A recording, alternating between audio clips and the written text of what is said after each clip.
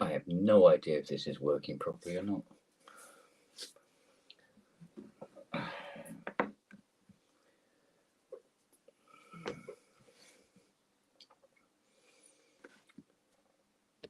That's better.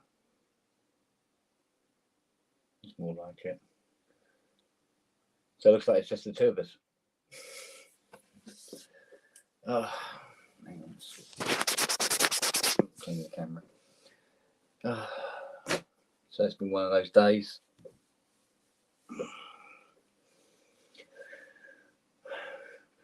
Hello, bud. You all right? Doing okay? I hope. We're off to a slow start tonight, I think. So, yeah, so, all right, mate. All good. Yeah, it's been really busy in here today, but I've run out of certain bits and pieces that I need, so it's all ground to a halt. I'm sitting here staring at walls, which is a waste of time.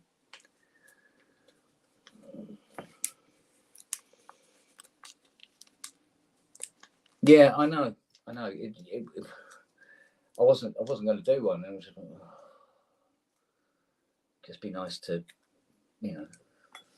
do something other than just stare at stuff here. Which is all I've been doing now for the last 2 hours, I think.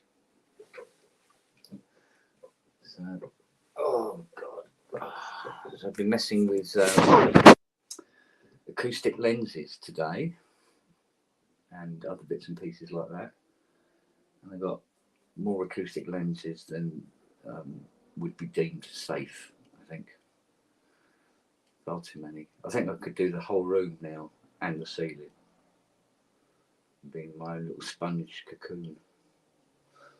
So I bought those new monitors. I think it was Neil. Was it Neil Wharton recommended them? Those. Do you know what? I can't remember what they're called. Was it something audio T7s? They arrived, and I'm not ready for them. I'm not ready to go in. That's normally how it works. Whereas the spray glue took forever to turn up, and I needed that first. So there you go. That's what happens. Adam Audio, yeah, thank you. Yeah, that's what it was. So, admittedly, I'm not used to speakers being sold individually, because I really went, it's cheap for a pair, and then oh no, that's just for one. Hang on, it could have been rather annoying. Just one speaker turn up at the door. So, not it make any difference because I can't put them in yet. But the little JBLs that were in here, tiny little things, I put them down in the workshop now. They'll serve a better purpose down there than up here. So yeah, so it's coming together slowly, bit by bit. So what's been going on with you lot anyway? Anything happening? Or is it just, that kind of beginning of the week kind of thing? Because that happens a lot now, doesn't it? Nothing's going on for one reason or another.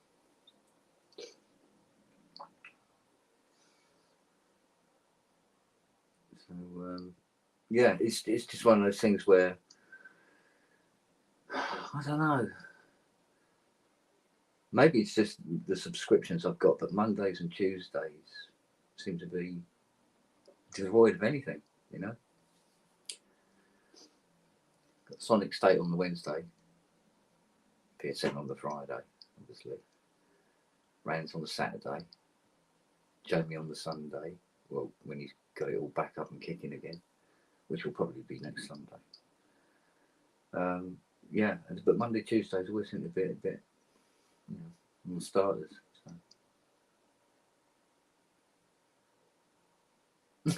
Yeah, okay. Yeah, that sounds about right. I've had it. Yeah, I got a couple of work phone calls this morning. People wanting. No, well, one was a guy who wants a restoration on a PolyMog, and I got to admit, I do know them inside out, but ugh, they're not fun to work on. It's just not fun.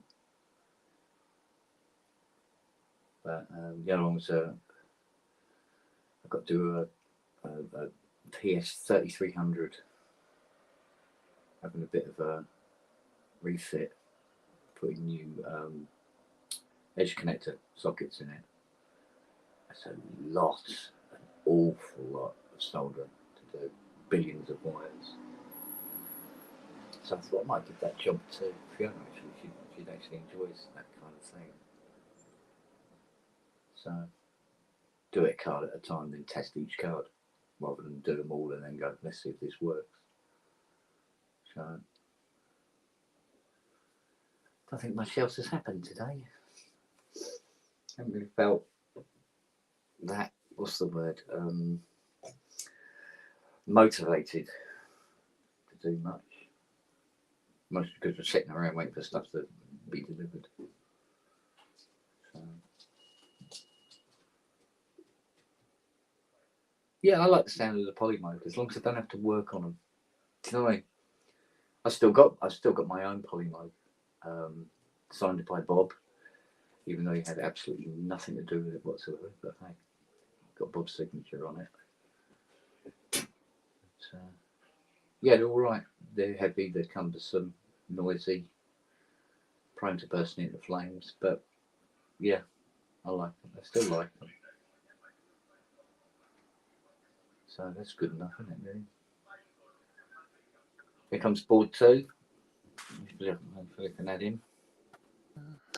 There. Your studio looks exactly the same as it did yesterday. Well, that's because I smell. Ah. Is that a reason? Is that a reason? No, that's just the result. To be honest, to be entirely candid, just between you and me. And of course, the last thing I was going to do today, Kent, was at the end of the day, I'm fucked if I'm sitting in front of another computer and another computer. I wasn't going to do it, but then you said the pub's open, so I thought, I've got some cider in the fridge waiting. I might go and grab one. I'm not sure yet, but yeah, this is different. This isn't. Yeah, now this isn't work, is it? No. Oh, hello, baby. You stay there. It's all right. Come on. Let me just put the electric drill behind this so it'll set up a bit better. There we go. Oh, good girl. Good girl. Right, the brightness on this thing is atrocious. There we go. Oh, right. So the Mac 1 is looking rather menacing. It is, isn't it? I thought it might have a hole in the petrol tank, but it turns out it's starting it up that does that. What? We start it up, you maneuver it, and that's another gallon gone. I always forget just how ridiculously thirsty they are. Pardon me. Yeah, absolutely. Yeah. But then they've got much less chance of bursting into flames at the side of the road as an electric car, so I'll go with that. There was a really interesting article in The Guardian by Rowan Atkinson yesterday, I think, or over the weekend. Whenever it was. Essentially saying, look, I've been a petrol head for years, but I got into electric. In fact, I bought my first one, sort of however long ago it was, 10, 15 years ago. And I've had various different ones. And he said, you know what? They're good. They're lovely things. They're really good things. They're quick and all that stuff. But, and he's, I always forget he got a degree and did his master's in, I think it was electronics engineering and then something else. So he knows a bit about this kind of stuff. He's a scientist. as well as being a comedian. Mm. I think the two things probably are very closely connected, one or the other. But as a scientist, he's had a look again at all the claims that are made around how environmentally friendly having electric is. And his conclusion, which is one that's been voiced many times, but it's a much more erudite conclusion than many that you see, is that holding on to an old petrol car particularly is more environmentally friendly in terms of overall impact on the environment than buying electric. However, we kind of had to do the electric thing to get to the next thing. And we see that Toyota is doing hydrogen and hydrogen fuel cell. They're bringing out their own new thing, which is bigger and better. And it's a good thing. So we kind of needed to make these step changes, but it's still better to have an old petrol car, even a diesel. If you're not driving in town, it is still less of an environmental cost to keep those going for longer than it is to keep buying new electric cars every 3 years, because that's what all the leases are: 3 years, 4 years, get another electric car, and the battery life 10 years perhaps, and all the lithium and everything else that's involved. So it's just really funny. When I saw your Mac 1, I thought, well, I'm not sure he's talking specifically about that one, but the exhaust fumes of an average Moldavian day. But yeah, it was an interesting one, and I'm certainly not saying that we don't need to make a difference. And I think doing what we have with electric cars has, but there's something. I'm not sure if it's just a certain sort of, I keep on meaning to buy an electric car, and I've been wanting to for the last 2 or 3 years, and I'm holding on to the same car I've had for a long time now, and it's it doesn't. There's no sunk cost. Yes, it's a bit smelly and emitty, but it's a good thing. It's a good thing. Emitty, is that a word? Yeah, I think so. Smelly and emitty. Yeah, it is good for the environment once you get to the consumer. Once it's in the showroom and somebody's buying one, then you can start your environmental bit, if you like.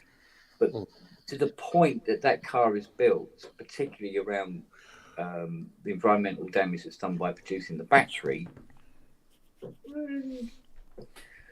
not so much. I may have to call my car Walter from now on.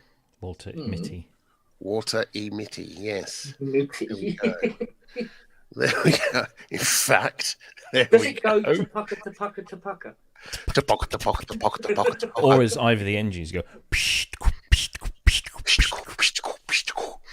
I think it's Shidikov, isn't it? Oh. It sounded like. Shidikov. There we go. Two girls, one cup. Sorry, what? That was another thing. Oh, no, that's a different children's animated film. Talking of which, young Rob, did you have a good waz the other day after the show prematurely ended? I did. Was it a cracker? Was it one of those ones? It was one of those ones that you think, God, I wish it would come out faster, but it didn't, and And you wish it would stop, at some point. You wish it would stop as well. Yes. No, it was most pleasant. It was one of those. It was very Freudian, but no, it was quite pleasant and relieving, and I was fine afterwards. So, and then drank a bottle of wine and filled it up again. Yeah, I did the same thing. Did the same thing. And now I've had really bad trapped wind today. I don't know what did I eat. I don't know if I ate something funny or what. I don't know, but it. Well, not joke. But it's like every now and again it's like I'm like, oh, that's better, and then things move around. It's like, oh, and then it's. Anyway, that's enough of my bowel movements. No, flatulence. Anything to do with flatulence. I'm still 8 years old, and it just makes me cry with laughter. I love it. I love farty things. I think it's brilliant. I think it's particularly hilarious when there's a little old man in front of you walking along, doddering along, and then lets out such a huge rip. And you think, you wouldn't have thought there was that much air in him. I can't wait until I'm old enough that I can just fart wherever I want in public. Yeah. And everyone will just go, oh, he's an old man, he's okay. Yeah, they don't take it's sort of like... I do that. I've started practicing. I have started walking practicing. Along. Yeah, I'd love to go to the Chinese takeaway and do an enormous rip and then go grey hair. I remember I got let one go and then you look around. Talking of farty things, when my mother was still with us, bless her, she needed to go in for a colonoscopy. All right. The camera up the. Yeah. She had some polyps, and they wanted to have a look. So I went into the hospital with her in Cheltenham, and they allowed me to accompany her, but not into the actual scanning thing itself. And they said when she comes out, she might be a bit woozy because we'll give her some sedative and things, and we do fill her up with quite a lot of air. Yeah. I've had one since. It's a whole other story, but we do fill her up with quite a lot of air. I went, okay, and it's my mum. Now I'd never knowingly heard my mum fart ever. It wasn't something that your mum does, is it? Right? So she came back, and they wheeled her on this trolley, and she must have been, I don't know, possibly 90 at the time, and just put her into this bay. It was a private hospital thing because the NHS had contracted it out. So they brought her in and put her into this bay. And she was sitting there sort of very happy off her face. And I said, how you doing? I'm fine. And there were like 3 nurses, one of whom was very young, clearly there for his, first time in a hospital thing, doing some sort of, I'm not quite sure what you'd call it, but, not work experience exactly, but, the start of what you do when you're learning to be a nurse or a doctor. And he was there, very young, very gangly, looked terrified of everything. And he walked over and he said, is everything all...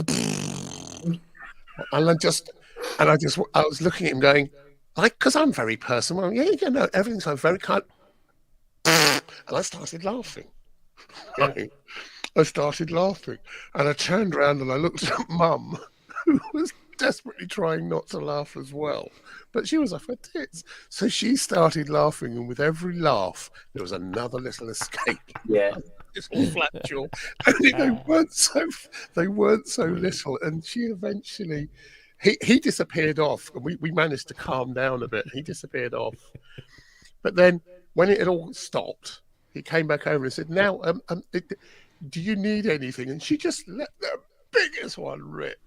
And I said, a set of brakes and a couple of bricks, otherwise this freaking trolley's going to take off down the high street. And I was hanging on to the bed, crying with laughter, and so was my mum. She was in tears, bless her. It was so funny, and this poor chap didn't know where to look. And the 2 other nurses were up at the station, just also laughing terribly. Yeah. I remember when I had my one, they warned me. First of all, they actually said it is quite normal for you to release some air. Yeah. Please don't hold it in. Let it go. Don't be embarrassed. We see it all the time. It's quite normal. And even though they tell you that, every time it happened, I apologized. And they said, no, it's fine. But it was just like, habit. I'm really sorry. No, it's fine. We're blowing air up your fucking anus. And we're inflating your lower intestine. And it actually was... the worst part of the colonoscopy is the bit you do beforehand to clear the pipes. Oh yeah. The packs of stuff that clear you out is the most vile thing in the world. Yeah. Once you get there, apart from being a little bit sore from all of the passage, it's quite a funny. Well, I found it quite an amusing experience. You got a bunch of lovely ladies who are incredibly skilled and doing a wonderful job. and I'm sort of making polite conversation. I've got a screen so I can actually see, see me from the inside, and I'm asking them all sorts of questions like, what's that? How does that work? And why do you do this exactly? What motivated you to be a colonoscopist? And most of the time the answer was, well, we like to help people and reassure them that there's nothing wrong with them. And if there is something wrong with them, we'll help fix it. I was like, okay, fine, that's good. But that's the pain that I've had today, is that pain quite inflated. It is, because when you get a bit of bad wind and you sort of, it gets trapped, and you kind of, as it goes round the corner, so to speak, it's like that, and then it's. But with that, it's so they put quite a bit of air in, and it's. Did you have any sedative? No. No, neither did I. I wanted to experience it in real time, full effect. Again. Yeah. The worst. Hopefully, it's the only time, but yeah. I think the worst thing was when they went a long way up and round and over, and they go down as far as they can before it gets to the small, and they start pulling it back and just checking and marking things. They do the marking thing, because they weren't going to take the polyps out then, because there was a couple of fairly large ones, size of a small mountain. No, just tiny little things, but large enough for them not to want to cut them out then and there. And as they're coming back down towards my rectum, the camera head, which bends it. They turned it all the way round to look on the way out. I went, what? What? And we'd had the same. I had to pay handsomely for something like that in Amsterdam. Why? Yeah. Why did you do this? And we'd had all those conversations, and I, like you, had expressed a lot of interest in the process, and and just as she's turned it round, I went, "You're taking a bit of a chance on a first date, aren't you?" The thing is, they probably get that 6 times a day. They probably do, and then I let one. And to their credit, they always laugh. They know when you're laughing and when it's and I think they've heard it enough to not laugh. But I couldn't do it without laughing. I couldn't. No, it sounds weird, but I diagnosed with colon cancer. I think she just turned 70. Yeah, she's just turned 70, I think. And she was diagnosed with it. It wasn't terribly bad, but they said we're going to have to remove a bit of the colon and then reattach and just take out the bit that was bad. And when the doctor come down, and because she was having trouble getting about by that point, and the doctor came down and said, "Look, they've run the test," and she's sitting there, and he's essentially telling her that she's got cancer, and you can see the colour draining from her face and everything like that. And I think there's a line in the sand that you draw, and I just have to leap over it and have a little dance on the line in the sand that you're not supposed to go on to. And I said to her, well, you do realise now that when you take it up the arse, you'd be like a virgin again. And she burst out laughing, and it completely got rid of the whole problem, right? Oh dear. So she says to me, she goes, "Oh, like, when's that going to happen?" I said, "Here, go." And we just turned it into a massive laugh, because you know what? It's the only fucking thing you can do. Well, yeah. Yeah, it is. It's such a devastating position to be in. Yeah. But we just ended up just joking about it, because, well, what can you do? Yeah. And it's the same when she was diagnosed with the dementia, and she goes, yeah, the test have proved that I've got dementia. And I go, well, I'm surprised you remembered, and all this sort of thing. And kept going until obviously there was nothing left of her anymore to have any jokes with, and I think that's when it. Yeah, that's horrible. Started being bad. That was, from there on in, it was just from there. When we couldn't have a laugh about anything anymore. So, anyway, on a happier note, yeah. How much are you regretting buying your Mac Studio when you did? considering this afternoon's news. I'm ignoring this afternoon's news. Apparently, something happened at Apple that I'm looking the other way. Yeah. Is this the M2 Ultra? M2 Ultra Mac Studio and M2 Ultra Mac Pro.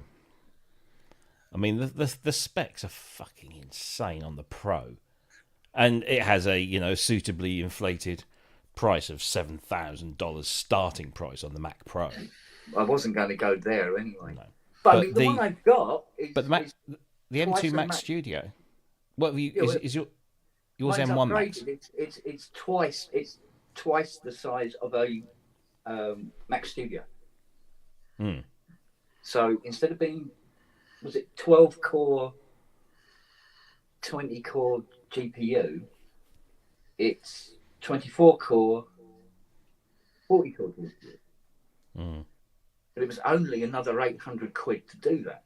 Yeah, it's the only time you can do it. But no, it's. I mean, the Mac Pro specs. One's going, nah. It's like, what was it? 70. Oh, I'm pulling. I'm just. There were so many numbers.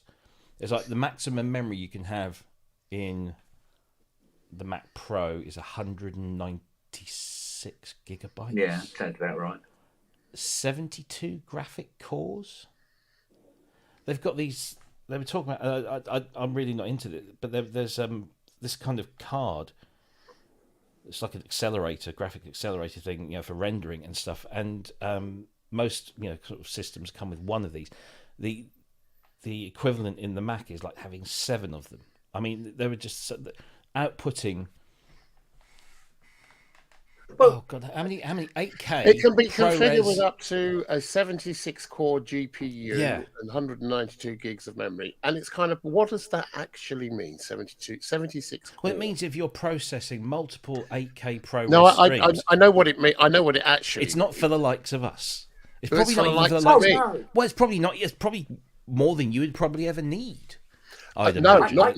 No. No. That I use that would access the 64 gig of RAM that I've got in this. The rest of the stuff won't see it. Yeah.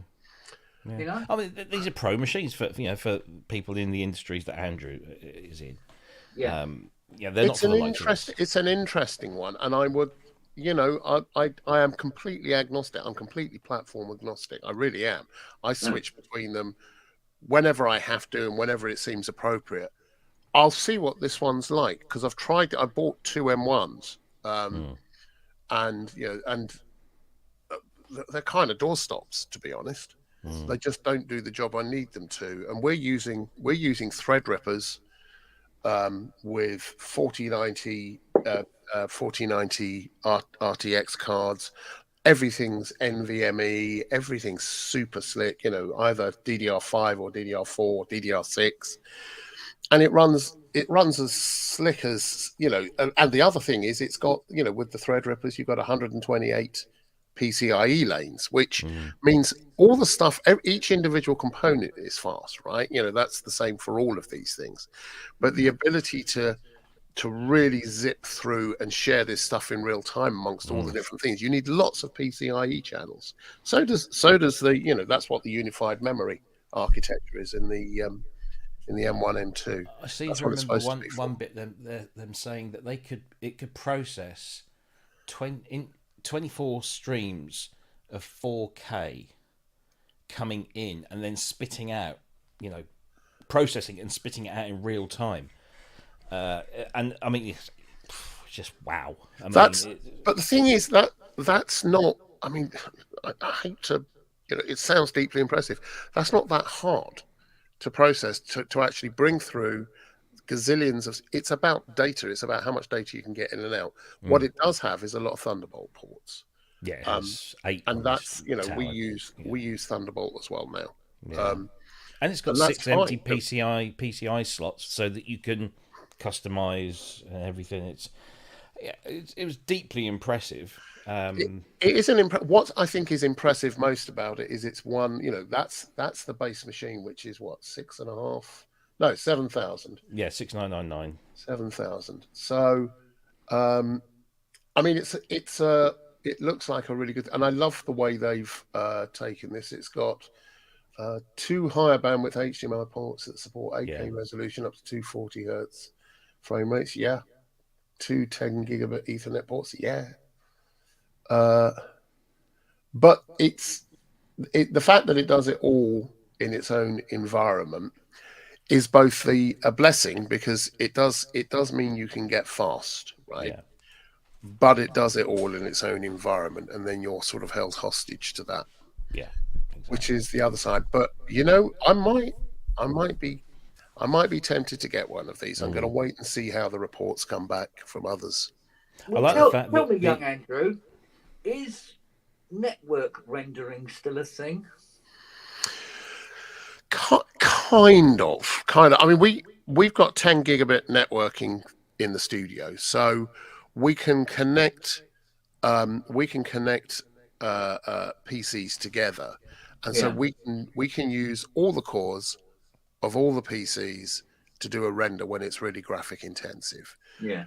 For the most part, though, we get a much faster bang for the buck just by adding another graphics card to one of the existing local machines, doing it locally. It is still a thing. People still do this, and you can render, in the cloud and do all that stuff. But by the time it starts becoming, there becomes a zero loss sort of game that goes on when you're doing that. It's, even for big films, where you used to have racks and racks and racks and racks of servers doing this stuff.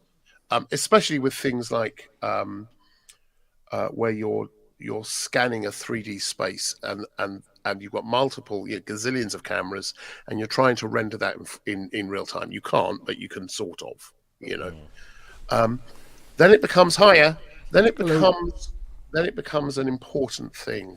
But actually, you can do 90% of what you need to faster working locally. And the speed of machines now, especially with things like Threadrippers or any of the HEVC chipsets, CPUs, where you can use multiples of them, and you can buy 128, 256 core with 2 terabytes of RAM and all that kind of stuff. Essentially, at that point, having racks of that stuff for most of the work that's out there, and certainly the work we do, it becomes irrelevant. I can see why you need it for a big Hollywood thing, or maybe some of the fast turnaround serializations for TV, but and all for anything 3D-ish. But you know what? We're getting ridiculously fast turnarounds in 3D even now. Mad. But I like the new. Was it the M2 Max? Max Studio is the same price, the same starting price as the previous one, which wasn't a Max, I believe, or Pro, whatever. So price, I mean, it's still $2,000. It's $2,000 I ain't got and not going to have for a while. But it's I've got to say that the Vision Pro looks stunning. What they've done with that, it's. The Vision Pro. Did you not see that? No. Okay, it's basically an augmented reality headset. They've done that at last. They've gone with it. They've done it, and they've done it with bells and whistles. I mean, this isn't a VR headset like you have for a console. This is full augmented reality. Basically, they call it spatial computing. So it's essentially running an M2 Max chip. It's got its own OS. It's got something like a dozen cameras, front facing, downward facing, upward facing. It's got LiDAR sensors and infrared sensors, and it does all some. Obviously, all we saw was virtualizations of what you would see when you put it in. But if it does everything they showed that it could do, it's hugely impressive. Although it is $3,500 starting price. $3,500, and it's not due till next year. Exactly, but there's going to be a huge amount of stuff available day one, so it's not going to be one of these things where things just come out and there's only half a dozen things. And I'd love to have a go with it. I think it's the first step on a journey down. You know, what they were showing were people walking around a house or an office wearing this thing, and for example, when it detects somebody, so maybe you're sat there and you're doing stuff, and you've not got full vision of your actual environment. If somebody walks into the room, it sees that person and then just allows them to appear in your vision, so that you know that there's somebody there. And when they're looking at you, it's scanned your eyes and is giving a visual representation of your eyes on a front-facing screen to the viewer. So it looks like you're looking through it. This is entirely immersive, right? Entirely immersive. Yep. Okay, so this is AR. Yep. Where it's using the cameras to render or to show you the world outside, and then it also put a pair of your eyes on a screen on the front, but you're actually immersed, right? Yes. So what they're seeing are not your actual eyes; they are representations of your eyes. And they were showing this thing. It's great for for doing things like FaceTime and all that kind of stuff. And it says, that's $3,500.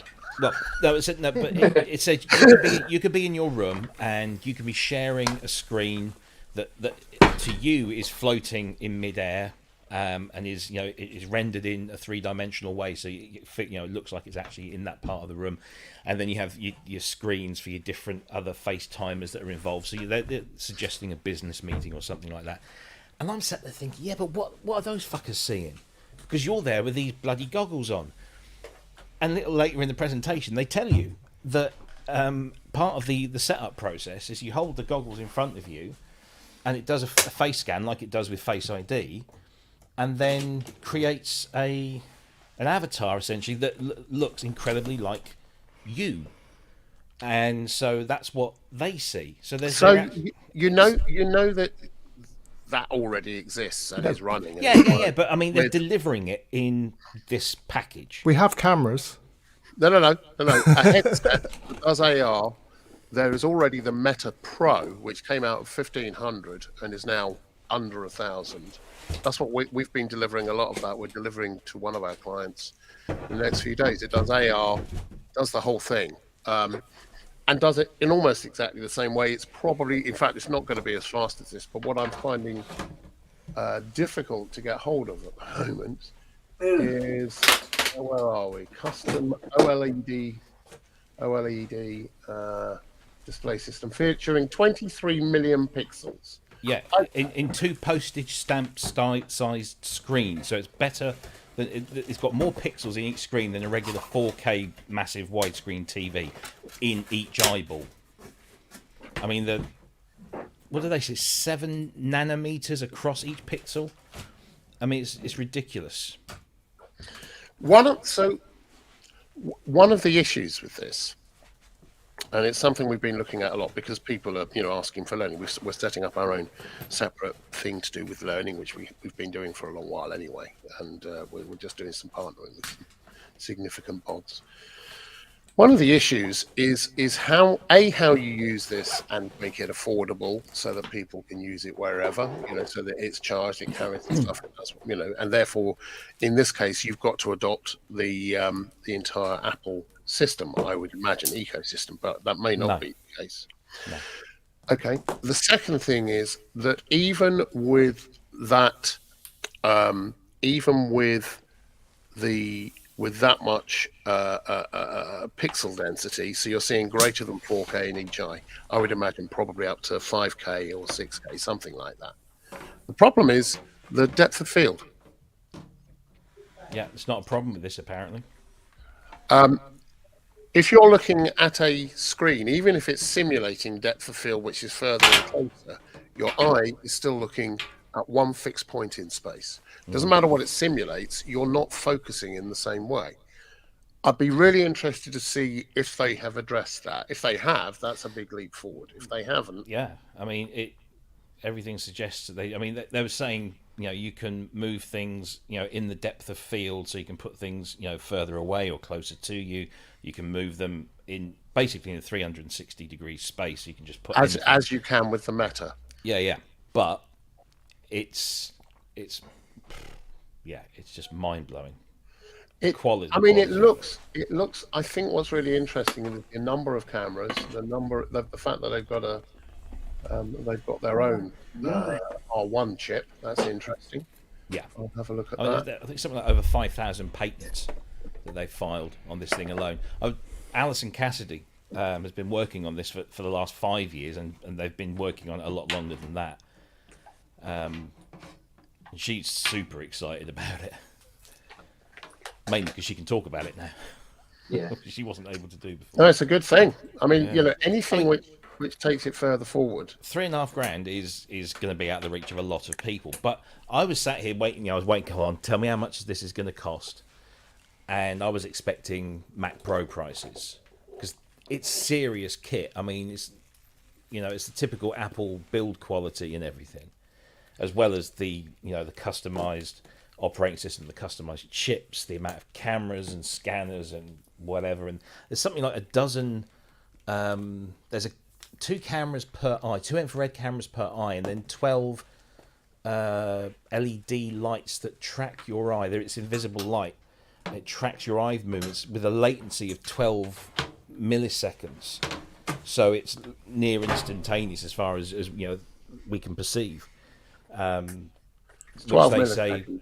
Which they say drastically reduces kind of motion sickness or that kind of slight disorientation between you actually moving your eye and the screen rendering. No, but Mark Zuckerberg will be able to see just how shit the metaverse looks.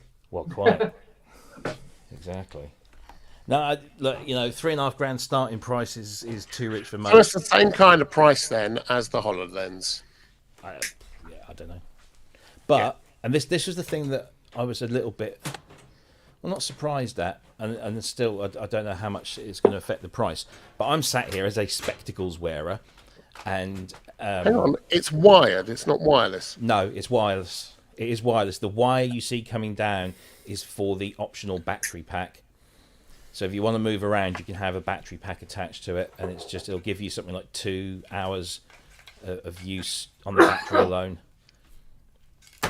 2 hours, okay. Yeah, currently. So, but no, I was thinking as a spectacles wearer, and having had a situation with just something as basic as the PlayStation VR with spectacle wearing, I thought, how have they addressed that? Because that's really interesting. Have they built in lens correction into the unit, which obviously would have to be quite complex because everyone's got something slightly different. Turns out they've partnered with Zeiss, and you order a pair of lenses to your prescription that then just magnetically go into the eye sockets to give you your prescription inside. So that's for a start. If you are a spectacles wearer, there's an added cost, and I don't know. They didn't say how much the lenses will cost, and that will probably not be cheap. They won't be cheap.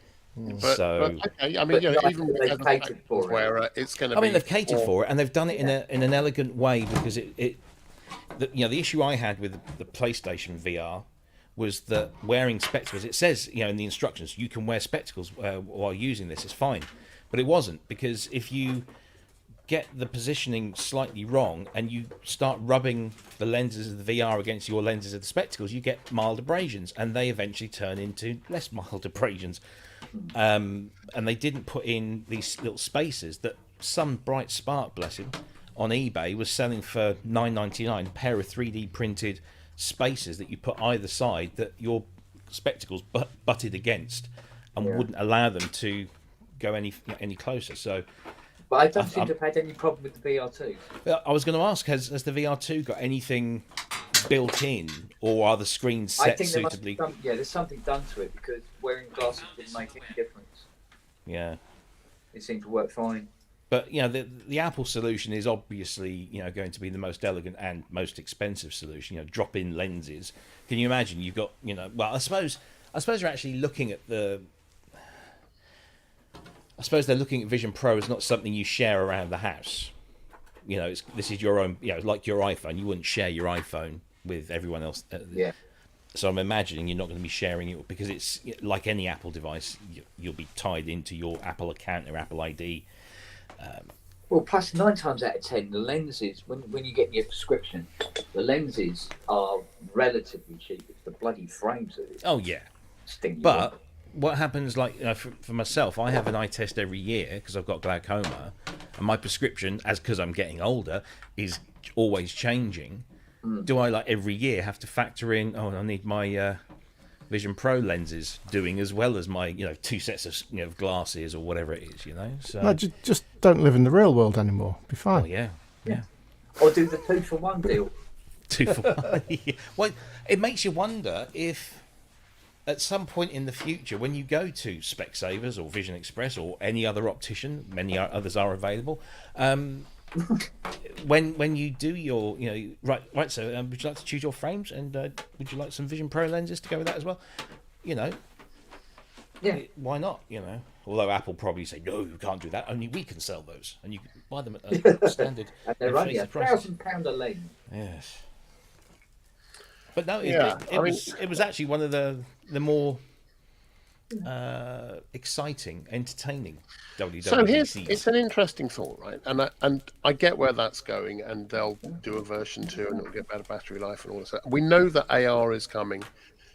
It probably needs to be moving on from this whole encompassing thing that it's doing at the moment. Yeah, but it can't. No, it can. No, but it can't yet. Ish.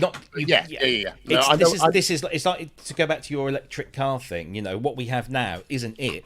This is just a step in a direction. It is, and it's a good step in the direction. Yeah, exactly. It's, really it's all about how good the steps are and where do we go. What's the next step? But when we did the really big event for Milwaukee, one of the things that was originally touted was that we did something. And also we did something for the UN. That's a different thing. But one of the things that was touted was, let's do it in VR, and then everyone can wear headsets. And what we found was, we were having 2,000 people at a time walking through, right? Into this VR world, being able to walk around this entire city block, 14 workstations, 12 languages, 3,000 videos, all, blah, blah, blah. And it was something that no one else had done, and still no one else has done it the way we've done it. However, what was really interesting was that the target audience was people in the building trades, either their dealers or the head buyers, who'd probably be looking at this on a job site in a real live job environment, where the last thing they're going to do is stick a headset on. Yeah. And so we had to make it work on mobiles and laptops and all that kind of stuff. And the vast majority of people preferred for it to work that way, because it was easier. One of the things which I think is this is a really good step forward, and it might be useful, especially if you've got multiple headsets so you can recharge. It might be useful for things like medical, surgery, engineering, seeing stresses on metalwork, that kind of stuff, running up models and overlaying them. Well, one of the because they've been working with independent software developers, and they were showing one example of using it with a 3-dimensional mock-up of a production line, with robot arms and conveyors and all this kind of, and you could just walk around this model, but that's an app, that's a specific third-party app that's doing that. But yet they were using the Vision Pro to move around this thing and see it in its full kind of CAD rendered. Be interesting to see how it works when it's unattached and you don't get a great signal, how it would then latch onto the real world. Because one of the things here is where it becomes really, really useful is when you're out in the field somewhere and you need to do an overlay on a field in the middle of Wales or in the middle of Namibia somewhere, or wherever, where you want to do an overlay to see what's actually going on. For that, you need to be so colossally close. You can use GPS and all sorts of things, but you then have to match what you're seeing in front of you with whatever model you've got and be able to play, that kind of stuff. Be really interesting to see how it works. I'll certainly get, when they come out, which will be next year, I'll get a couple in and we'll try them. But at the moment, we're using the Meta ones, which are okay. The Meta Pros, they're okay. The resolution isn't as good as you want, but pretty much everything else that you've talked about in terms of, being able to bring up screens, live feeds, put them up, and place them so that you can see them. So you don't need screens. That all works. That all works well, but it's not the best resolution. It's better than the first Oculus Quest.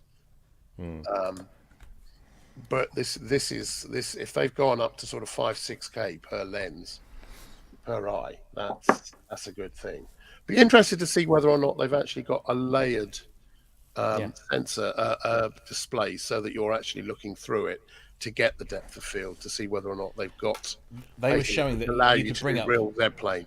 Yeah, you could move things around in the 3-dimensional space, not just all around you, but you can push things to the front and to the back. You can do that.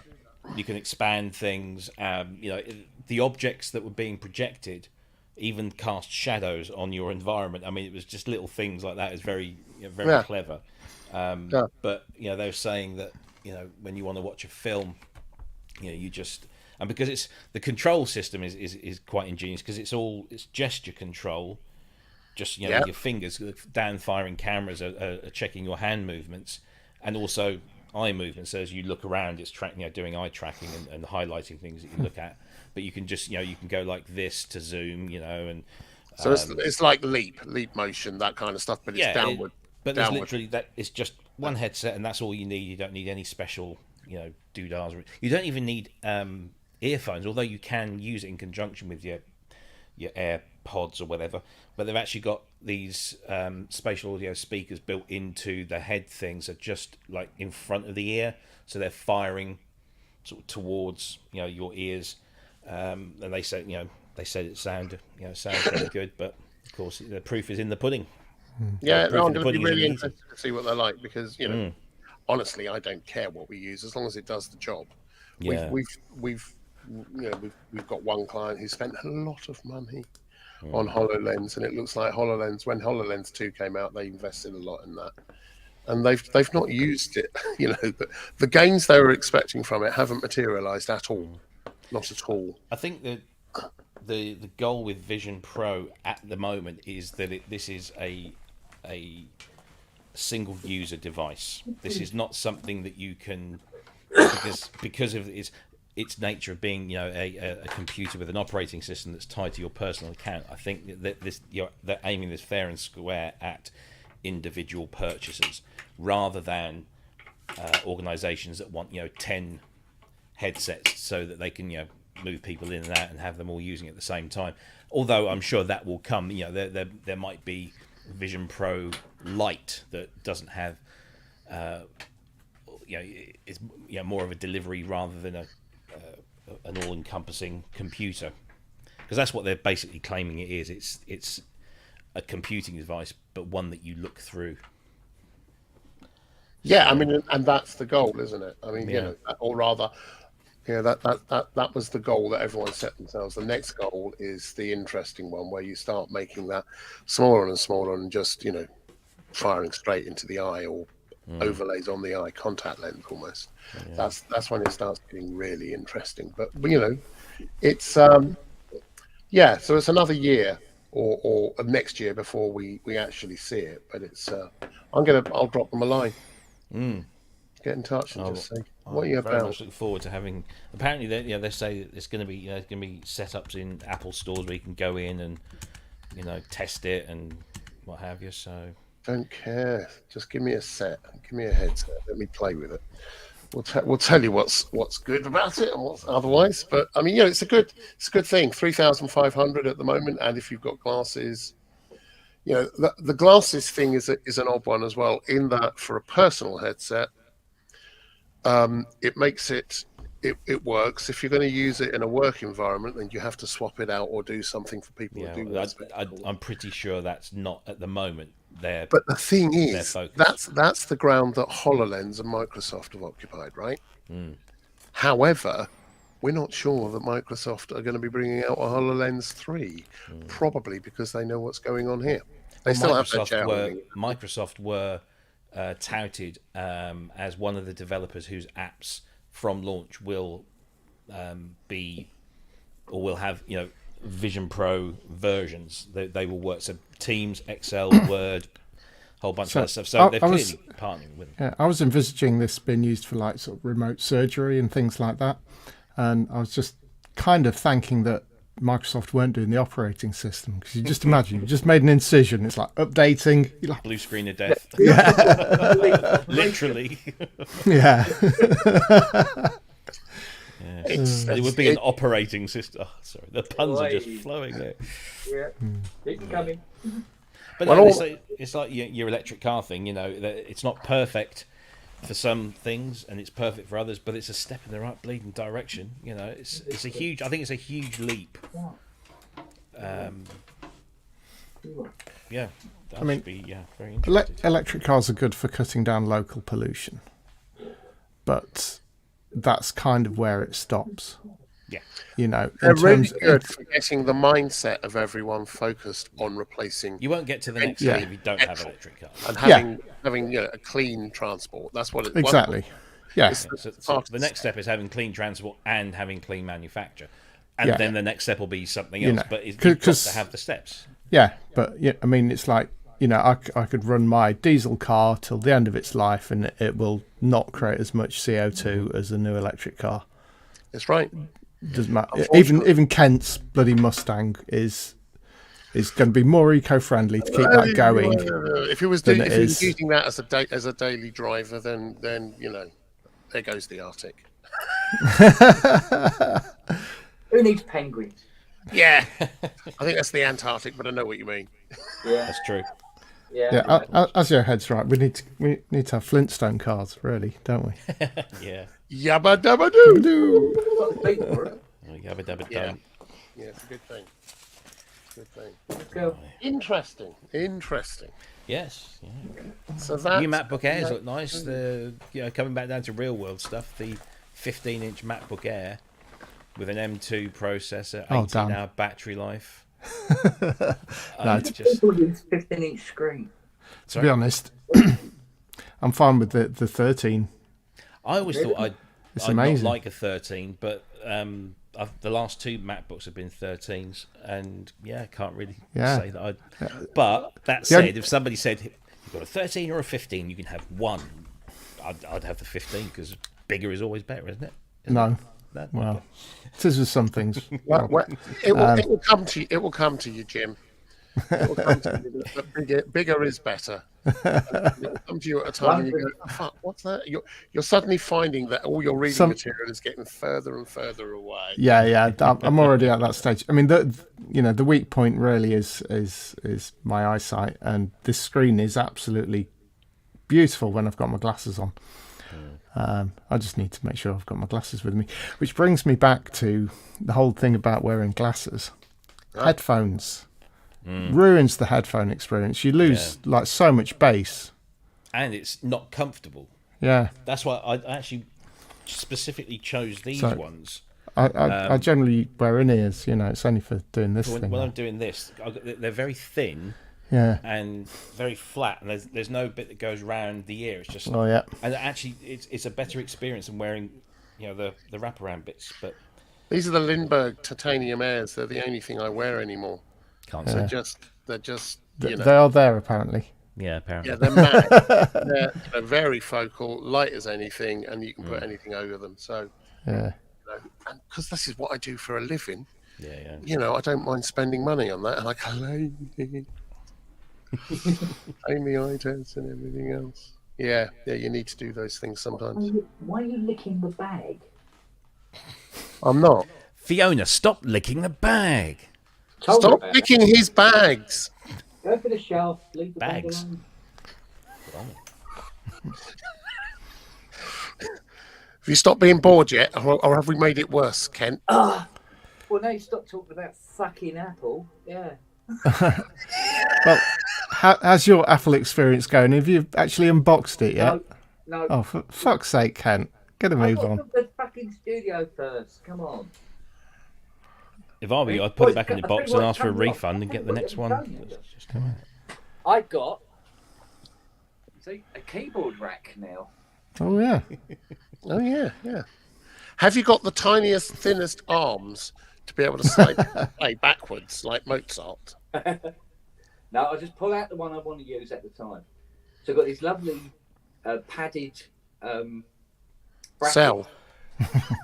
You stand all the keyboards up in. They've all got their little slot with their padded bracket to keep them in place. There's 15 there. Rest of the room's lovely and clear. And that's a nice little SL88 you've got there. It is a lovely little SLA. There's also one here for Rob. Where is it? You give me the Hydrosense Deluxe. Look at that. What, the motif? Yeah. Yeah. Nice bit of yummy action going on. And at our age, that's what we need. Motif. Yeah. I Mow don't this, mow that, everything. need more motive than anybody. But yeah, I mean it's a happy little setup so far because I haven't had to set anything up.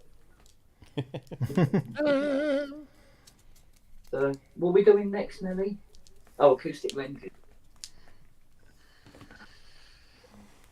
Because you've taken all your foam down, everything. As well.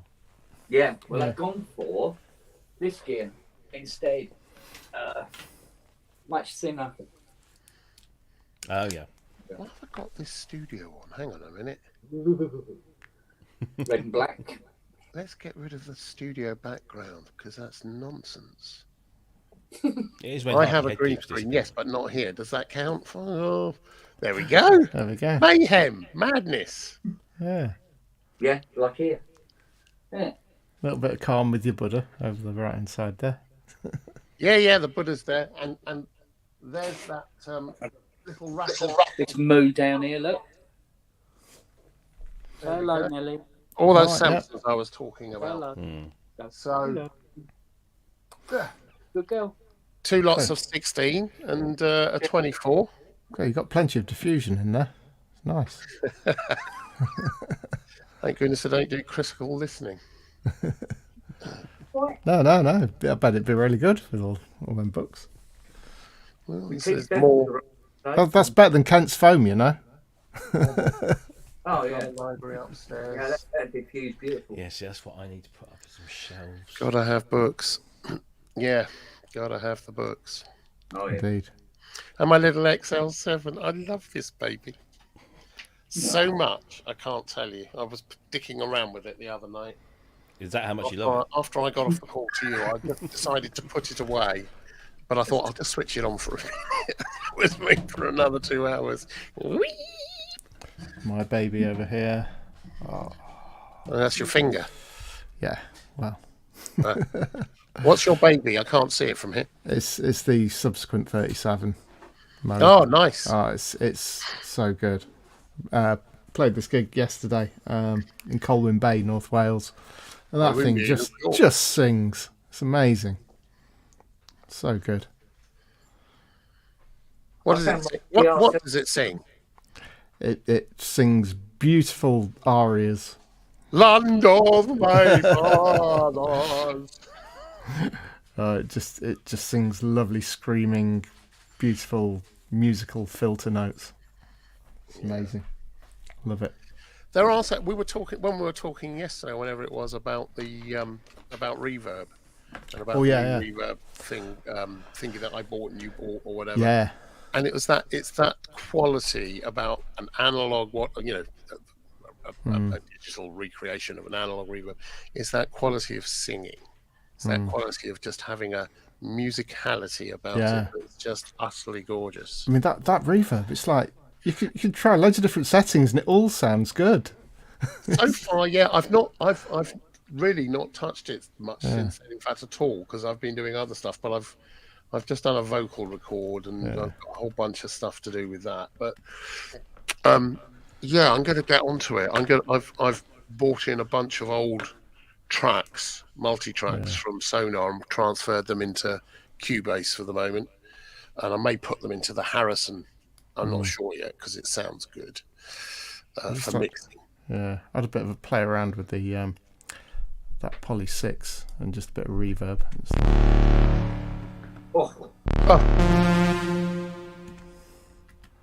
It's just pleasant, isn't It's it? nice, isn't it?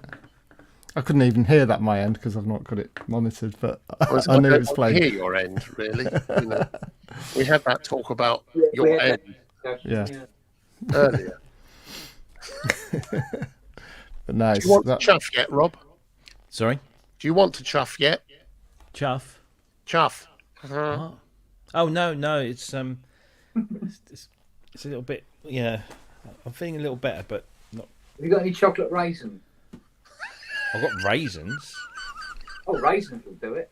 Yeah, I know what will do it is a nice little glass of grappa. That helps the old digestive system. That will. No, really hot chili. If you drink Haven't all got of it, anything in the it house. won't disappear. Not chili-esque. That's terrible. Hot chili. No, you need lots of grape juice. Or pear juice. Pear juice, yeah. Yeah.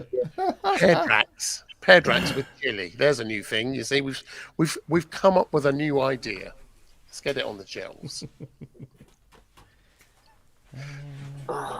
You know what? I'm so tempted to get that Mac Mini out. Do Well, it. do. Jeez. Boot her up. Why don't you? Yeah, I sorry I thought didn't you get back already to you had. Sunday when you pinged me. You said anything you were asking. Oh, and you said- yeah. Suddenly all fucking hell broke loose. Right. I figured as much. Shortly after I spoke to you. And I tell you, there's so much stuff going on, and Fiona was decorating and moving stuff around, and I heard you ringing me, but couldn't find the iPad.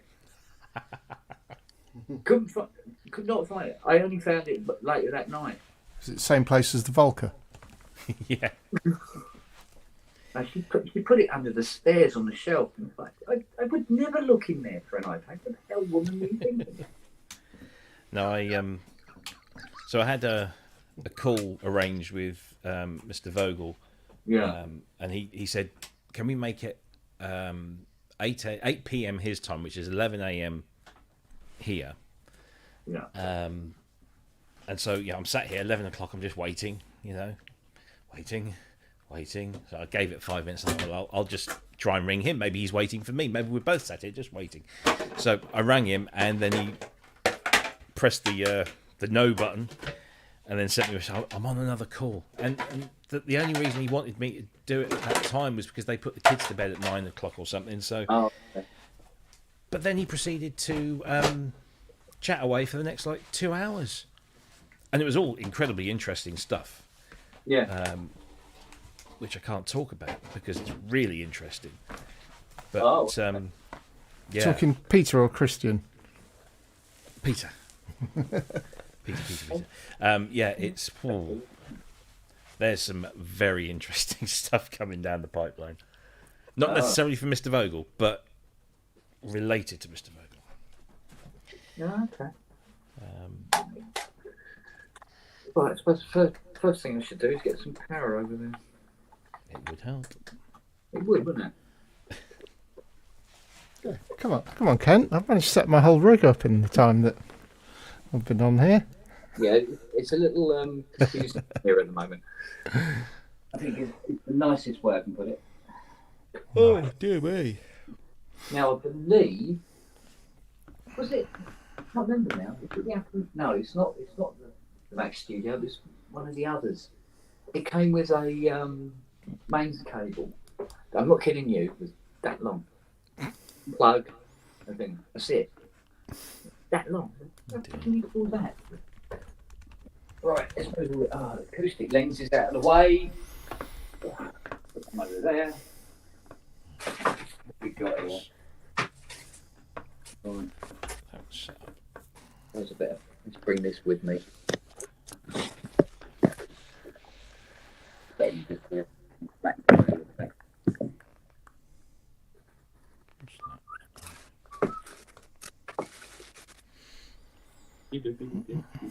Oh yeah, there's the Angel of the North. Yeah. And that's sticking now, I tell you. So Meta are releasing Quest 3 in the autumn. Game. No, the headset, their new version of what used to be Oculus Rift. So we're using Quest 2 at the moment, Quest Pros. And they're releasing a new one in looks like September. Same as the Apple, you don't need to use controllers. You can, but you don't need to. I don't think they're going to hit the same resolution on screen as Apple, but they're going to get close, probably 4K per sensor or more. Offers high fidelity color pass through for blending the real world with virtual. Yeah, okay, we'll see. I have to take a cab to get round to the back of it. Well, the latest one, 2 at the moment, is pretty small and very light. This is apparently is smaller and lighter still, but much more powerful. Yeah, interesting. It's going to be an interesting time, isn't it, the next year or so? Well, this is it. Everyone's going to be playing catch up with everyone else, and hopefully the main beneficiaries are us. Everybody will disappear from the streets. Yeah. It did give you sort of made you wonder, you know, if something like Vision Pro got adopted on a large scale, are we going to be living in a world where everyone's walking around with one of these headsets on? Or, no. No, probably not. No. Not that kind of gig. And well, we're not now, because you can get the Quest 2, the not Pro, for under 500 quid, and the new Quest 3, which will be twice and bigger and faster and thinner and lighter, that's going to be around about $500 as well. So the launch price, which it looks really attractive, the Pro, we'll wait and see what that is. But nonetheless, even at that price, which it's at the moment, adoption hasn't been. It's been larger than any other headset, particularly for gaming, but not in other professions. Although we've been sending a few through to some of our clients, preloaded with stuff. So yeah, it's interesting. Oh, it's coming out the box. Coming out the box. I was semi-forced to upgrade Contact today because I went to open some stuff up in it, and it said your version of Contact is too old, and I was on 6.8, so I'm really? Just behind. So I thought, well, how much are they doing the updates for? And it turns out that Native Instruments got a half price sale at the moment, so I upgraded to Contact 7 for 44 quid. Which, you know, oh, that's good. I can soak that up. So yeah, that's a good thing. Where's the main table for it? No. Probably in the packaging somewhere. No, it's not. Hey. No, you had it on the side earlier. Yeah. You showed us the other night. You went, got the cable for it. It's in that sort of cardboard tubey coil. Randomly since then. Yeah. Try under the stairs where the iPad was. Yeah. Yeah. Ask Fiona. This contains mains cables. So possibly, oh God, there's a lot of mains in here. Wall warts. No. Oh Christ. No. Why is it every time you fire up Native Access, it updates? Every fucking time. I got it. You know that my Osbot camera? Yeah. Someone fired up the Mac Mini. It goes, you've got to install the firmware. I have twice now, and you still come up with that thing over the top of it. Hang on. Bloody technology. I love it. There you go. Found it. There you go. With Apple and packing every single item. It's disguised as a roll of tape. Yeah. This reminds me why I was so proud when doing up the studios at the end of last year, going into this year, that we built a stock room, a proper equipment room with shelves and everything in its place and cables where they belong. It's brilliant. I love it. If only some fucker wouldn't would actually put things away in there, it would be really good. But it looks great. Because there's nothing in it. No, there's everything's in it. There's lots and lots in. There's gazillions in there. It's got a completely different video plug to what's on the back of the Mac. We've got HDMI on the Mac, haven't you? That What is plugs that into then? your Vision Pro. Oh, is that that's Oh, display port. display port. You need an HDMI Yeah. or a converter. Oh, for fuck's sake! Hang on, hasn't your screen got display port? The screen No, should but have HDMI. Screen will have all of it, but the Mac's Yeah. only got HDMI Yeah, Hang because on. it's sensible. or Thunderbolt. Yeah. See what it has on the back of it. Careful. Go and get a cab. Yeah, you can strap that to your back and jump out the window, and you'd be in the West End within about 10 minutes, wouldn't you? In the West Indies. Or the West Indies, yeah. To infinity and beyond. USB, Come on, buddy! USB, and then when you can't really see. Oh, HDMI 1 and HDMI 2. Okay, all right. Ken, is that your VR headset? Yeah. All you need is a big, really big elastic band. Just stick a sheet over it as well. HDMI. Black sheet, VR headset. There you go. Right, this is the bag with all my HDMI and USB cables. Make sure you get the right HDMI cable.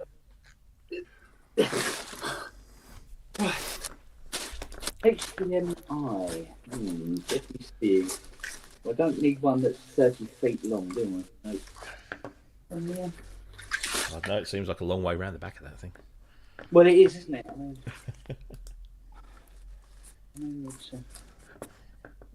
Oh, fuck me. How long is this one? Asia wants to know what model the monitor is and what's its horizontal resolution. You About don't want 30,000. It's Dell. Dell. Let's have a look. I can't see anything on it. It seems to be devoid of all sorts of bits and pieces. What's this? It's the Dell Mono Wing. Yeah.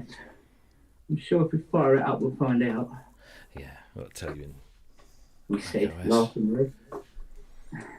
That's the bit I missed. I missed the macOS news today because I had to go and get some dinner.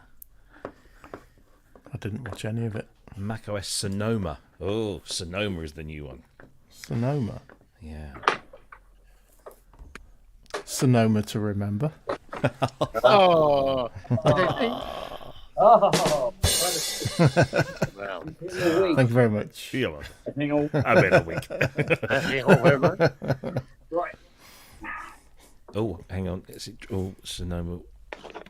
This is the first thing I look for now is what's it dropping support for? Yeah. USB. Oh, that's all right. My MacBook Pro is still covered. I know my iMac, that dropped. What am I running? I'm running 1015, I think. That's the final one I can go on there. On. Ooh. Okay. In the centre. The angel has a face. Oh, have I got a bloody... Oh, hang on. One button. English. Yeah, absolutely. Tick. Initial setup. Blah, blah, blah, blah. Always on USB-C charging. USB-A charging. What? RTFM. No, I was just trying to make up my mind. Always. Oh, all right. It's made up. Well, thank you. Scanning for signals. Hang on a moment. Yeah, if it's anything like my Dell monitor, it'll stop scanning for signals just as you power up the Mac. Yeah. See what? Get a lot more bass with the startup on this. Yeah. Okay, here we go. So, Looking for beaten through. Half beaten through. Oh yeah, need a mouse and keyboard. What's Yeah, his where's your mouse?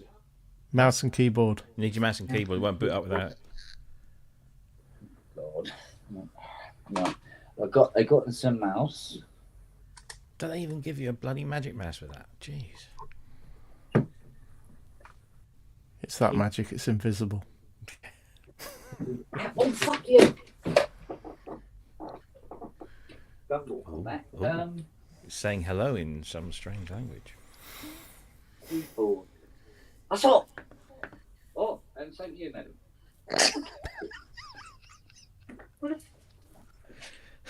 This man repairs rare and exotic and expensive analog synthesizers. Yeah, but them I know. Ah, I know what their limitations are. Ah, there's a keyboard. I think we're starting to find out what yours are. It's more to come. Right, another US, right, C to C. get the welding torch out. Yeah, well, I've done Then you're on firm ground. Yeah, then I know what I'm doing. Is that C to C or C to B? C. Oh, it looks like C to C, but it's awfully fucking long. C, yeah. What's the other end? La la la la la. Fuck B. Motherfucker. Right, okay. They're all. No, let's C to B. Yeah. Oh, yeah. Which I'm going to transfer some data as well. Yeah, might as well. Ironically, the studio was still set up as it was. I know where most of it Right there. Oh, La, la, la, la. There's no nothing there.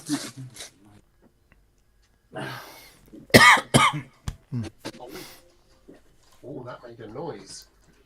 That's always a good thing. Oh, that was good. Yeah. What's the iPad on at the moment? 61%. That'll do it. I'll use this one. This should give us a keyboard.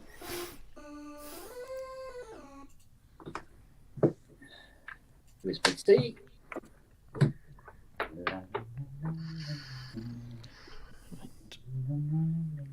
To use English as the main language, Yeah. press the return. Oh, okay. I'll This is good. We've actually badgered Kent into setting up his computer. Shamed him. Yeah.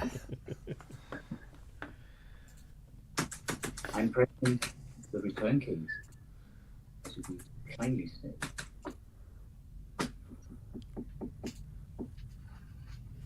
Does your mouse work? Thing is, how are you going to just waggle it left?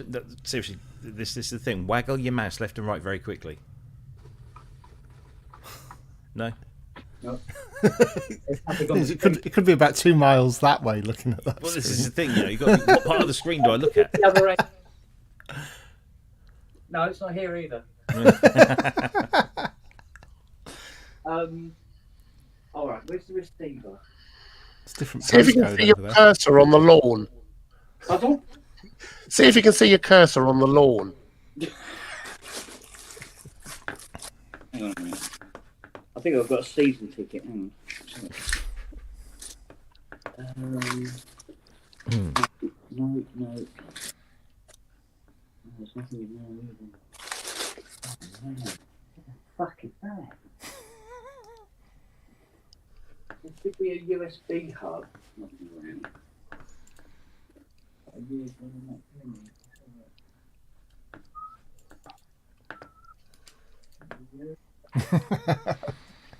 Yes, sorry, I am dying.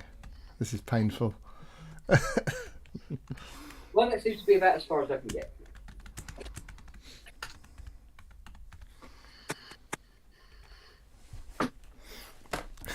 I'm going to go make a cup of tea. Tell you what. Right. Are you plugged? You're plugged into the USB on the back of the Mac. Yes, I am indeed, sir. Just try rebooting. Okay. Just press and hold. And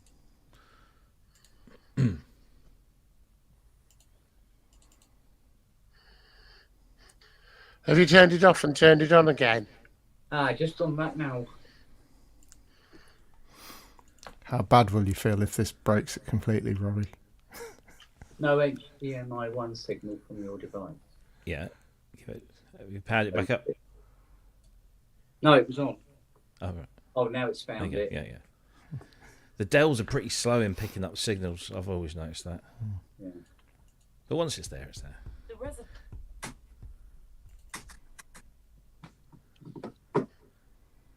Mother. Oh.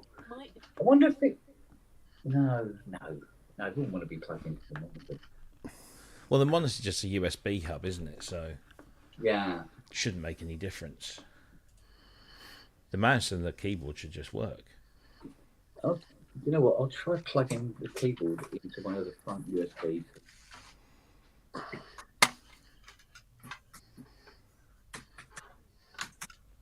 What keyboard is it?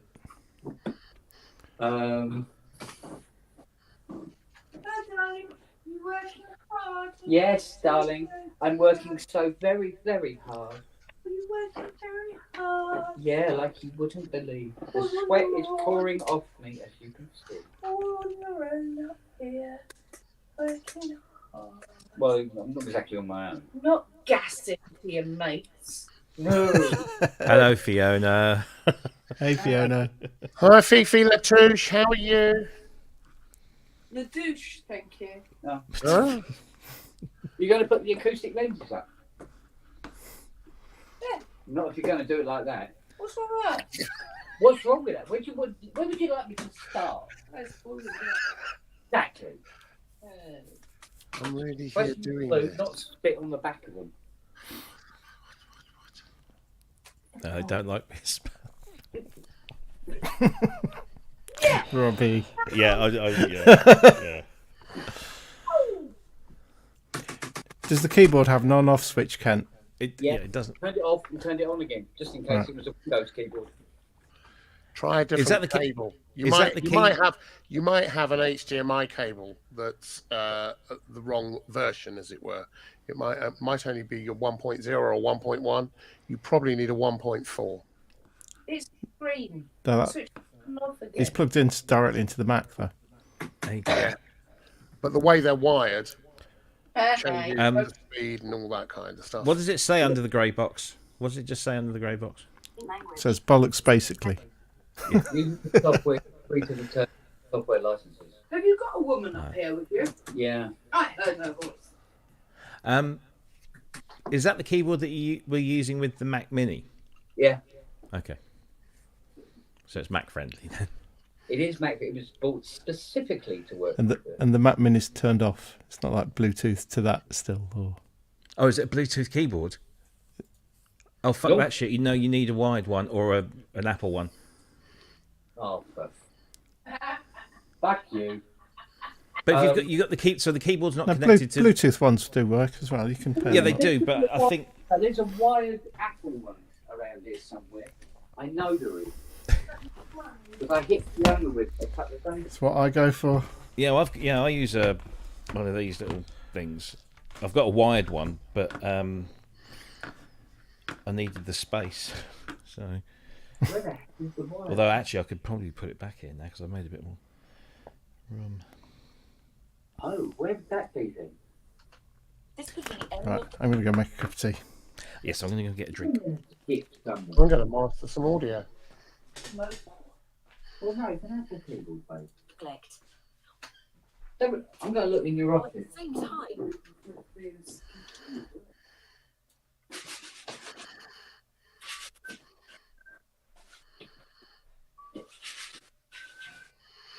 Right.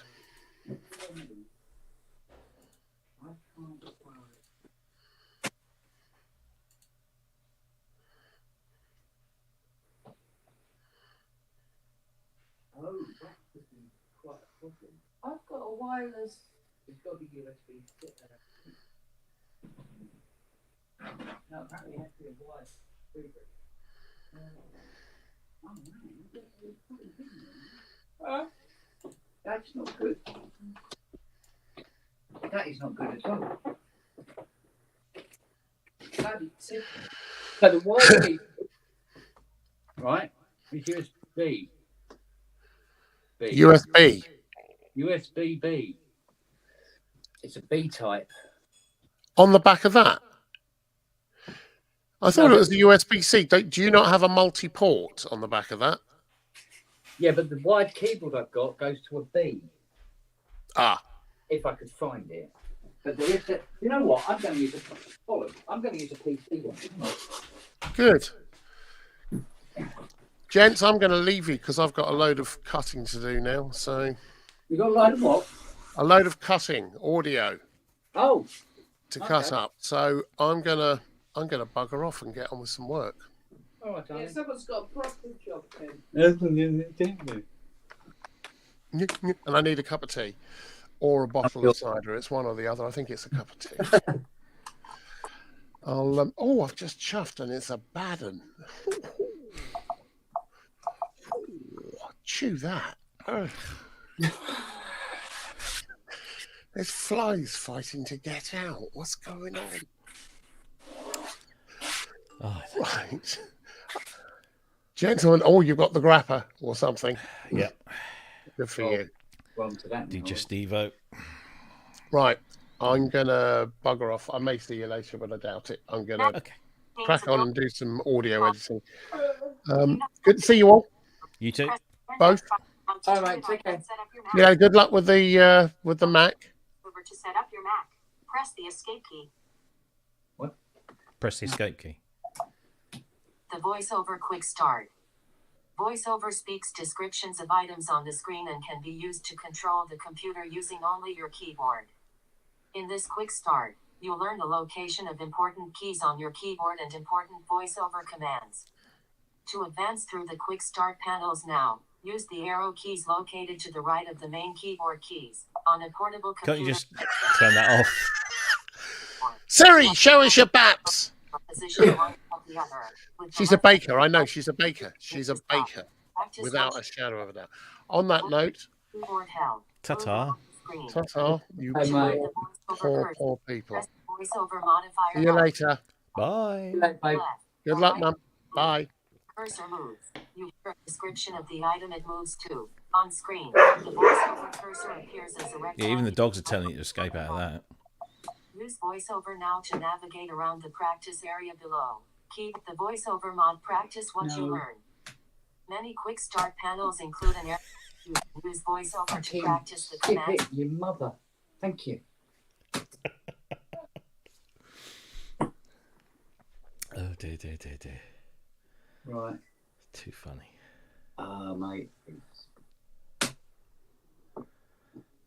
Accessibility. Not now. Select your Wi-Fi. Oh, God. That's interesting. It's the one that's not there. God help her. Oh my word. What do you mean password? That's not even. I haven't selected it yet. Fucking hell, come back. You want? No. Why have you not Oh done that? Christ! I tell you what. Using a PC keyboard on a Mac. Ugh. Yeah. Down there. No.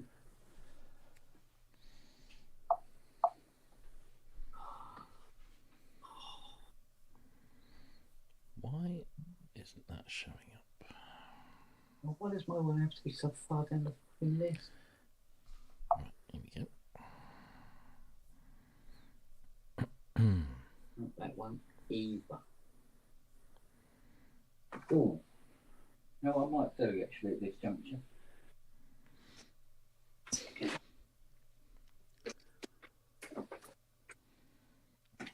I will hardwire the mother in. Yeah, Jim put me up to this and he fucked off.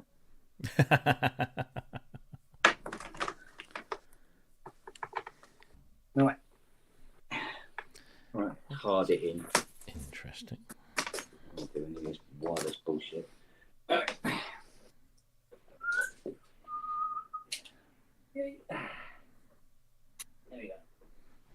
Jubbling. Oh, Right. Do you have to do that for every single one then? This is the problem with having so many hubs available.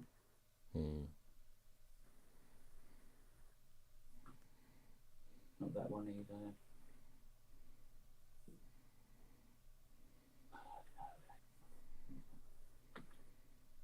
Let's see that out. Oh, Christ, it's found another one.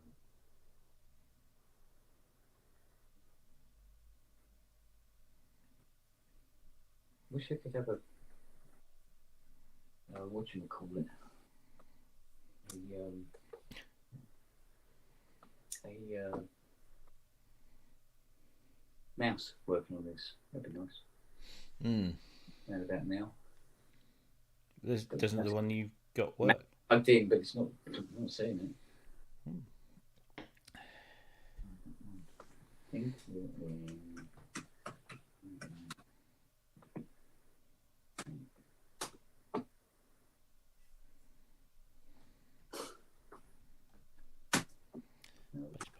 Oh, it's interesting. I just installed the Novation base station plugin on my MacBook, and it's not showing up.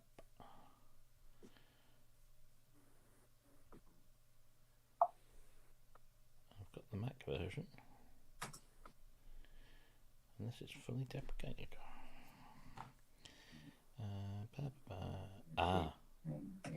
We are aware of issues relating to activation in the GUI on 10:15 or later. Okay.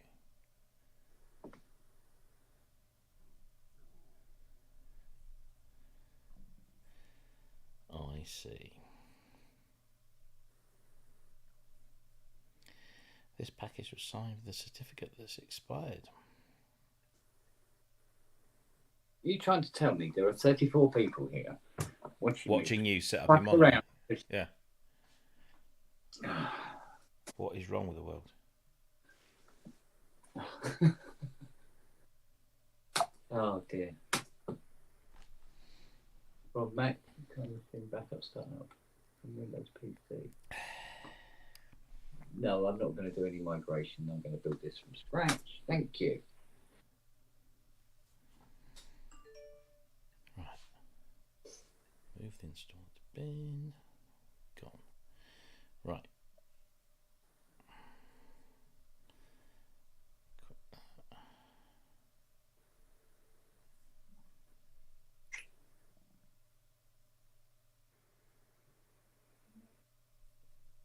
There are no other sources. Don't look for them.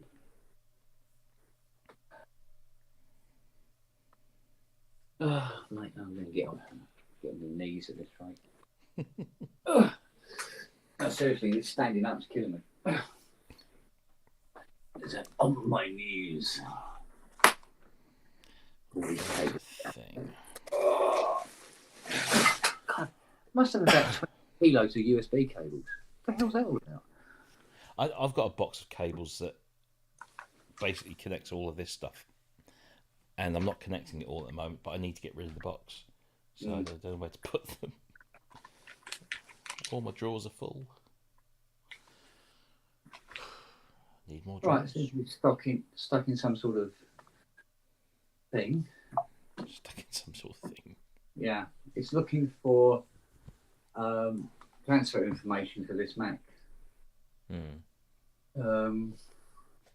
Select a Mac Time Machine backup or start up this or transfer information to this Mac from either another Mac or a PC. And I've gone, no thank you. And now it's going, looking for other sources.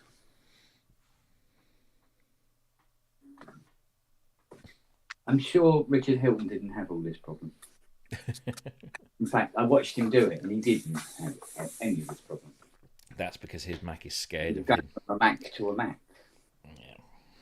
Pulled up Time Machine and boom, done, move on. So, whereas this is like naked and raw. Just like you like it, mate. Yes. So, what have you been up to today? Anything good? Work, just day job. And Does then it ever present you with anything sort of like exciting or interesting at any time? no, I'm currently updating a module that tells people how to install and maintain our iClass SE and SE Express door readers. Yeah. Riveting stuff. And then I'm working my way through, and I get a phone call from one of my managers. Rob, can you jump on a call with us? And I'm like, okay, what's this? And they've basically realised at 3 minutes to midnight that 3 specific courses aren't going to operate in a particular thing that we're doing, and they want to know the quickest and easiest solution. And I was like, well, the quickest and easiest solution is not necessarily the best solution, unless you want to create more work. And I was like, oh, fucking hell. So I've basically created more work for myself now, because I've told them don't do it the shortcut way. Yeah. But no, it's we're just going through a period of a lot of updating of our kind of core courses and curricula. So that's a pain in the arse, because we've got a new template for our e-learning, and the tool that we use to develop our e-learning is a bit like PowerPoint, in as much as if you import one slide from a PowerPoint deck into another PowerPoint deck, it doesn't just bring over that slide, it brings over the whole master slide as well, with all of the slide designs, which you probably don't want. You probably only just want one. So rather than go through and then reformat all of the slides once you've cut and paste them, I actually just rebuild from scratch. Press the return key. So that takes time. Yeah. There you go.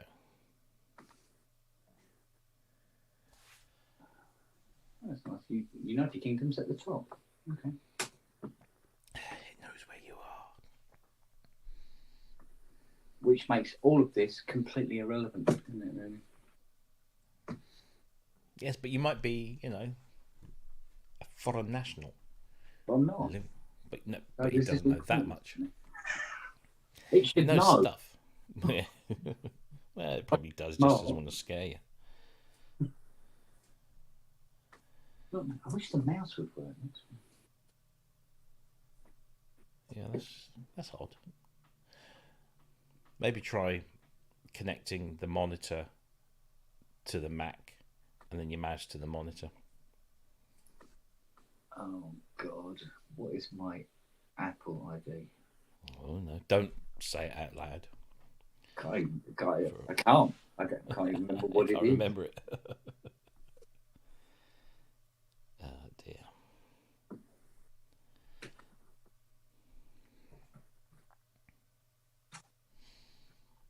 Oh blimey. Oh, of course, it's a bloody PC keyboard. So if you do an @ It's inverted commas, and vice versa.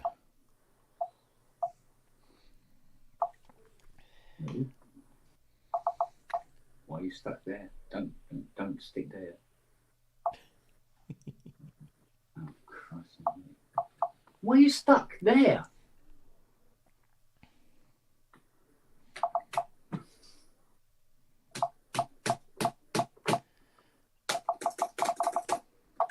What's it stuck on? Create new Apple ID. Well, you don't want to do that, do you?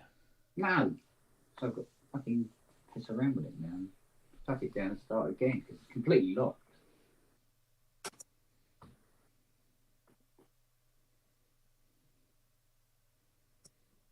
On a scale of 1 to 10, how much are you regretting starting this tonight? What, this? Yeah. Well, I want to punch Jim in the face now. Oh dear. With him, go on, do it. Take a USB cable from the monitor and plug that into the Mac, and then put your keyboard and mouse into the inputs of the monitor.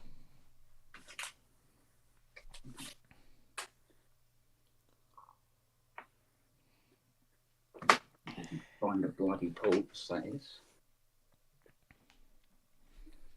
Right.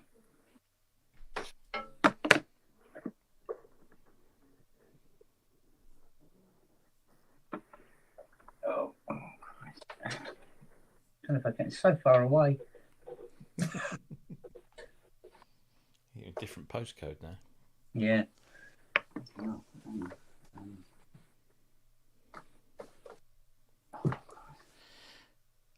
Oh. Where's that super big USB thing?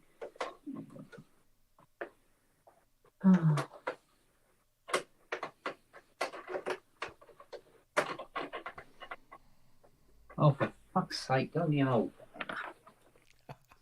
Have I said that before? Oh, yeah. Fart love, give me a clue.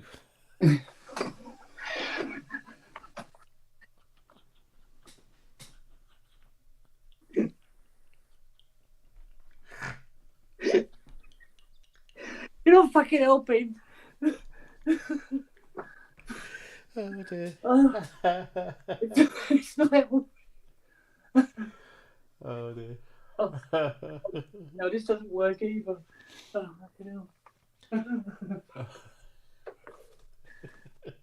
You're a bad, bad man. Oh, dear me. Oh, it's over here. That's it. Fuck me, come on. Ah, got it. There you go. Oh, dear. Oh, that's a slow burner, that one. You're welcome. Yeah. Absolutely. Right, directly into the Mac. And then keyboard and mouse into the keyboard and mouse into the monitor. directly. There's so many USBs on this, it's ridiculous. There was 2 under here, wasn't there? As well. All right, third time lucky. No. That's one. That's it. Or is it's not a different type of USB? Roll it around in the flour and aim for the wet patch. Oh no! Stop! Just gets worse and worse. Oh It'd dear. be a segment on PSN, you know. Yeah. See how long we last. Oi. Oh, hello.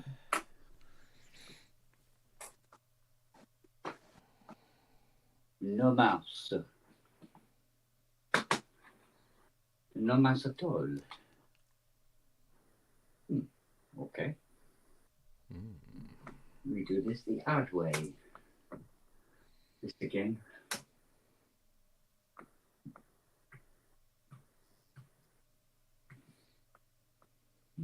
To use English as the main language, Yeah. press the return key. I'm pushing the return key. But guess what? It's not doing anything else. Okay. Try. Oh, okay. I'm completely past that. United of Kingdoms. Of course, they're degrees.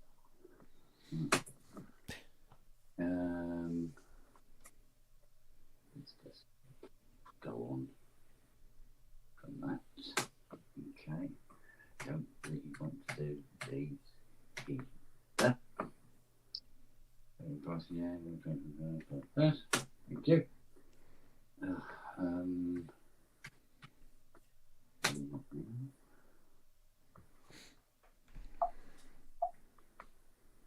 Oh, and then it's stuck again.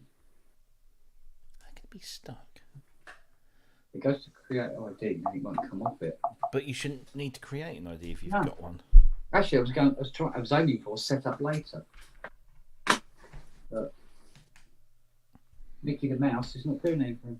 Oh, wait a minute. Oh, for fuck's sake. You know what it is? Bluetooth? Infrared mouse.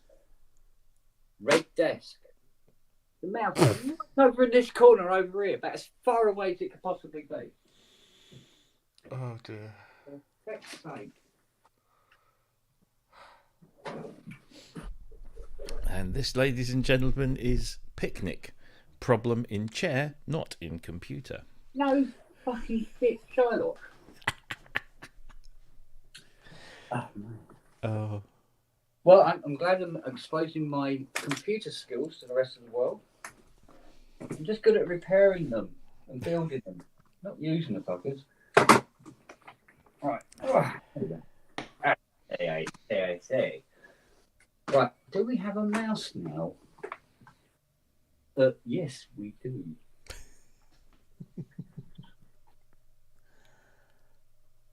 Oh, dear. License agreement. I agree. I also secondarily agree. Has anybody ever read that? Ever in the history of everything? Yeah. Oh But dear. it's like blah blah blah blah blah blah blah blah blah blah blah blah blah blah blah blah blah blah. Cressy said we used to watch homeless having fights on YouTube. Now we just watch Ken.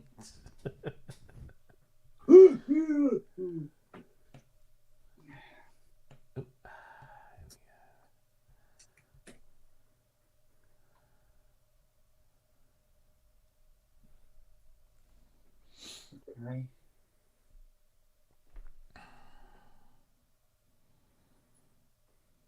No, leave it. Oh, do I have to? Really? Back again. Or would you run out of wine? No, I just couldn't be arsed editing audio. I'll get up early and do it. And I was watching you struggle with that, and I thought, I can't abandon you. Not when I can help you really fuck it up royally. Yeah. Well, he's doing that a pretty good job of himself. But Well, now, what do you want? Fucking... the mouse is working all the time. It's just that he's using an infrared mouse on a red desktop. What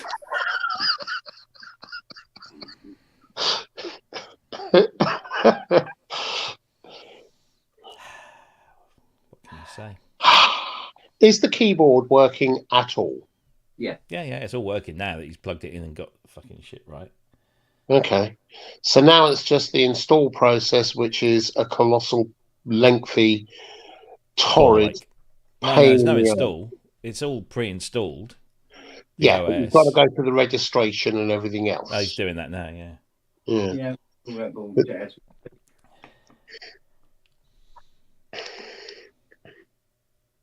That can't be right. That's interesting.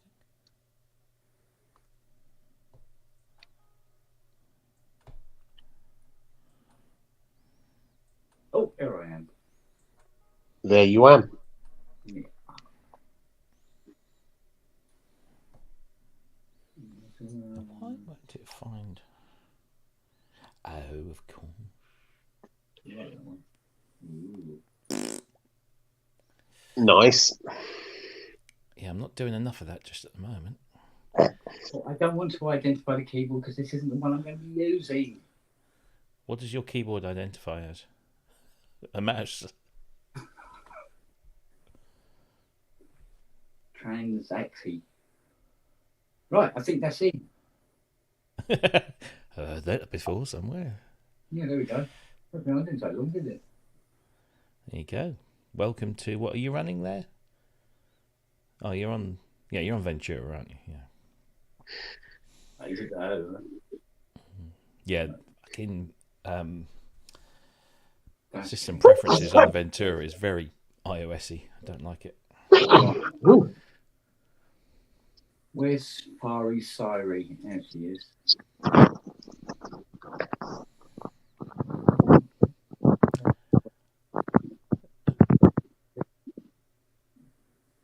Right. Loopback. Loopy Something. There we go. Mr. Evans. Can you tell me if you can hear this?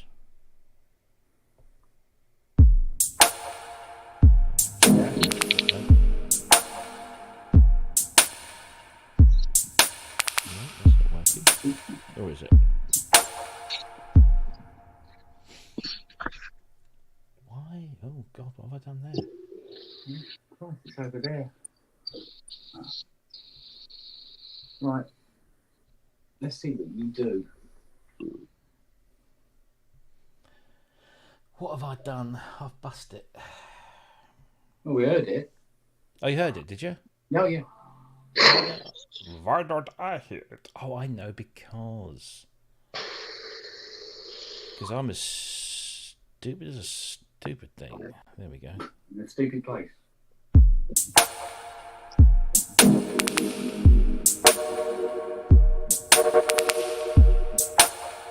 Ableton.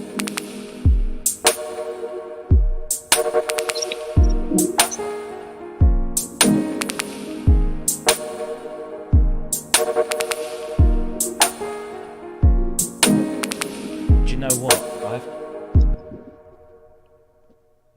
Since when did I get Ableton? Last week. Last week. Last weekend, wasn't it? Yeah. I'm fucking loving it. Good. I'm having a bit of a fucking revelation. That's stupid fast. It is ridiculous. Yeah, they are, aren't they? I mean, it's mental fast.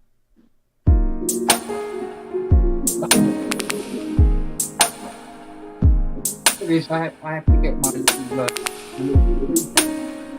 go over and see what the time is. Sorry?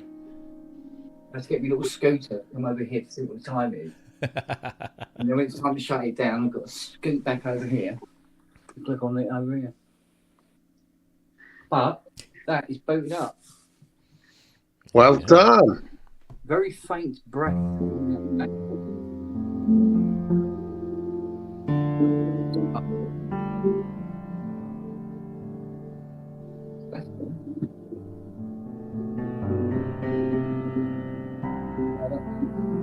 I'm glad you're enjoying Ableton, Rob.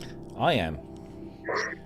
I think I just needed to spend some time, if you know what I mean. Right, let's perform an illegal operation.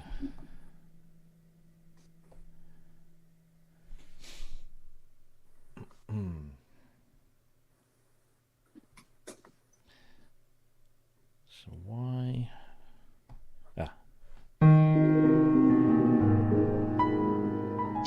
So, Ken, why is it only showing up in the middle of that screen rather than across the whole thing? Because the screen is fucking huge. Yeah, I know. It just double click the top bar.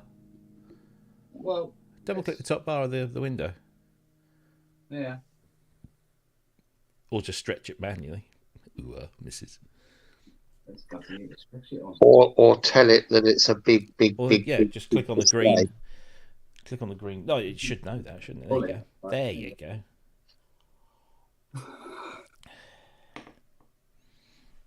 Does it do it on the green? Yeah, there you go. You know, the first thing that comes to mind when I see that screen, I will. The first thing I'd put on there is X-Plane 11, and I would be flying my fucking little planes around like a battery. That's what I want a new Mac for, really, is to play my flight sims. I can't remember. I haven't saved on the other one. That's the whole point. I don't recall. What's it asking for, Kent? Email and password. No. Oh, I've got to use the other key, haven't I? Set key. No, yeah. Come on.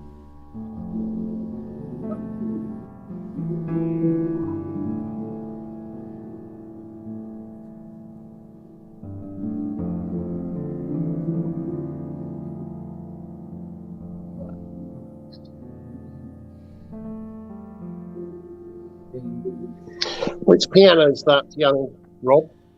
That is an upright piano that I believe is a Spitfire audio thing, but it's an Ableton pack. Oh, so it's one of their freebies. Then I remember them offering one of those some comes- while ago. Comes with suite as as part of the package. Cool. But it's got lots of nice little things. You can mess around with these little clips.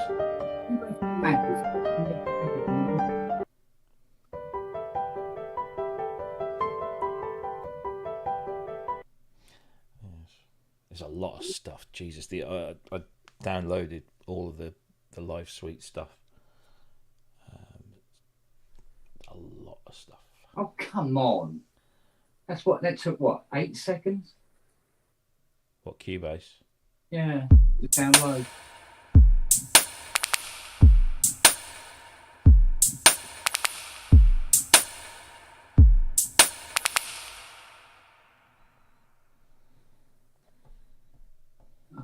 No, don't tell me I've got to do this every bloody time. And which reverb is that, Rob?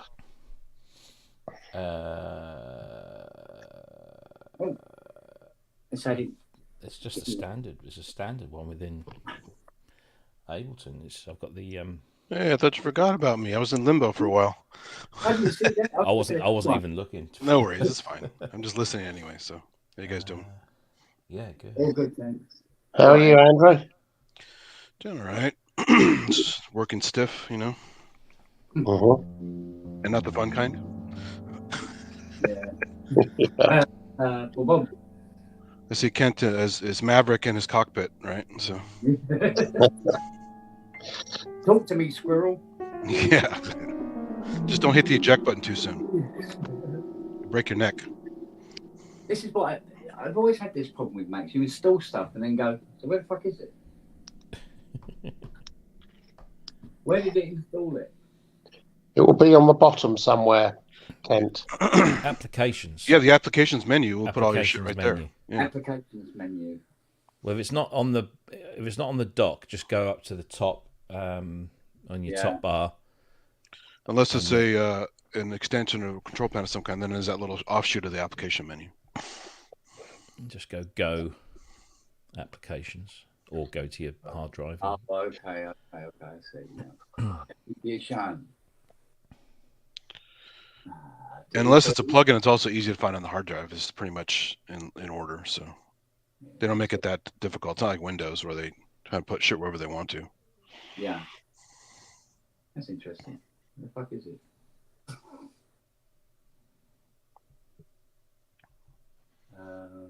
So, Rob, you never played with Ableton before? No, I played with it A little bit. and then put it back again. I think the first time I messed around with it was version 3, I think it was, and I bought a sample library from eBay. It was an Akai S6000 string library, and I genuinely thought I was buying a string library, an official, legitimate string library. What I was buying was, I was so naive at the time. This must be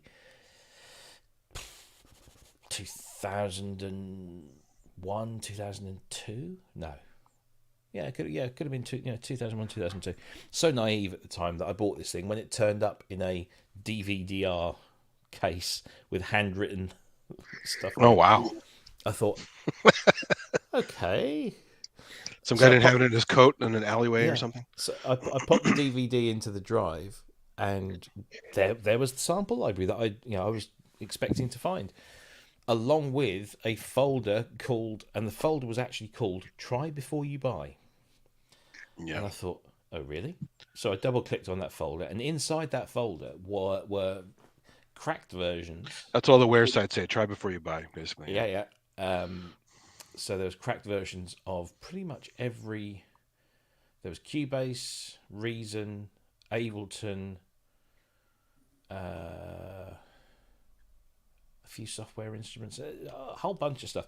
And I, again, in my complete naivety, and I'm being absolutely honest here, I was completely naive. I thought, oh, these are legitimate. Try before you buy. They're like demos.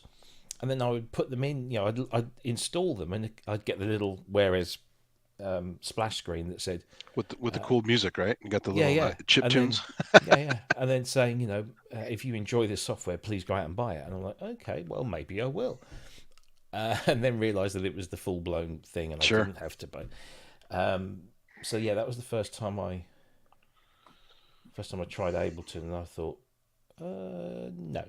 Yeah, 'Cause my first was- one was actually cracked because I just wanted to try it and just for kicks. And on the Mac, actually, it was kind of hard to install compared to PC.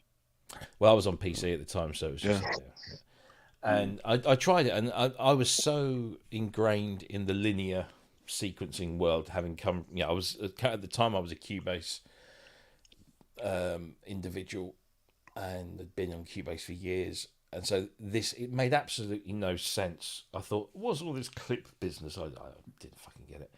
So I ditched that, and I tried before I buyed all the others, and actually found that Reason was what I was looking for. I think, you know, it kind of, so that I went down that, I went out and bought Reason because it was most reasonable, was it? It was most reasonable. Yeah. I mean, back then, Reason. I mean, that was, I can't remember what version Reason was on. It was an early one again. Yeah, I stopped with version 5. Yeah. But from that moment on, well, and to this very day, I'm still I'm a Reason Plus subscriber, because I still think that it's a great tool, and I still cool, yeah. enjoy using it. Well, it was the even though first it of the has skeuomorphic ones too, so it was actually fun to use. Yeah. But every now and again, I would download a demo, or I'd get a copy of, you know, Live Light or whatever it was called, you know, because it was different things at different times. You know, whenever I bought a controller or something else, I'd get a free copy of the light version, and I'd think, oh God, I'll give it another go. Maybe it's got better. And again, I just looked at it and thought, no, it's not working in my head. And I never really gave it a fair crack of the whip. I actually liked it. The only reason I used it when I first got it was to be a host, so I could load my plug outs for the System 1 from Roland. Because it was one of the few things I can get my hands on quickly that supported that. Because only a couple of DAWs would support that stupid plug out architecture. But no, I stopped bothering really, and I had, you know, when I moved to the Mac, I thought, oh, I'll give it a try on the Mac. Maybe it makes a bit more sense. No, I just didn't. So I always kept a copy of it, because sometimes I would be asked to test something or review something that lived in the Ableton world. Most of the time, that thing that I was testing or reviewing required a full license, because it was more than the number of tracks that the light version would limit you to. So I just kept putting it off, and then I think, I don't know, it was around, it was just that in the last few weeks or so, I was speaking to Marcus at Gear News, who's based in Berlin and is very close with Ableton, and he was waxing lyrical about Push 3 and all this, and I said, oh, do you know, I keep thinking maybe I should try it again, because I keep looking at it and thinking it should work in my head, but it's not. Have you tried a Force at all? Because the Force is laid out like Ableton Live. No, but I've got some controllers coming, some grid controllers, so I will try that. But no, at the moment I've just kind of been sat here, you know, just, I'm not a big manual reader, which again is half my problem. I always think that if something is good, then it will work. Well, I would give it a good try and then go to the manual if I absolutely have to. Yeah, I learned that from the college days of having all crack software. Didn't have manuals for anything. Exactly. And I've got it open here, and over here I've got maybe a few tabs of, you know, some tutorials, whether it's Ableton tutorials or whether it's, you know, some third party guy. I mean, like, I was trying to figure out very early on how to overdub in a clip. I was thinking, well, why is it not letting me overdub in a clip? And then, you know, went online, overdub clip Ableton, and the first thing that comes up says, click on the overdub clip button at the top. Oh, look, there's a button there that if you just click on it, it allows you to overdub the clip. Okay, right. So little thing. I'm gradually working my way through those little obstacles, and once I get through an obstacle, I then, you know, a whole new world opens up.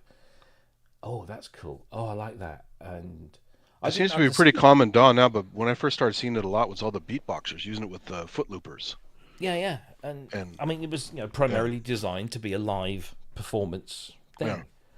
I mean, I had no understanding of the relationship between the session view and the arrangement view. That if you start playing stuff in the session view, in the background it's printing it to the arrangement view. So that performance you're giving is being effectively recorded. Yeah. And then you can go back to the arrangement view and say, yeah, I like that. And you just click on something and it keeps it there. And now I'm in the arrangement view, I'm kind of in my world. And then it kind of makes sense now how I can start assembling clips, bits and bobs, and then doing, using a grid or something to fire things off, and it's all starting to drop into place. I kind of some time back I took against Ableton because it felt like it was forcing me down a particular way of working that sounded like everyone else, and so I just stopped using it in the end. And I was using Sonar and Cubase and whatever, Pro Tools and God knows what else. But from what you're now describing, Rob, it sounds to me like it might be worth a visit again, because essentially what you're doing in the session window is what I tend to do anyway in all the other doors. I tend to pre-edit everything and start pulling together all my resources before I finally chuck them into the arrangement.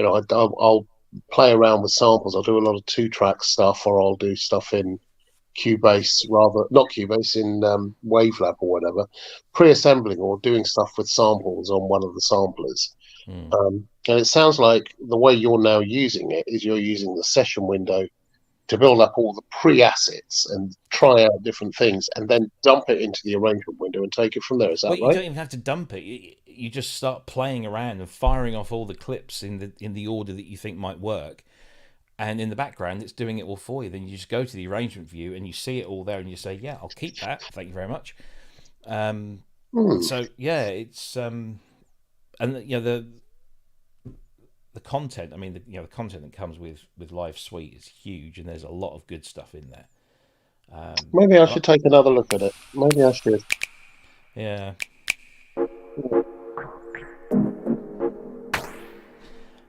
It's very inspiring, which is what I keep hearing. Kept hearing about it. Oh, it's very inspiring. You can start getting into a real thing, and I'm feeling it. It might all change tomorrow. I might have a complete nightmare and all goes big dog. I'm just remembering that because it was all loop based, essentially, you could stretch and mangle and do all sorts of things, and great effects, did all sorts of stuff.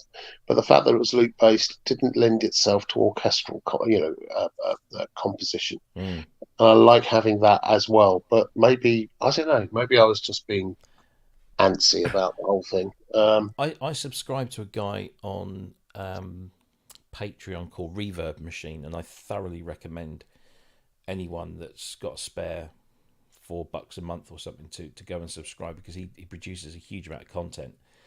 And what he does, he does lots of different things. So he might focus on an instrument and go through, deliver a tutorial that's peppered with video examples of how to program a particular instrument, or he'll break down a track and recreate it.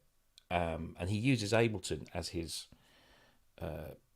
DAW, and he provides, if you're a Patreon subscriber, all of the content, you get all the project files, you get the samples, everything, you get all of that, and you can then download it and mess around with it. And because I didn't have Ableton, I didn't do a lot of that, because I thought, what's the fucking point?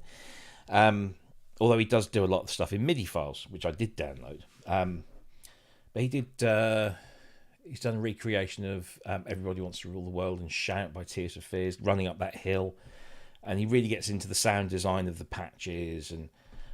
And so once I got Ableton, I opened up a bunch of his stuff, and he barely uses the session view. He's just using it more like a traditional sequencer. So you've got that option.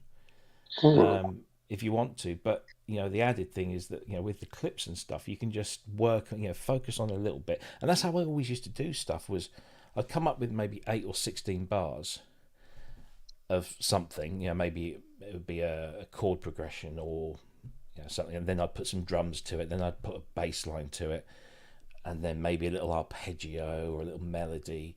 And then so I'd have this like 8 or 16 bar loop effectively, and I would just like add layers, and I'd turn some layers off and add some other layers that maybe wouldn't go with those original layers but would work on their own. And then I would effectively copy and paste that loop, stick it on different lanes, add different instruments here and what have you. So in a way I was kind of working with loops anyway, just in No, in an arse about face way.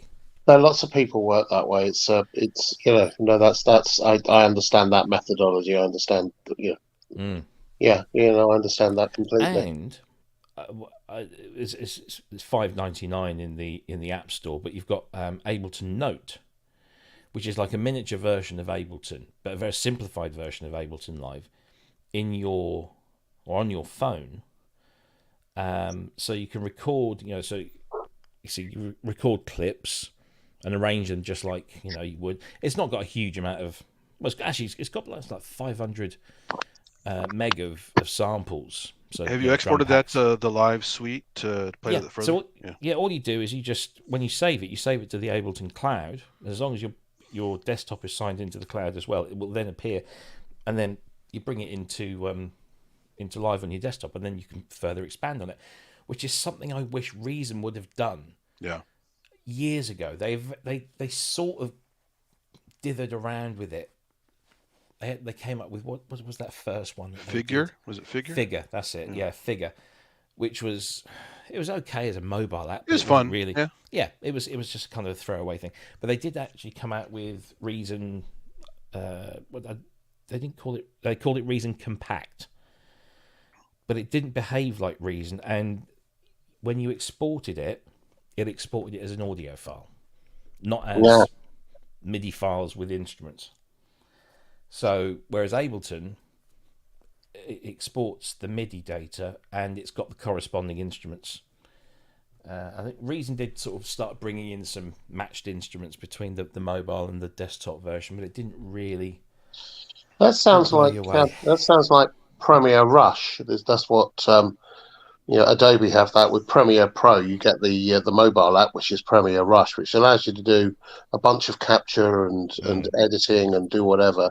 And again, if you're signed into the cloud, it just makes it all available. So as soon as you open up Prem Pro, it's there and available for you to grab. And that's what I liked about GarageBand was being able to come up with something very quickly on GarageBand, because the smart instruments are very cool.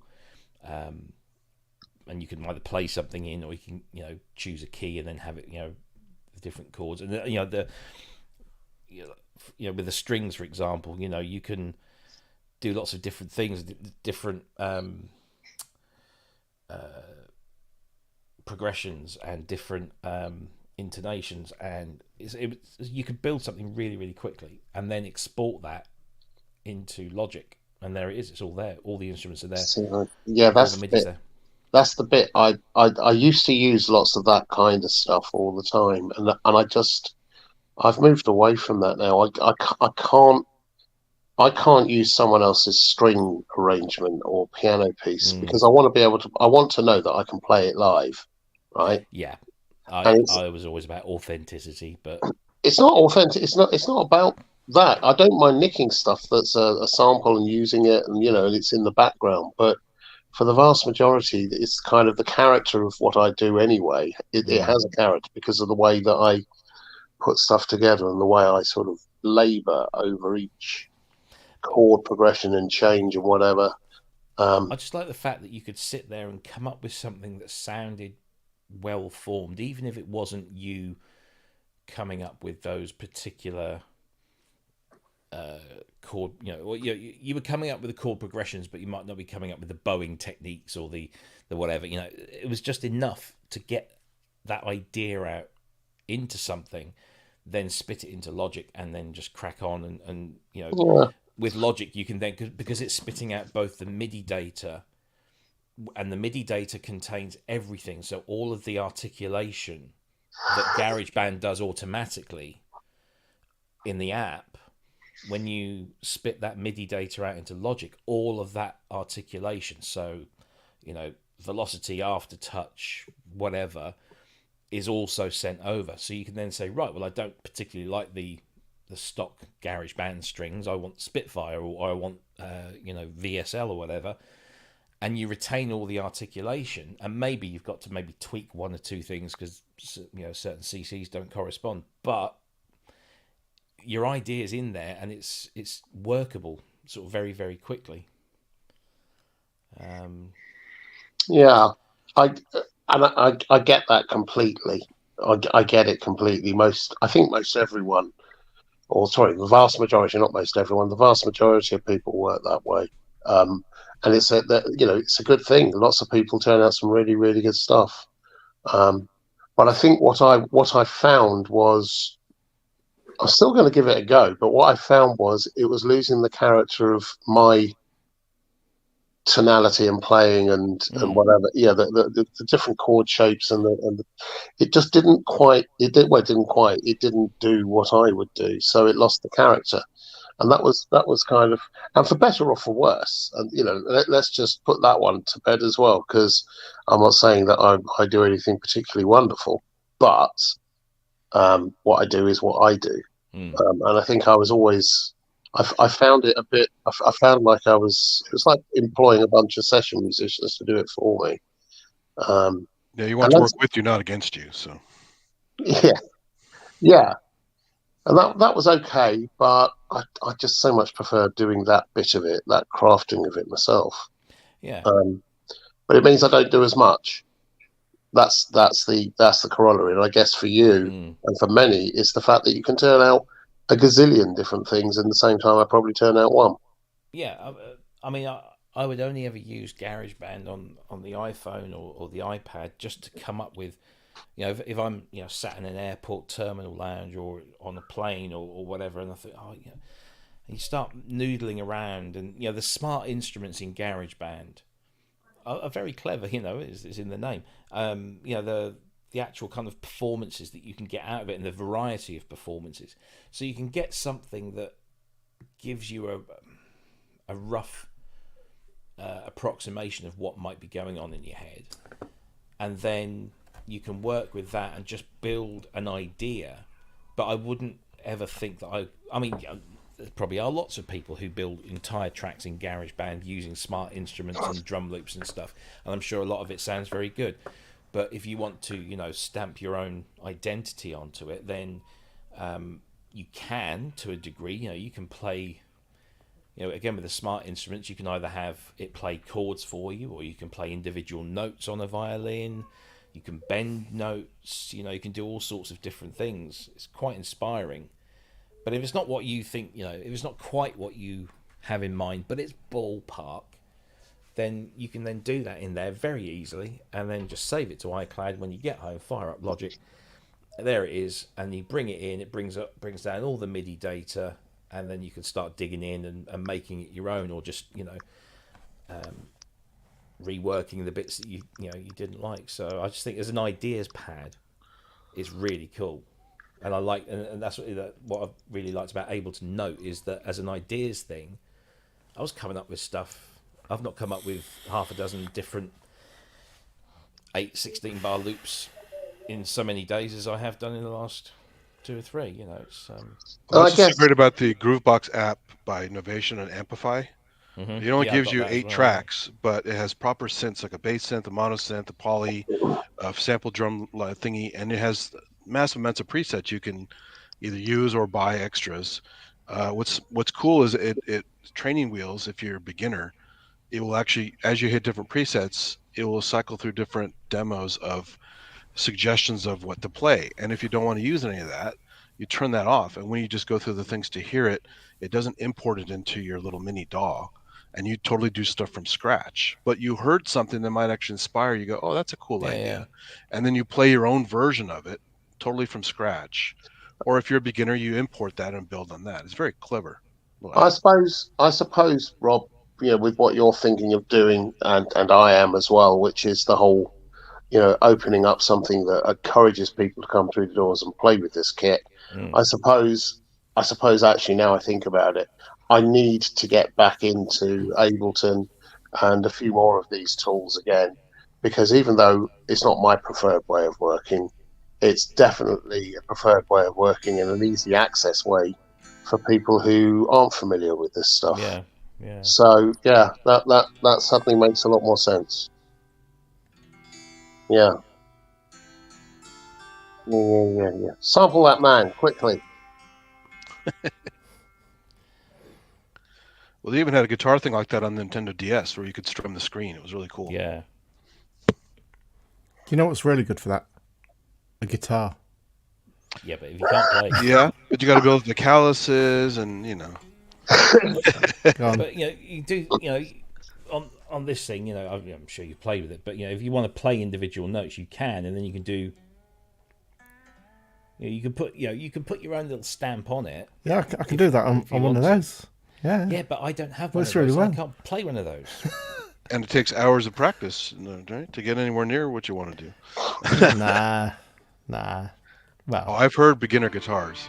I'm one of them, and it's pretty horrific. So there's a hump to get over, but I love working with guitarists. I love bringing guitarists in because each one brings their own character, their own style, their own. The same with drummers. I love working with different musicians. I love bringing them in and working with them because they add something. And I used to play. I still do acoustic guitar parts on using sample based stuff or whatever. Because it's a way of playing that I've found that works.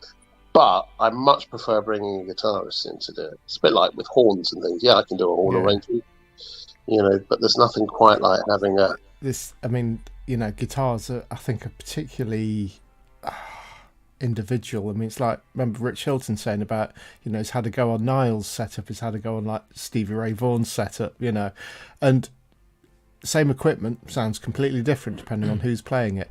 Yeah. And so it's all about the person and what their expression, more than any other instrument, I think. I think that's right.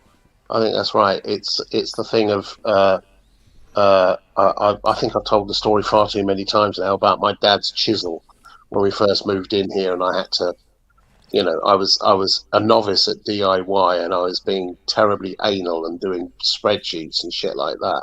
And to hang a door, I went and bought some brand new chisels from one of the local DIY, and I bought a really expensive set, right? And could I get the freaking things to hang? No, I couldn't. And everything was just, I was messing up every single cut I did. And eventually I looked in one of the old toolboxes and found my dad's old chisel, and he was a terrible hacker. He had 3 tools and they were all bent and knackered. Yeah. And this chisel had a wooden handle which was curved where he'd used it so much it had gone down to the metal underneath, and the blade wasn't great, so I just sharpened it up and did the things you do with it.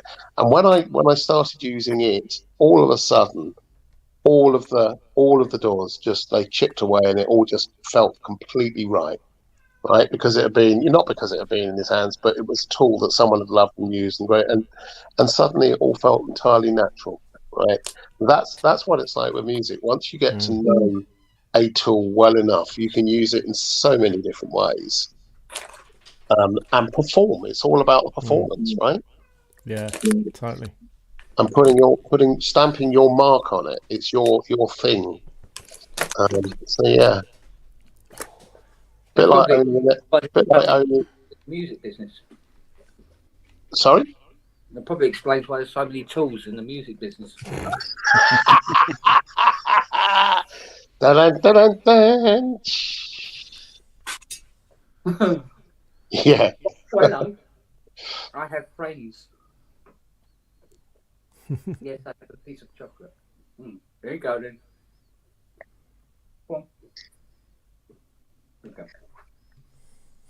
Yeah. Well, it's downloading Cubase.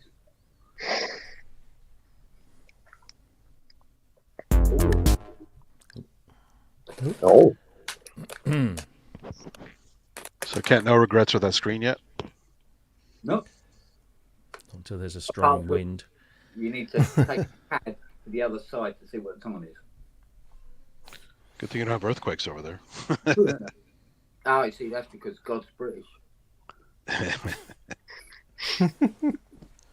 God's Alanis Morissette. Yeah. Yeah. I give you. Well, you can't give that to Canada. Come on. Let's.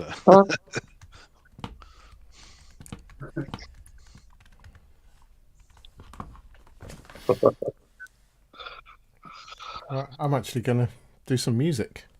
You know, Steady. yeah, you know that thing we've kind of got in common. Are you crazy?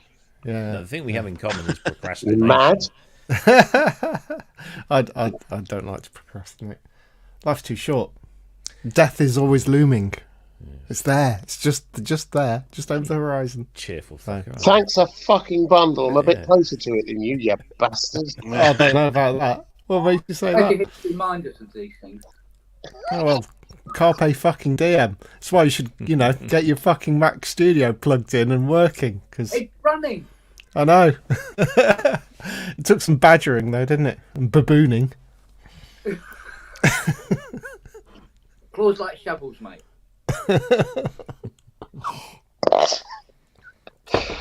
Right, I'm going to bugger off as well now, properly this time. But I just had to join him, so you got the thing up and running. I think you can. I think it's entirely due to Rob and I, mostly me, to be fair, that you got that up and running. You know, I just wanted to put that out there. Nothing motivates me more than having two people laughing at me. You're welcome. See you tomorrow. Glad you got it up and running. Cool. Well done, Rob. What was the issue in the end with the keyboard or whatever? Problem in chair, not in computer. It's a freaking Mac. Oh. Keyboard PC, right? So the keys are all in different places than the Mac keyboard, but I was using a red light optical mouse on a red surface. So when you move the mouse, it doesn't detect that there's any movement. Just looking for a red light on a red And the mouse is right over in the top right-hand corner, far away. I can see it. Well, here's the funny thing. How is the mouse scaling on that massive monitor? It's all right, actually. Really? Yeah. Took to it straight away. It was like, yeah, there you go. Yeah, it's about the same as it was on the little monitor. It's just quite good. Get this massive mouse pad. It's just knocked over 2 cups of tea. When it goes from one side of the screen to the other, it's in a different zip code. That's your 10,000 steps a day right there. Yeah. Right. Well, it is oddly similar to the wanking motion, so you know. You had to say it, didn't you? Yeah, of course. Yeah. Well, got to bring it to the gutter.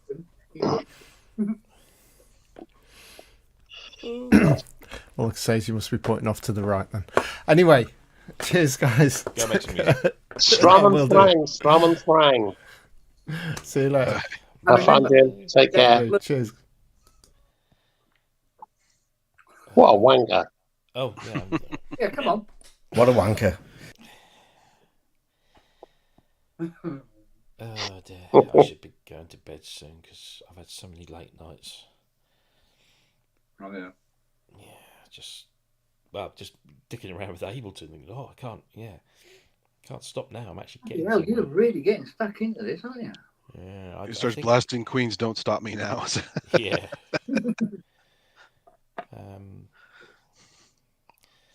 I had a bit of a fright.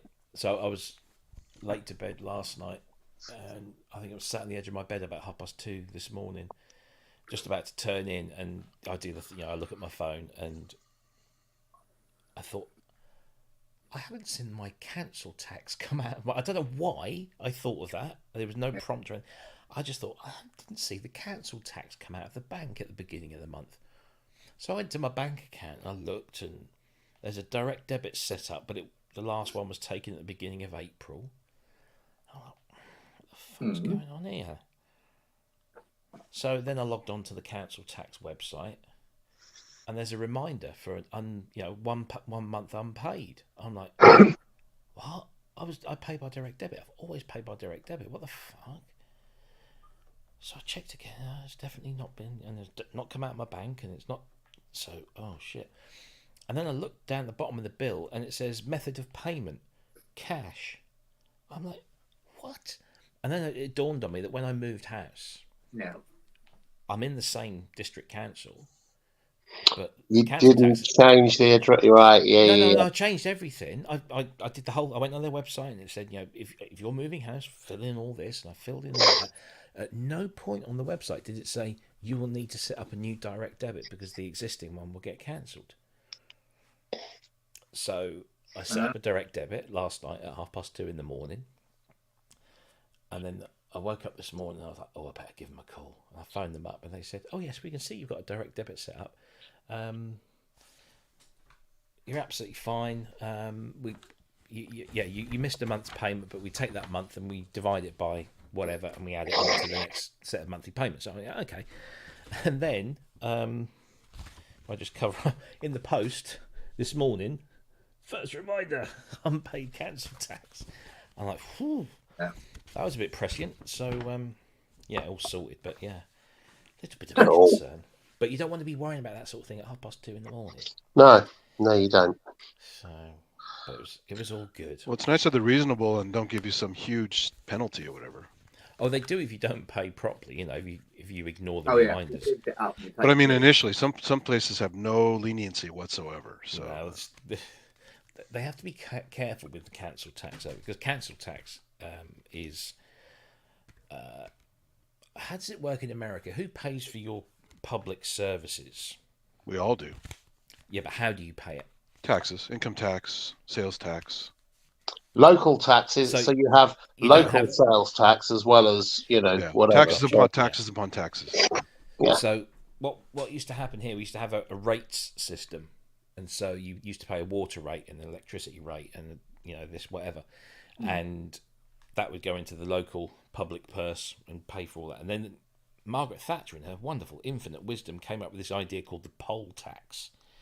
Which is a method of taxation that was incredibly unfair and nobody liked it. And for once in this country's miserable long history, the people rose up and rioted.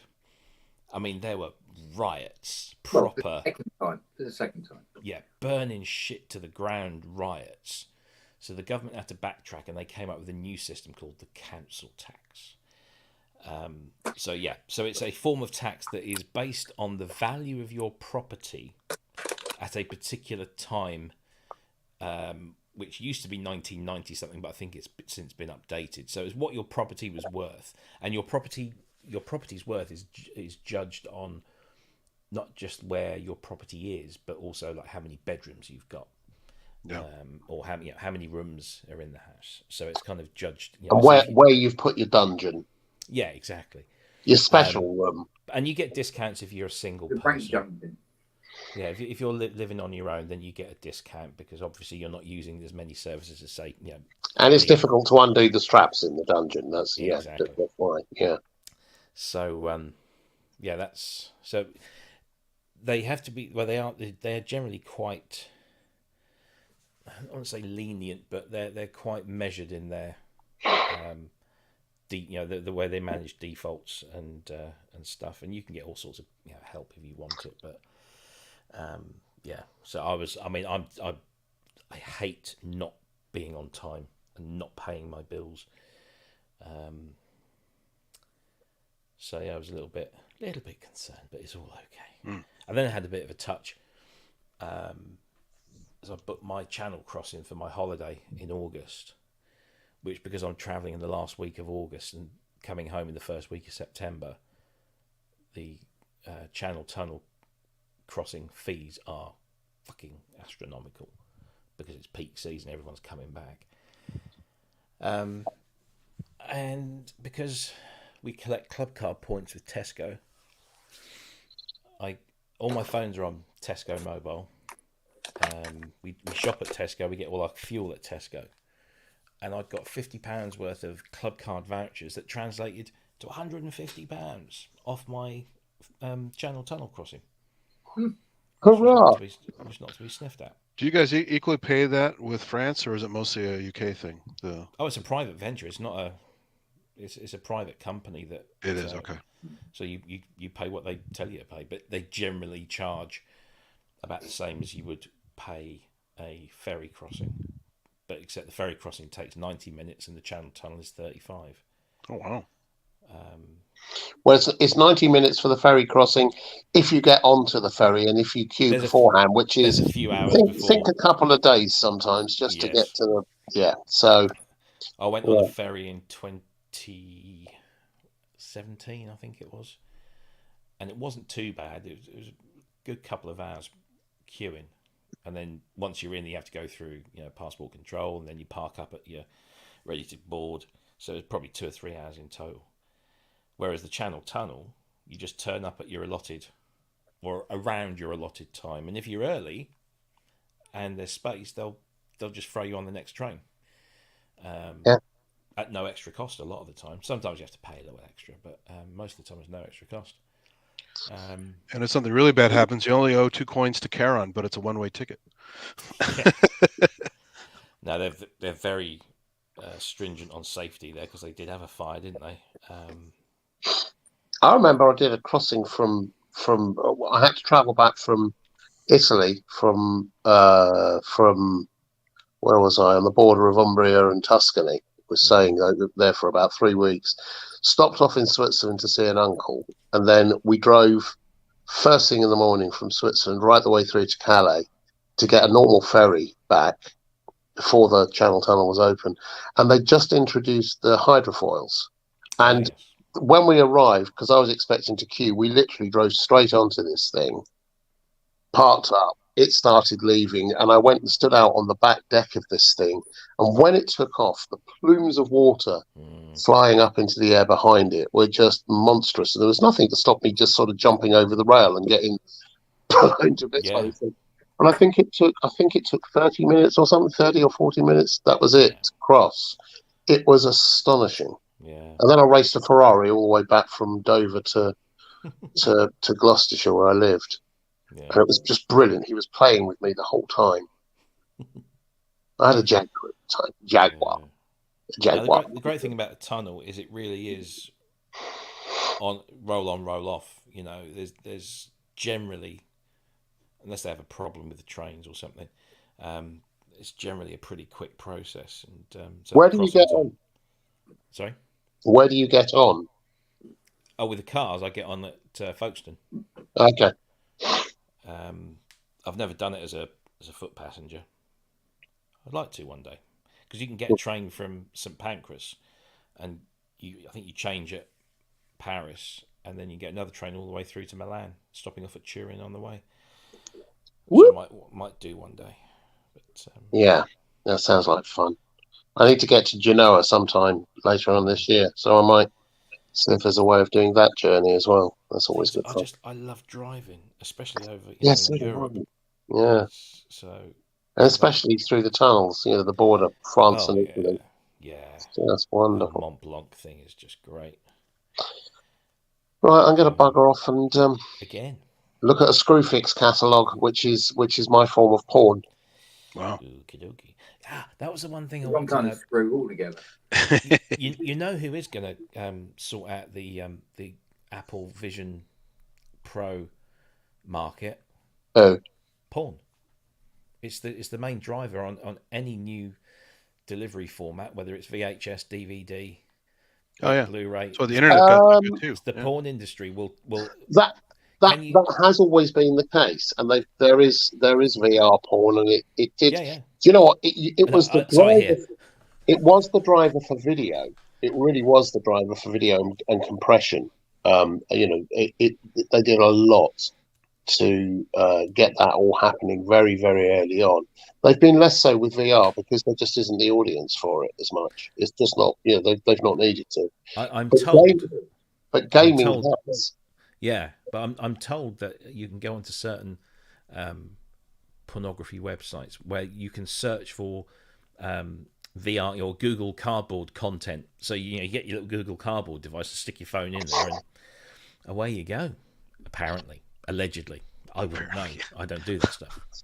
I do know because we get approached every once in a while by odd characters, there's large German companies that want to do stuff, and we want 3D sausage. You make German Scheisse porn.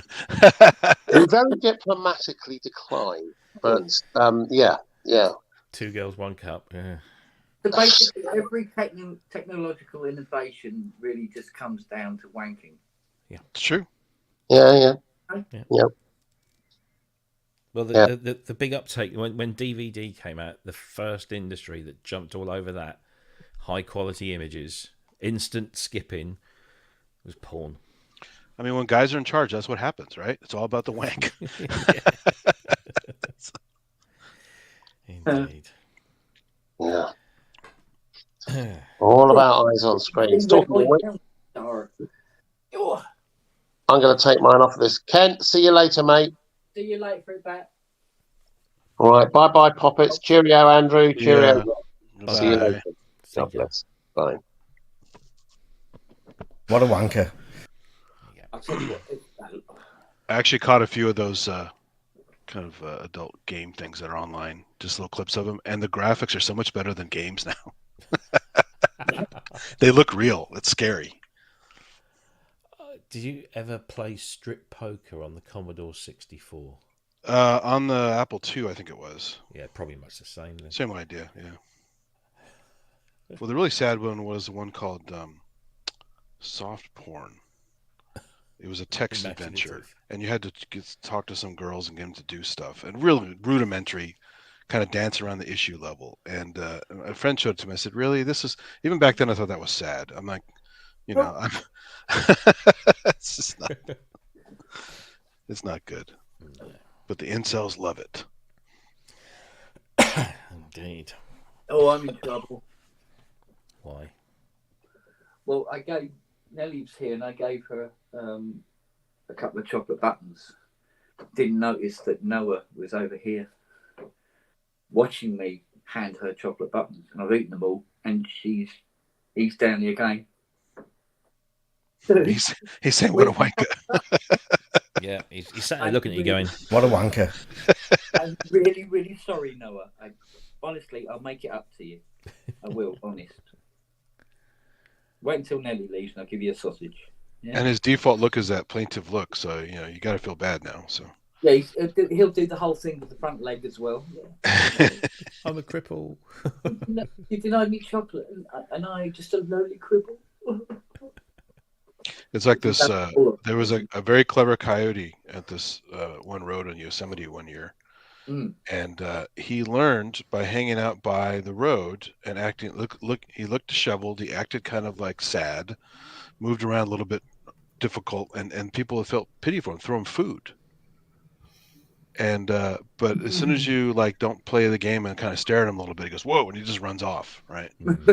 So it wasn't stupid. In fact, a ranger friend went to go check it out, and it understood the difference between a ranger outfit and a normal human outfit, apparently, because as soon as it saw him, it took off. So.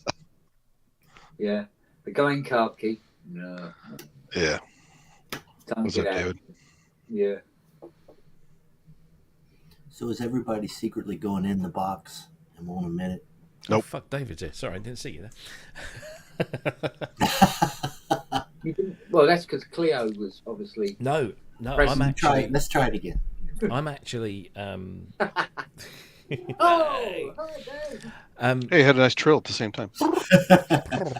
I'm actually really looking forward to testing Ableton with my hardware now. No, I was kidding. Yeah, but yeah, no, that's what makes that stuff cool. The way you can link some of it. Dude, you have got the bug, man. What? Oh yeah, I know, man. I actually like it like this now. When you get older, it's just like fuck it, just get rid of it. It's just little by little. Excuse me. I could cut off other parts of my body. I probably would. Just be done with it. Hey Ken, here's that chocolate I was talking about. Born fruity. TCHO, good chocolate. Wow. That's a crazy name. We'll keep him down for that. Woo! So are those your No, keyboard?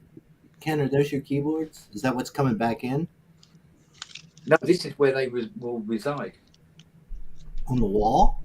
Yeah, I made up a framework for them all, and then when I want to use one, take it out. Oh, okay. You're being So okay. What's the one with the curved edge behind your head? that is the Rolly Grand, in its Oh, of course. place.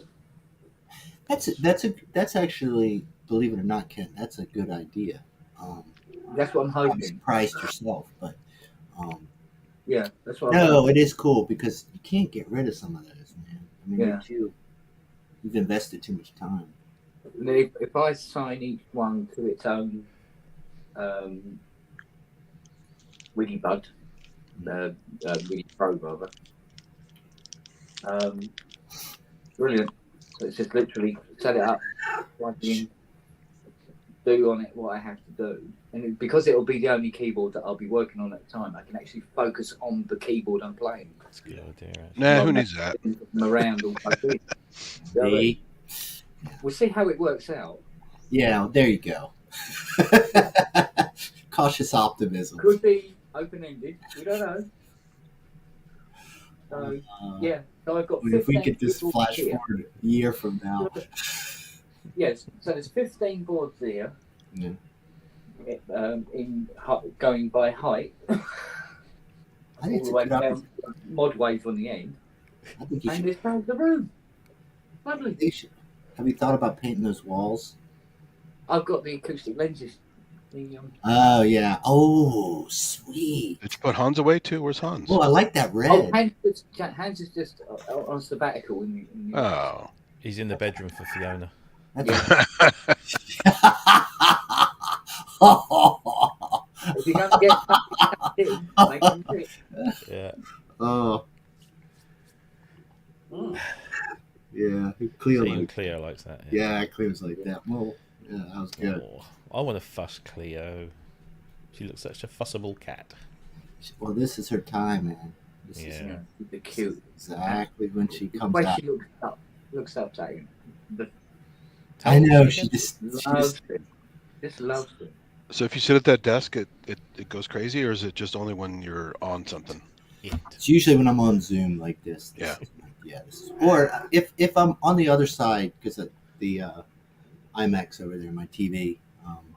Sometimes I turn that on when I'm kind of working in. Dad, for fuck's sake, stop talking. Because my boss in Germany, his cat's always bugging when we're on calls. Oh, dude, it's kind of unnerving at times, but if you just pet her, she's fine. So if you just stop everything. He has to be careful too, because they get around his wheelie chair, and if he backs up, wow. Yeah. But even now, look, she's doing her dad. Yeah, No, she literally lives in that closet back there where that black door would be. She lives back there now. That's where she. So I'm not kidding when I was like saying that's my studio cat. She's 100% in. Yeah. Oh, bless her. How old is she? 14. Wow. No, 15 or 16 now. Oh wow. Yeah, she's proper. Yeah, she's getting up there. They want more. She's more like, behind the ears as they get older, don't they? Yeah. You know, this is definitely kind of a COVID love affair. I don't know. Somewhere a little before that. Closer look there. She's gorgeous. I know, she's awesome. It's a beauty. I was yeah, she's fun. Yeah, I was working on a video because I'd made that the last release I did, I made a little intro where she was on it, and I've been trying to put a little video to it, but it's pretty funny. It's a mishmash of carpet, Cleo. It's beautiful. It's not real, whimsical, but it's funny. And You got to capture some hairballs on the carpet. It's one of those things you could just keep going forever. And you just, I'm not Does she go outside at all? What's that? Does she go outside at all? No, she goes from here to that room, And then back again.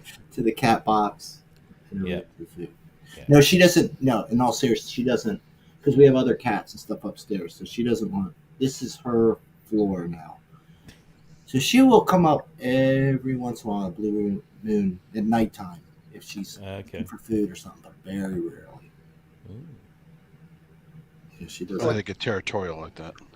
I tell you what Charlie done today when we had an electrician this afternoon, and for the first time, Charlie did that. You know when a husky does that scream that they do? No. As opposed, well, I think you'll see on YouTube. You can see him doing it. It's normally he will just be roar, roar, roar, roar, all this. Yeah. Oh. He just turned around and then he just went wow. So it's not a howl; it's just a kind of a scream. What the hell is that all about? They're weird, aren't they? Mine definitely goes wah wah wah when she does talk.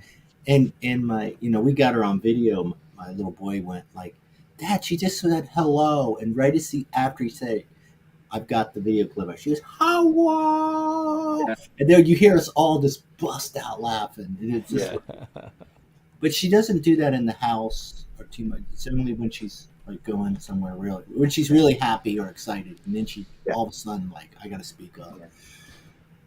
Yeah, they're weird. They're weird. When I take him for a walk down the road here, down to the green and back, he'd speak to anybody who walks by. He'd just, whoa, whoa, whoa, as they go by. What the hell? I mean, mine's a little more of a dog's dog. Like it likes us, but it really, really does well with other dogs and plays. Yeah. Like she's starting to bond with us, but my last two dogs have been street dogs from Texas. So you can see what they've learned. But it's packing heat. They come with their own AR-15. Complete mess, They're just dogs are coming out of Texas like you wouldn't believe. They're big fans of Ted Cruz, right? So. Yeah, we just clean up the mess for them. We just go, yeah, we know how terrible. Yeah, I know. Yeah, whatever you guys are all gonna do that. We're like, yeah, we'll take your dogs. Amazon deliveries. Right. A lot of them, don't you? The videos of dogs nicking Amazon parcels off the porches. Cool, man. Shit. I love dogs. Sorry, Cleo. Oh, cats are great too, though. Cats are the best. They really are cool, man. They're fun. Right, I'm going to go to bed. I promised myself I'd be in bed before midnight. I've got 30 minutes now to shut everything down, go and do my ablutions. Okay. Crawl under the cover. Well, you change your mind. I stay up far too late. And I'm unhealthy. Okay. I need to sort it out. Doesn't the alcohol put you out? I have alcohol that makes me sleepy. Yeah, Cleo wants a little bit of that. Let's put it in her little tin. Anyone see Cleo for a couple days? Anyway, gents. All right, Rob. Lovely as always. Take care. Yeah. See you soon. And, see you all. Yeah, have fun with your Mac, and you know where I am if you need any help. Thank you. Well, actually, I'm just using the mouse. All right, guys. See you later. Yeah. Good night. Bye. Yeah, man. Oh. It's funny though. Like the other side, I got that iMac last year. Well, you know about when I got it. I think. Someone was selling it. They were getting rid of it. One of those local music things. He's like, "Yeah, man, I'm selling my 27-inch iMac, $800. It's had all this crap," and I responded before even thinking. I was like, "I'll take it," because I wanted an iMac so bad for so long. And then he's like, "Yeah, somebody else came in right before you. Let me see if they're gonna get it." And he's like, "No, they couldn't come up with the money. You can have it." Then I felt bad. I was like, "Oh, I'm not trying to bid something." Poor young kid. That's what I was. I could just see like, oh man, this is gonna change my whole world. But it's kind of opened up a whole new world, but I just haven't committed completely to it. It's literally like I have two different. I got my PC world and then my Mac world. Yeah. But I don't know. I would have to do like what you did though, and kind of clear the place out and make it so that my body actually would go over there and sit. And, Yeah. I know it sounds crazy, but I still kind of. I'm serious when I say it's sort of a TV. Though I did put the Touche and a couple things over there, the Continue Mini. So it's kind of like a new. I do go over there now and jam. So I'm kind of training myself to go over there, but yeah, it's crazy. There's so much on the computer. It's just, oh man. Well, yeah. It's unbelievable, isn't it? There's so much. And that thing you showed, you mentioned that, I think Patchworks, that Blue Cat Audio. I think it's I haven't bought it yet, but I looked into it and I was like, that thing is brilliant. Yeah. It's kind of like AUM. Well, you probably know Andy, right? With iPad, where it's kind of the same concept, right? Like you have those chains and you can just wrap, like just but not really a DAW, but a really cool way of like using everything. Well, AUM is kind of a pseudo DAW. Yeah. Well, this is, it has been, to your point, true. It has kind of morphed into that. But to me, the real brilliance of it was kind of giving me a different way of working on the computer that wasn't clicking on the damn DAW. Because the expectations or something happens, I just look at it and I go, oh man, it's not what I wanted to feel, Yeah. So when I got like the Mini Freak and stuff like that, I like just pulling up the, the software, and just getting the controller and start jamming, making presets. Well, I remember the good old days of just MIDI in a DAW. Without the A, right? It's just the digital workstation. I know. And it seemed like I don't know, once you have it in an endlessly morphable audio format, you could just tinker with it for weeks and weeks and months on one track. And with the MIDI, it was more simple. You couldn't really do that much with it. You had to concentrate more on your layering and your orchestration and your sound choice and stuff like that. But once you have it as audio, you can just massage it endlessly, which is why I lost interest in it, because it's just masturbatory at some point. I just want to move on to another track. Well, I think too, that's why I think the apps on the iPad were kind of brilliant, right? Because I got into that mindset where, I'm going to open this up, like, Waldorf Nave, and that, you could jam with it. And then you could kind of put it in the background and maybe open up something else. It was a different... Yeah. It was a little different paradigm, as far as sorry, Cleo, of how you approached it. But for me, it kind of just simplified it in a way that, because slowly you'd start opening things up, and you know what I mean, like especially in the old days of the iPad OS, where a lot of apps didn't play well.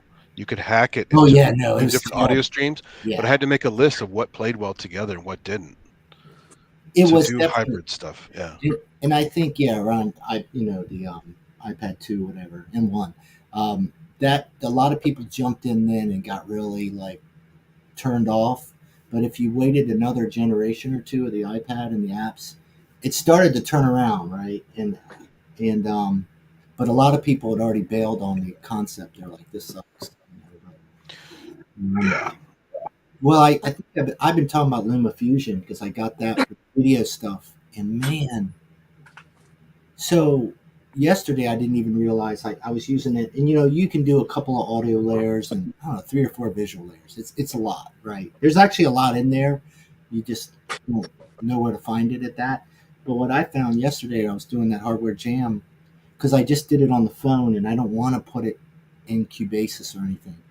And then I looked, and LumaFusion had an EQ, right? It had a master EQ section because I didn't have a lot of bass in the track. And I didn't really want to mess with it a lot, but compared to maybe iMovie or some of these crappy ones, maybe Logic. What's the Logic one?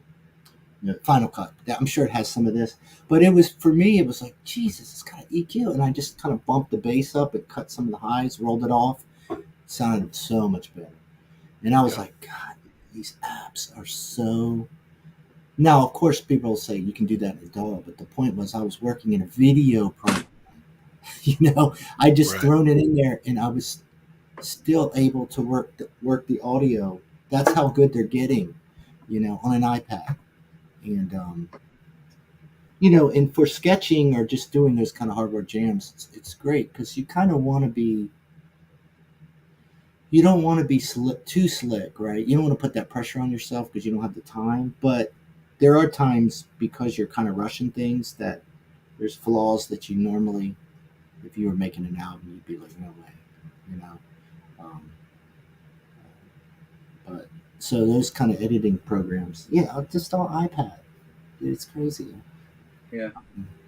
But then there's that little party. Well, the beauty there too is the multi-touch too. A lot of people say, "Well, I use it for this, I use it for that," but it's those whacked out instruments with the multi-touch and all the Now there are like a handful of Buchla apps on iOS that are just crazy. But the early stuff, and I know you're because I was into it early on, the TC11 and all that was great still. Oh, some of that stuff was so amazing, and it did kind of get. It took a while for it to get powerful enough, where, if Apple didn't mess with all the freaking operating systems so much. None of my developers also lose interest, right? So then if they don't update it leaves the Apple Store, and you'll never get that app ever again. Oh, I had Alchemy. I had all sorts of crap. I know all that stuff. I'm so pissed that it's gone. You got to basically jailbreak it to get it back. And I was so stupid that a lot of the early iPads, I always didn't get a lot of storage on them because I knew I was going to get another one, so I would take things off for a while. So they used to let you back them up. You used to be able to store your apps, and then they took that away. Yeah. Yeah. So there's a lot of stuff but I'll say this: I think I've had 4 or 5 iPads between me and my wife. They all work. They all still work. Yeah.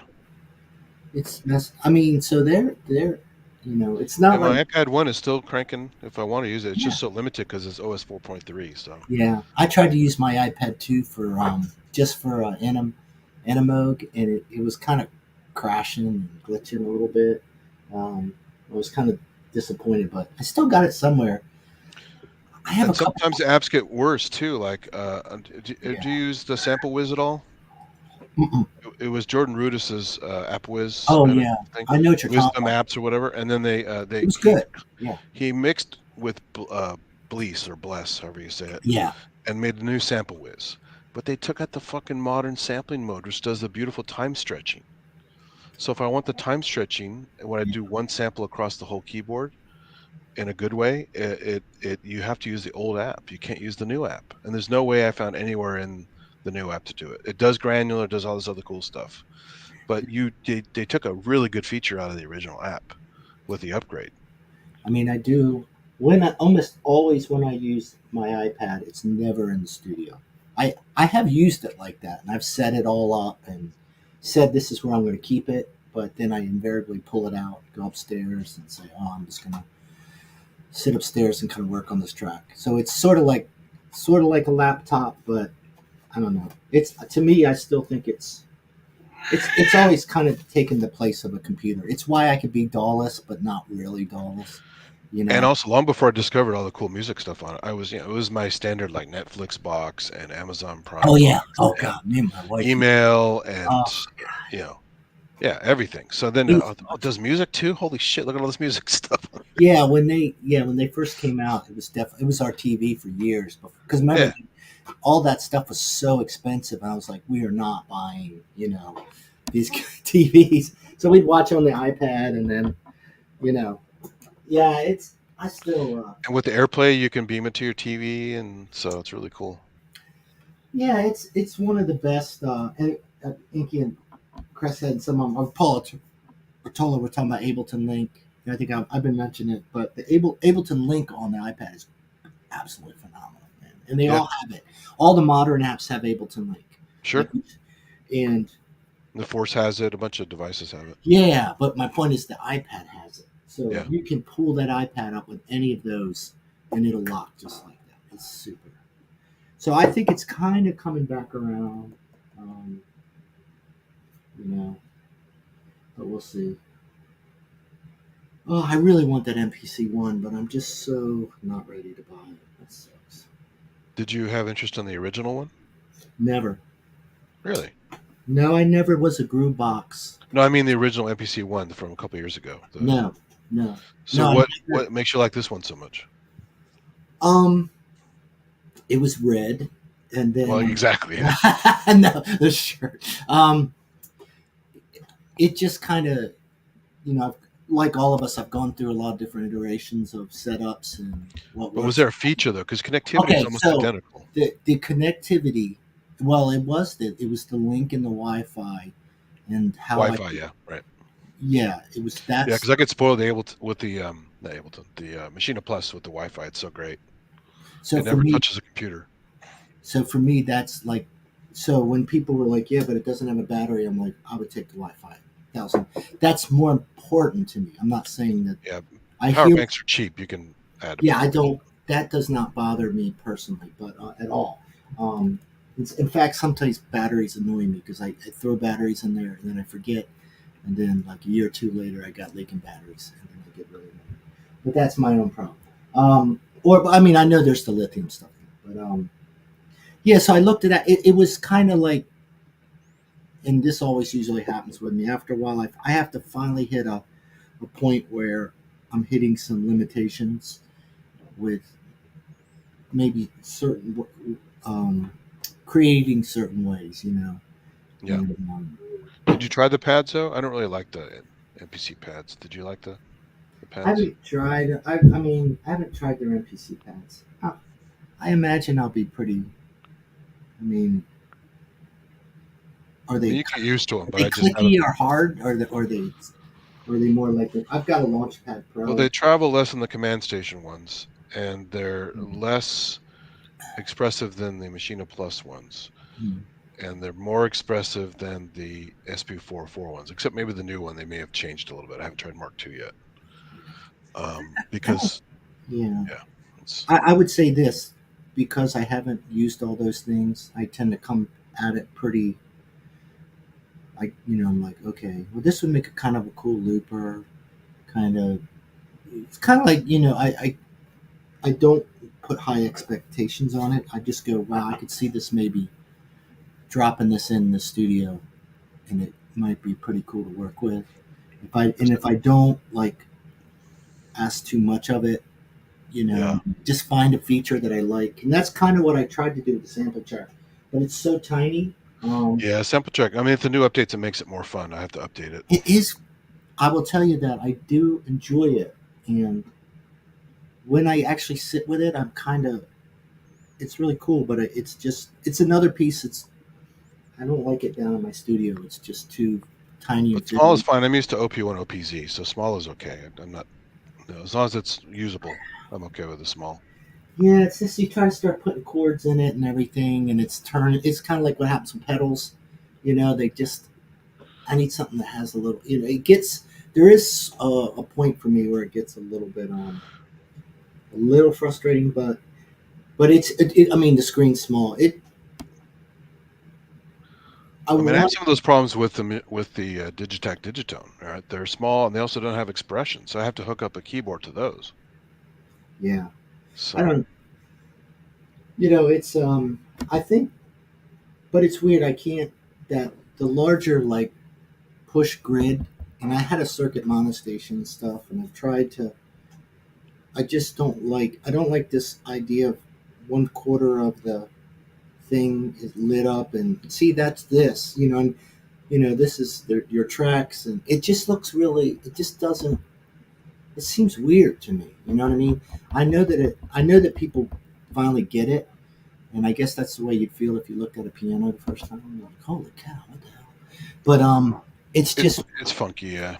It's there's some age playing into it. Not kind of. I just look at it and go, oh man.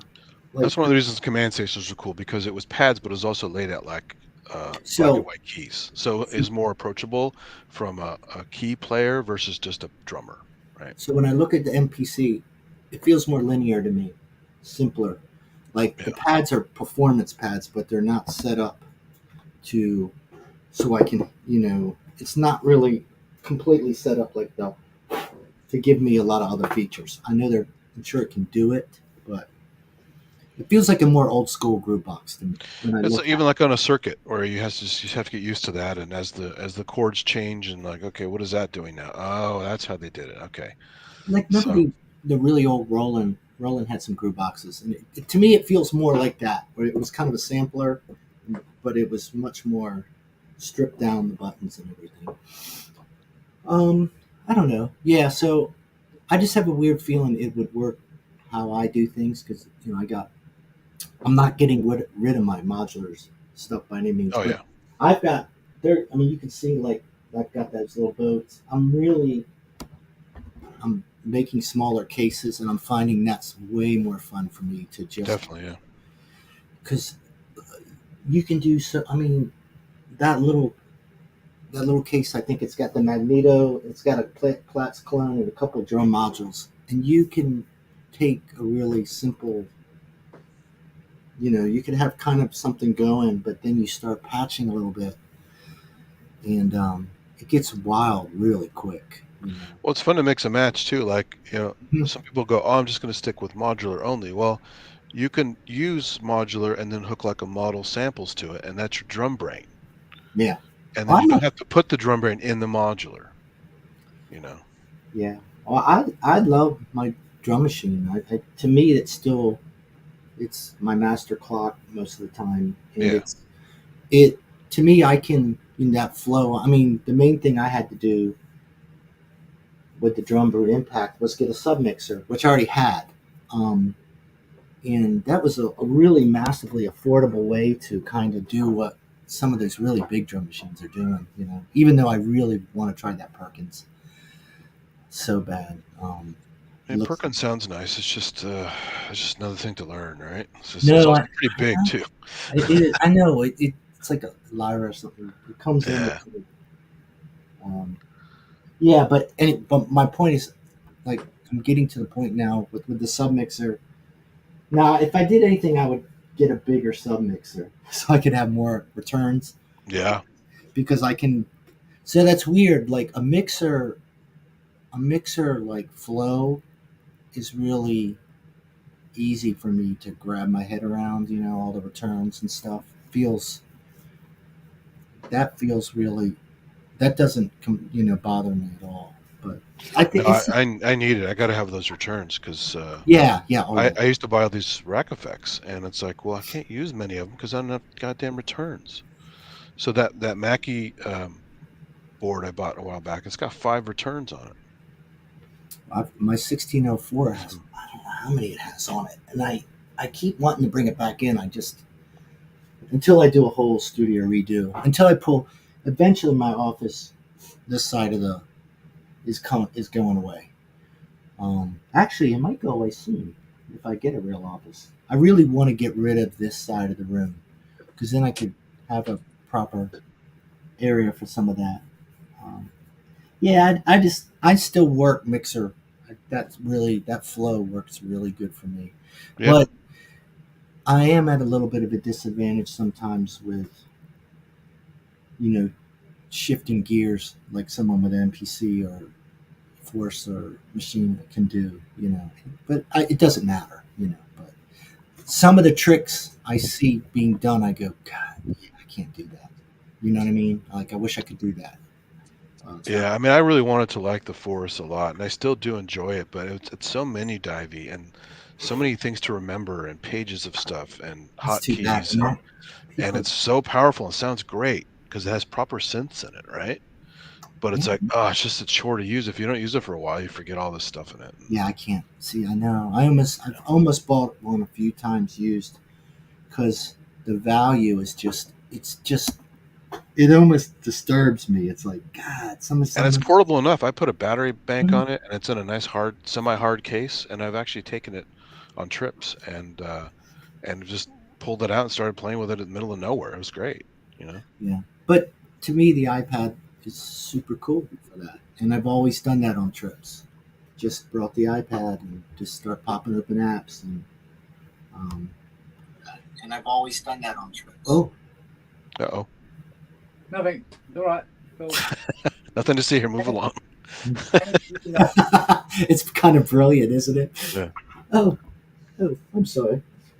So I still think I'll probably get it at some point. I'm trying to really slow myself down. I mean, I still got so much modular stuff, to work with, and plus I've got the computer. And there's so much other good modular stuff to get. I mean, it's so saturated now. There's so much great stuff out there.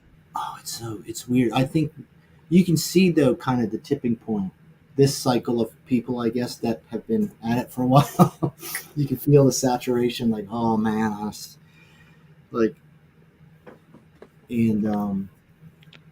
if for me the hardest thing is it's getting harder and harder to just move stuff now. Reverbs, now that they want to tax us, it's just kind of killing the whole resale market. I mean, I do have some local markets, and I really like swapping gear a lot. Like, that's always been something I've been really into, just taking a bunch of gear to a gear swap and just, letting it go.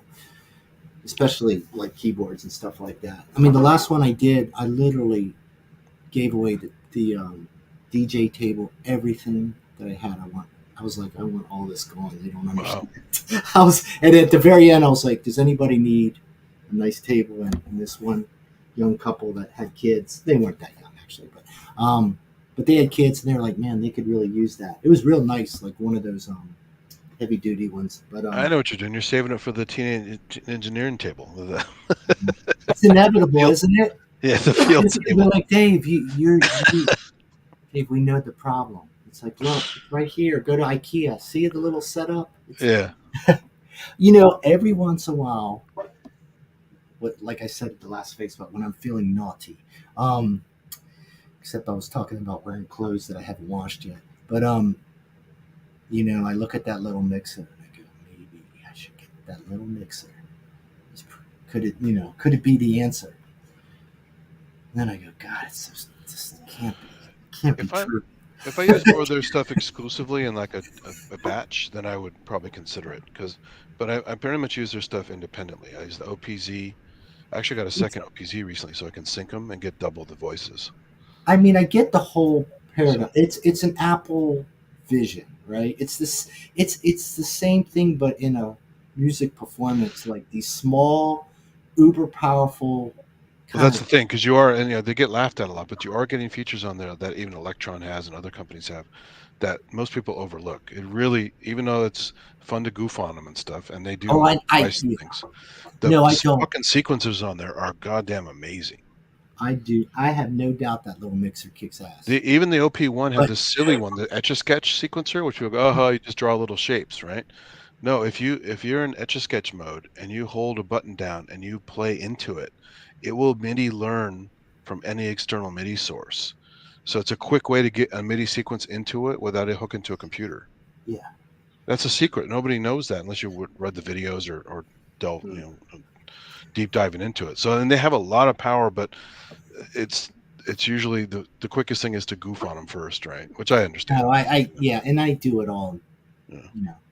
Most of it, what I'm saying is I'm just full of it, but because I do find them kind of annoying, almost as much as Behringer. I got a second used OPZ for like $300. It's dirt cheap. Yeah. No, I could see it. I mean, I would be. Wow! Holy shit! Look at that. Dude. That's a good chat. Are you getting whiplash from looking back and forth so much? Listen. Yeah. Oh, that's super cool, man. Oh. It doesn't need to be that wide, does it? But I mean, look, that's like the video view. Wow. I think it's cool. I mean, I think what you're doing makes a lot of sense to kind of. I think it does, but I'm not quite sure about the full implementation of it. Yeah. I'm sure there's going to be a couple of things that will come along and just go, and go, there's that. But you're just playing your silly ass. But I mean, are a geek freak. A geek freak. You should go to geek classes. So a geek. Okay. This is Geek Club. This is where we learn. Yeah, it doesn't get much geekier, so it's. Yeah, it really doesn't. I mean, you could wear a pocket protector, and Yeah. Yeah. You get all flavors of geeks too. It's really there's a geek for everything. Geeks are friends, not food. Yeah, well, that's why I get you customers to give me the money and not you. Oh yeah, I know you should take the cash. We didn't say we knew what to do with money, geeks. Yeah. And get on shite. Well, I've got a credit card for that. Do you know what? There was a couple of PolyMog restoration, and both of them paid in cash in the same afternoon. And she pocketed the, what was it, like 1,600 quid? Never saw a bloody penny of it. Yes, you did. You ate it. Did I? Yeah. What, 1,600 quid's worth? Well, you're still eating it, all right? And it's keeping you warm. And you should just, the electricity is paying for that. So no. No. Oh, well, aren't you sensible?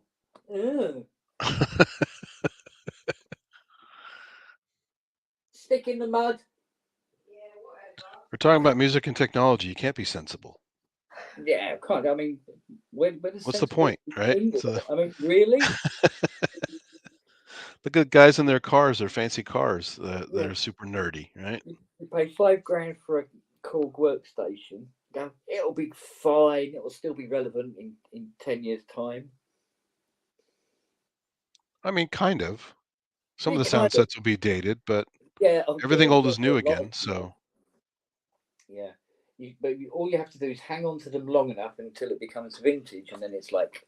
I mean, how many PolyMog fans use the same goddamn patches over and over again? Yeah. Even though it can do so much more. Yeah.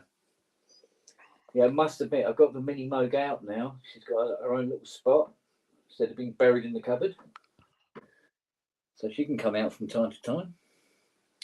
Although I have model 72 on the computer and it's just as good. And it's like, does it really need to be out here? And then the whole cycle starts again. Sure. But they're there. They're there. And if I do want to use them, I can pull them out and use them. It's like all the people goofing on DX7, right? Until you use something like FM7 or FM8, you don't really appreciate how much that thing can really do. Yeah. Yeah. Although FM8 added some extra stuff the normal couldn't do, but just the FM engine in the right hands is so versatile. Yeah. Oh, I mean, it's like the FM that's on the Oasis is. Good. Yeah, quite good. But I've got the Motif, which I've always been quite a fan of. I kind of like the Motif sound. Oh, all right. It's the earlier iteration of what is now what is it now? When Montage, and now it's. Oh yeah. Is it Nautilus or something? Nautilus, yeah, is a new one. Yeah. So it sounds like a very, very dated old version of that. But that said, things like its flute patch, it's to die for. It really is beautiful. Even like the 4-op stuff in the Digitone is really good. Yeah. So, all right. I must admit, when Richard talks about the Phantom, I'm going, Richard, don't. Because that Roland plug out that it has. And sure. Oh man. And I'll be honest with you, when Richard Hilton turns around and says, the Jupiter 8 sounds, so brilliant, without really knowing what a JP8 sounds like, but the fact that the sound impressed him. Well, pick up a cheap System 8, then you can use the plug outs there. Yeah. Yeah. It's really good. And the keyboard is not so great, but the board itself is excellent. Yeah. So it's like, oh man, I can't buy another keyboard. Oh, I really mustn't. Yeah. So I missed some stuff. Are you still getting the Osmos? Oh God, that's done. That's a done deal. That's setting up. Yeah. Yeah. In fact, it's one of the. And the Gemini? There'll be 2 keyboards. There'll be 2 keyboards. No, sorry. There'll be 3 keyboards that are permanently out and connected. CS80, okay, Hydra Deluxe, and the Osmos when it arrives. Not even the Okay. Rolly? Pardon? Rolly? No Rolly? No. Andy. I want the Rolly to come out every now and again. There's two reasons for You this. forget how to play it. No. It'll come out regularly, but I don't want it permanently set up. And one of the reasons is I'm permanently picking dog hair off it. Yeah. Um, We need a cover for it. And you really have No, to, but that's- it won't brush off. I know what Because you're the talking rubber- about. Yeah. Yeah, because the rubber, it won't brush off. And you have to pick the hair off. No, So- man, that's and then bad. come- That's yeah. bad. And the husky hair, oi. I would just cover it. I mean, even though I don't have dogs in my studio, I cover all my shit. It doesn't. But honestly, Andy, when I'm you not have the level of it's the hair is, I'm pretty sure it's in the air. Oh yeah, I get it. Oh, yeah. It's on you. So the minute you start playing, I mean, oh my god, I just saw You some. need to keep the tape roller out at all times. Use the tape roller and. No, I do. When I watch movies on that side, I sit there with tape and just like clean things obsessively because I just like wipe things because it's. But I actually think that's a good point, and I think the Osmos is, but Yeah, it's because good. I go in here in the keyboard shelf and come out when it needs to come out, and I've got the Hydra over there. So if another keyboard comes out and goes on top, the Hydra's still there to do whatever. So what about the Super Gemini? I cancelled it. Okay, that's what I was hoping you said. Not because of that. I don't think. If you're doing a major cleanup, you don't want to get that one as well. Yeah, no. No, it's not. It wasn't just that. It was. I was sitting here and I'm thinking, wait a minute. It is a great sounding keyboard, but it's not actually bringing anything to the party that I don't technically already have in the room. Be totally and different. I'm buying it simply Right. because it's new. And you didn't have a Super 6 already, right? So. Yeah. Well, So he's if I got wasn't drawn in he's by got a that one- CS80. And I was just going, no, you're just buying stuff because you can. Stop it. Just stop it. Enough. It's hard, yeah. I think it's not. Yeah, that's kind of what. It's it's the endorphin rush. You're enjoying it. Yeah, but that's a big difference in buying a Boss pedal. Well, I mean, because of the first half of my life, I was so poor it make you laugh. And now the second half, well, the last 25 years has been progressively better and better and better. And I'm trying to catch up like, I've got 25 years worth of buying shit and, Yeah, no, I get evolving to catch up with. And I think I've kind of passed it and gone too far now. But whoa, stop, whoa. Because there's with 3 cars and I don't drive. there's something to be. There's amazing dopamine rush from writing music. Yeah. And I would say that it dwarfs gas ultimately, but gas is so it's so instantaneous. Dave, you have to do something when you are actually paralyzed by choice. Well, when gas is like crystal meth. It's really fast and it goes really fast. Yeah, but everybody's different. Yeah. Every musician. Yeah, I was just gonna say everybody artist is different, very different about not just their goals, just what For me, if I don't write albums or releases, I just none of this means anything to me, and that's weird, I know, but that is what I want to do, and it's never really changed, and that's what I miss. Yeah, and ironically, the technology has made it so brilliantly easy. It used to be so hard to pull it off. You would just have these songs on tapes. You would do all this composition, but then it was like, you still had to go to the studio. You just couldn't ever get anything done. And now it's like, God, with Bandcamp and just all the tools, so for me, but I do love the other side of it. It's just not enough. You know what I mean? Yeah. It never will. I'll never truly be happy if I'm not creating. Well, I'm hoping that by setting it up like this, that if I do bring a machine out, I will focus on the machine I'm using, rather than sort of like just messing around. And there's so many other. Oh, what's it like when we try it with this, and what we do this, and what we do, and just focus on, writing or performing whatever it is on the machine you've chosen to use. Well, that's sort of what you do, Andy, right? I mean, you kind of have them. You have them. That's what I do for the weekly stuff, yeah, because I don't have. I literally have. By the time I get around to doing it, I have almost no time.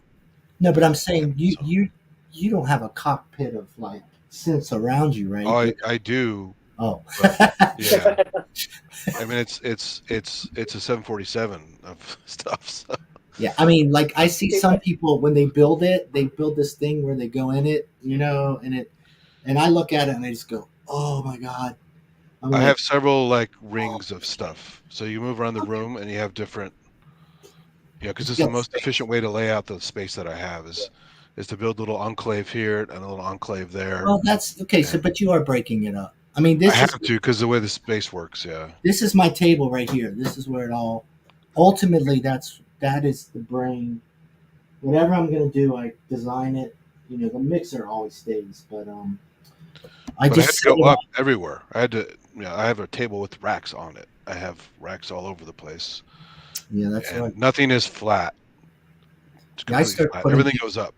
So see, I put things away now, and I've got probably 4 or 5 synths put away. It feels much better for me because I can get them out now if I really need them, but I just didn't need to see everything at once. Well, I had to leave because that's also the storage. I had to leave it that way. Yeah. And because of that, I had to have all the sub mixes all hooked up and plugged in. So it's ready to go if I needed to, but most of the time it just sits there stored, which is why I have dust covers everywhere so it doesn't get all screwed up. I was also fed up with the fact that if I wanted to use the keyboard or the mouse for the computer, I have to reach across 2 keyboards to do stuff all the time rather than just being able to concentrate. So when I'm here, I can concentrate on just using the computer. Yeah, you need like a tray above those boards. Yeah, but I must admit, right next to me is that girl. Yeah. So, I want to do some playing or whatever, and I want to spend more time in this corner writing than over here trying to decide what to play next. Because most of them can't compete. They can compete, but they're not really. It's there for a reason, not just because it's massive. Yeah. Well, especially when you open Contact and you have like 500 libraries. So yeah, exactly. So. Well, that's what's cool about having sensory overload. Yeah. Yeah, because then you're back to the whole room full of stuff, but in your computer. So. Yeah. But it's still better, I think.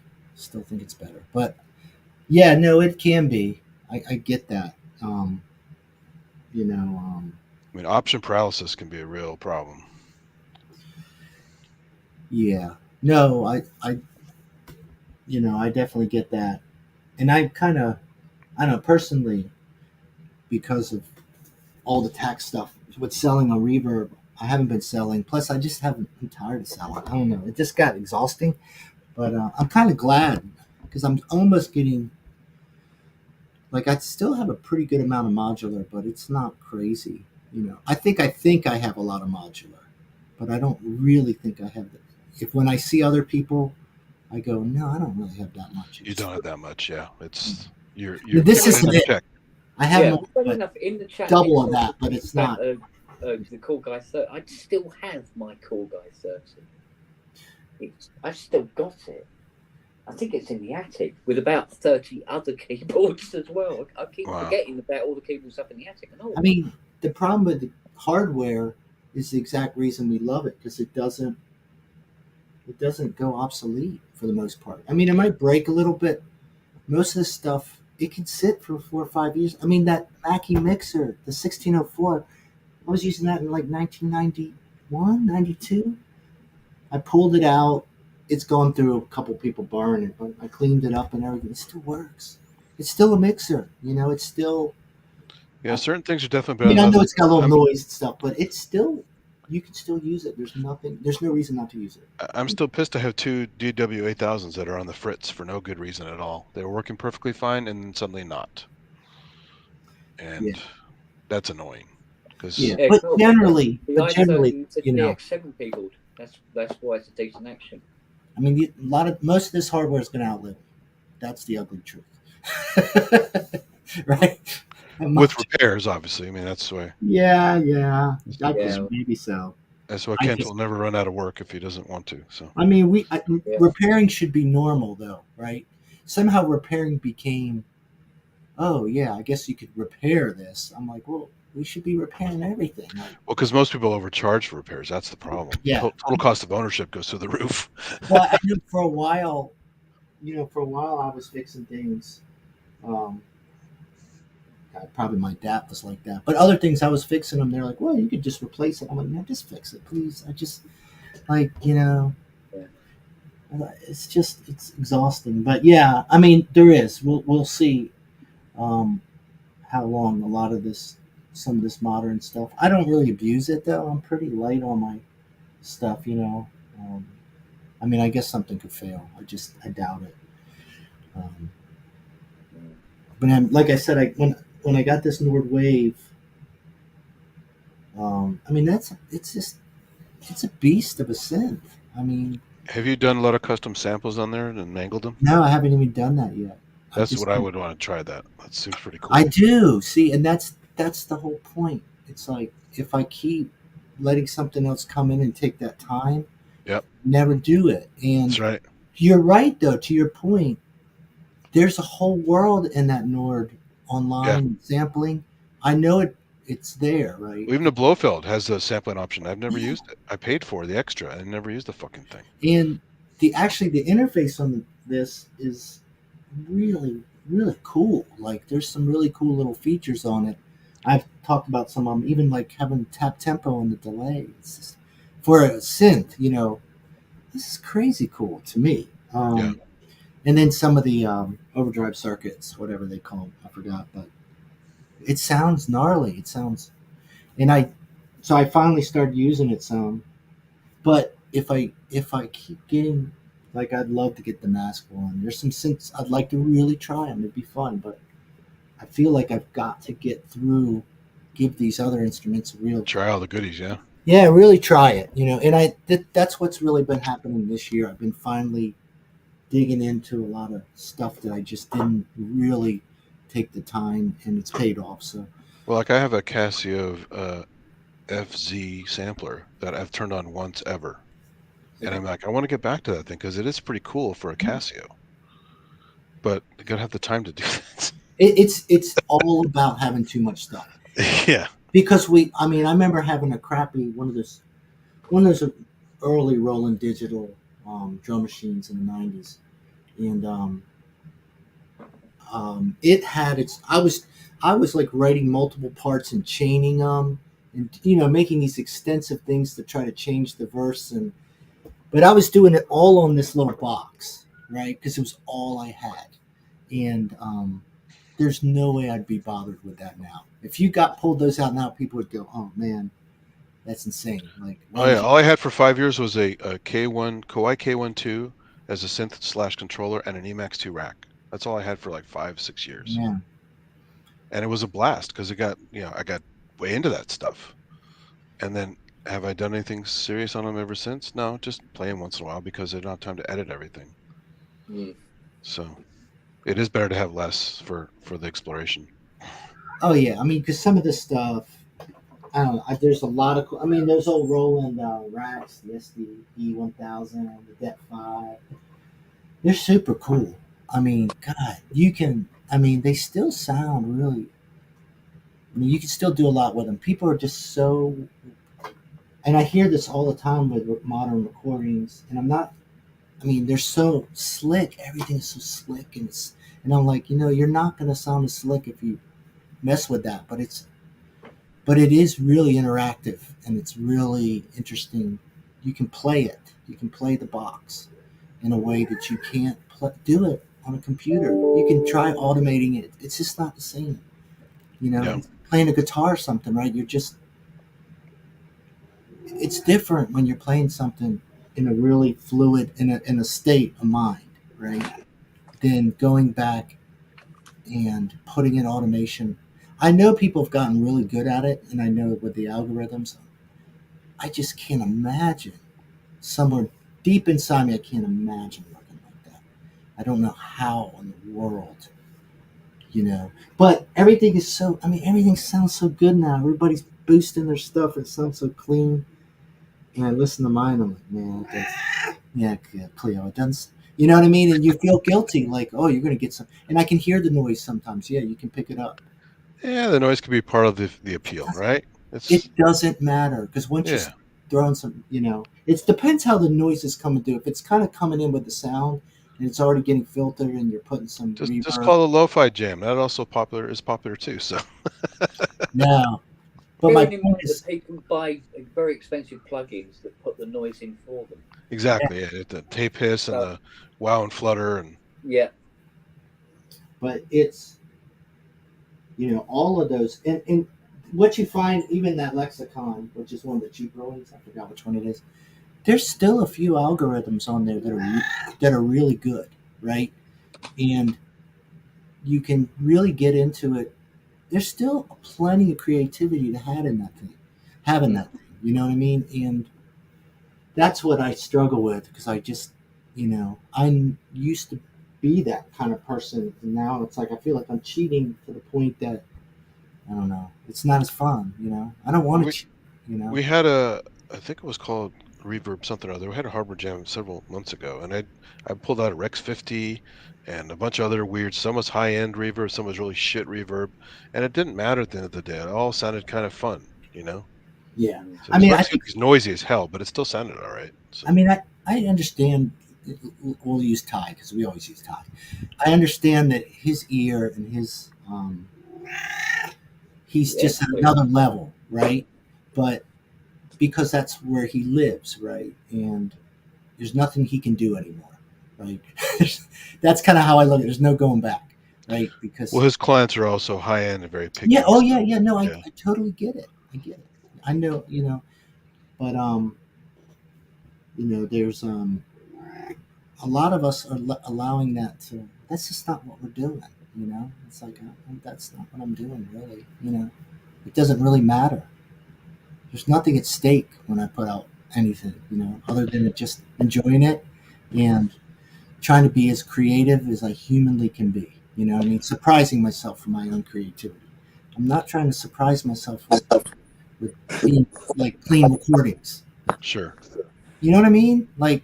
Oh, exactly. Yeah. And if you want to see something really cool from this weekend, check out on Sunday Mark Revier's live jam from the park. He had a saxophone guy come in who was amazing, a trumpet guy, a drum corps group came by from Brooklyn and did a live drum corps mixing with his performance. There were some singers on there. It was insane. It was really cool. Yeah.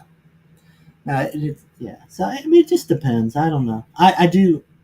Luckily, I don't regret the modular. I'm really glad I did it. It's the best experimental thing ever. It's great. But I don't want to buy anymore. I mean, you got VCV rack and you can do some cool things, but again, very different workflow. I mean, because you don't have the live knobs to tweak all of you won't have the happy accidents. I was playing with that Platts actually on the last Harbor Jam, and I don't know, it's a morph knob, and all I'm doing is just adjusting the morph knob, and the whole thing, it starts sounding like I'm scratching or something. It's just bizarre what's going on. It was just a happy accident. I hit it and it went, and then I started kind of working it, and then if you've got delay after it, it kind of like balances it, because it kind of settles all that chaos in a really cool way.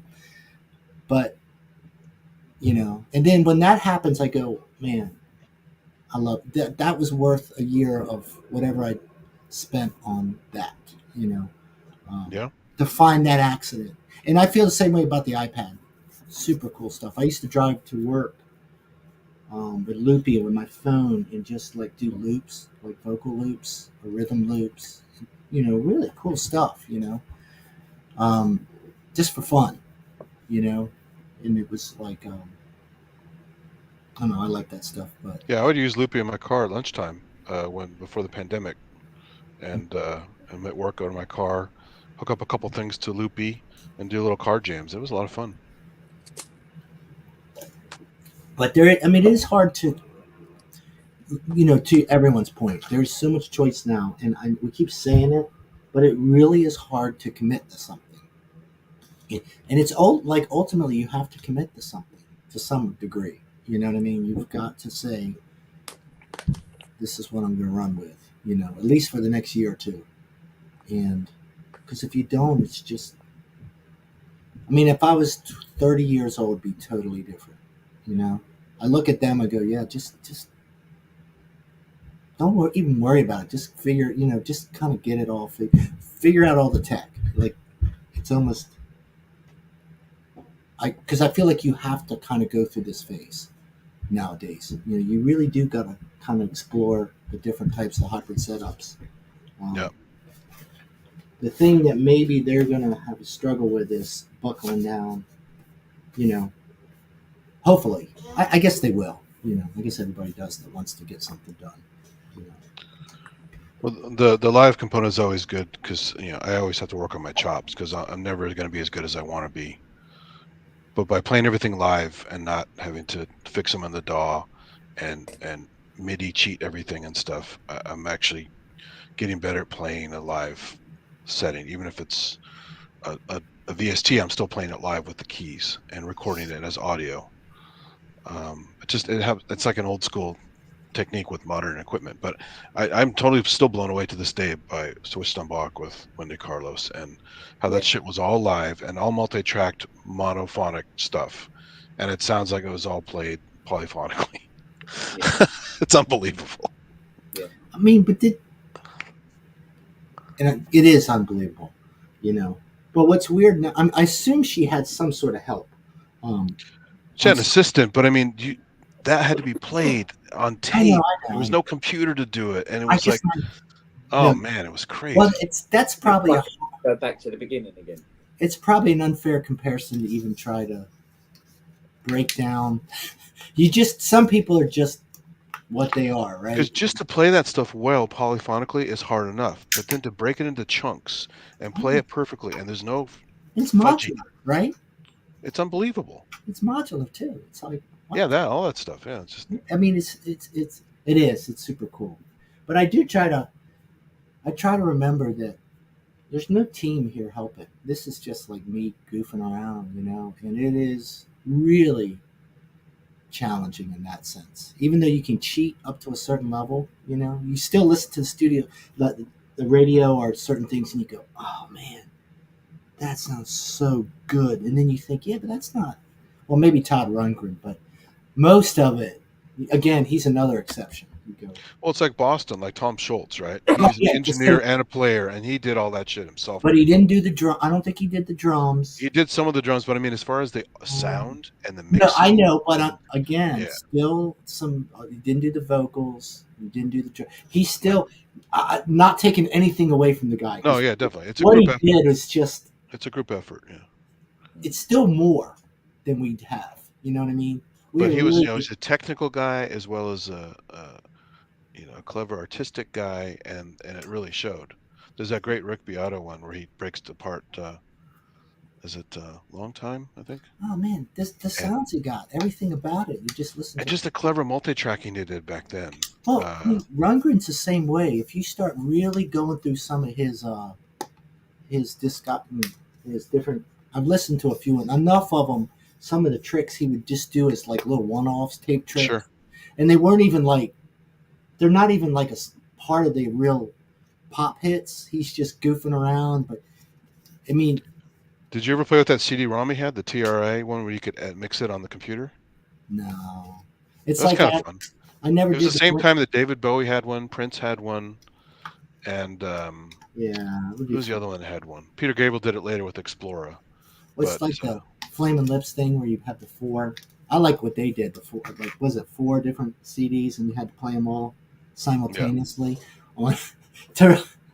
It's still one of the most brilliant concepts I've ever. I haven't seen that one. Yeah, so the Lips have one where it's like 3 or 4 CDs and you have to play them all at once to get it. I forgot what it is. I haven't even. Oh wow, that's wild. Yeah, I have to. I never did it, but it's like one of those things, I can't think of the name. Somebody in chat probably knew. But yeah, just like that. That's working with the limitations, right? That's like my ideas are bigger than the tech, right? And then now the tech is so enormous, right, that it's going to take a long time to, I don't know, it's just, there's so much possibilities. I mean, that's the other thing too. Not only do we have to kind of pin down our gear, we got to kind of settle into something, a comfort level of what we do, right? Because if you start listening to what everybody else is doing, you're just like, whoa, that's, you just got to like, it's all right. I'm just doing what I do. Yeah, because Todd in the late '90s Todd was doing basically what God, what's that guy from Finland who does all the Finnish guy who does all the analog ensembles? My brain is fried. I can't think of the guy. You know what I'm talking about, right? He has all the vintage keys all hooked up at once. Yeah, I think I do know. Kbu. So yeah. Todd Rundgren was doing Kbu stuff in the '90s or earlier with as a one-man show on stage with a bunch of shit going at once, big racks of gear, and it's pretty interesting. Yeah, but a lot of this, some of that, there's always been those cats out there, male, female, that can go to studio and play every instrument. And why they could do it, the princes. There's just people out there. I guess Stevie Wonder, but there's more than that. There's people out there just can get on an instrument and do something, and it's really effed up, or they noodle around on the drums for like just every once in a while, and you hear them and you're like, it's better than I've played, and it's just messed up, but I think it comes from probably really early formal training on like piano or something. They get that independence going, and they can, and they translate, because you can translate drumming polyrhythms in piano. There's a reason some people can finger drum real well, right? Why a pianist can kind of finger drum if he practices pretty good. Although, have you ever seen that David Haynes guy, David Fingers Haynes? Holy shit, is that guy good? Oh, I've seen some people that he's an MPC type guy, but look him up. That guy does live stuff. There's an MPC guy. I think he's MPC, and he does all the drums, like he does the hand drumming, and he works out these complex things with his fingers. And I can't. David Fingers Haynes, yeah. It might be, and he's crazy. There's a couple of, there's some other people out there just that do it. They're not experts, but you see what they're doing, and he'll like kind of talk to you and be like, this kind of blew my mind for a while. He's like, I practiced this, and then he kind of does it, and it's super cool, but it's not like earth shattering until you think about what he's doing and you try it. You go, oh my God, he's like, it's just crazy. Polyrhythms have always kind of messed with my brain. Like there's some that are kind of ingrained now, but still trying to play with four limbs for me is really, it still hurts. I do it sometimes just to kind of get the brain going. You know what I mean? I'll just 1, 2, and then, but I can't do what some of them do, where they're just like 5/4 times, 7/4. Yeah, all the different limbs, the different time signatures, like Danny Carey does. That's insane. I don't know how the hell he does that shit. He's just been doing it a long time. That's why they call him the octopus. It's not. They train themselves. You look at their faces when they're first doing it, and they're just like. But yeah, I remember one of the things that got me back in the drums. I think I was watching Dennis Chambers break down Tools, Danny Carey. And Dennis Chambers is like just the coolest Baltimore cat, you know what I mean? And he's like, I think I've seen that. Yeah. Yeah, he's a beast of a drummer. He's like way up there, studio guy, mainly more funk, but he played plenty. But he's just like, he's listening to it. When he's talking about it, you can already tell that his brain, you can see how someone at that level, how their brain's working versus yours, and he's like, he can break it down with his words. He's like, yeah, 7/4 here, foot here, and he starts talking about it, and he just starts play it again, and he's like, and then he's like, turn it on. And he just starts, and he starts going, right? And he's locked in, and then he's like doing a little more. And it's just, there's something so amazing. It's how comfortable he is, right? Yeah. That's the thing that got me. And how, like, and sometimes we all feel like that to some degree. Like if you get on maybe your piano or something, you're kind of that place where you're really like, I'm in my element. But man, when you see it, there's something just, and, you know, all those Tony Levin. I've seen Billy Cobham, Bruford. I've seen a lot of them live. What's really great about that whole prog scene was that you could go and see a lot of these people in 100 people, 200 people settings, because they're always out there doing crap. They're like, oh, we're just doing I remember I was near Baltimore, and Levin and some of them, Bruford, there was some other cats playing that they were like well known, but I just didn't know who they were. But they were like, yeah, we just decided we're going to record this album in this garage, and they lifted it up, and there was just about a couple hundred of us drinking beer, watching them. You know, wow. And that's just how they live, you know. But they're so in their element. It's really cool, you know. And I guess the point I'm making is I really dig that, you know, and that's really why I get a little tired of switching so much now. Because sometimes I feel like I'm so far removed from feeling like that. Like I'm just sitting there going, you know, because I'm being impatient and switching too much, you know. Yeah, but the variety is good too. It's good for the brain. It also keeps you excited about it, you know. Yeah, I mean, like the people have like, oh, it's Sandwich Tuesday and Lasagna Monday. It's like, that's fucking boring. You got to mix it up a bit. Oh, but I think you're. It's like going to I'm talking about, you go to the Italian sub place, and they make different subs, but you know, the subs are really good. Oh yeah, but you get different stuff once in a while, right? Yeah, but like we have a chain out here called Ike's Sandwiches, which is killer.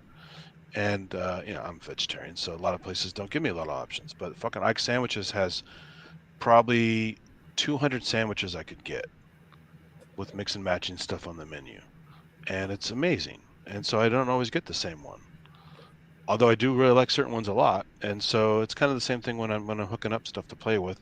I'll purposely pull something out of the cobwebs to use it because I have it, and also because I'm curious about it. But I still gravitate to certain things like the Machina Plus a lot because it's easy and it's really powerful. Yeah. So Ken, are you going to write some music? I'm not saying that enough. What is the goal? The goal is to get back to composing again. Okay. Writing. I'm still shit at recording. Yeah. But compared to what? Oh man, not us.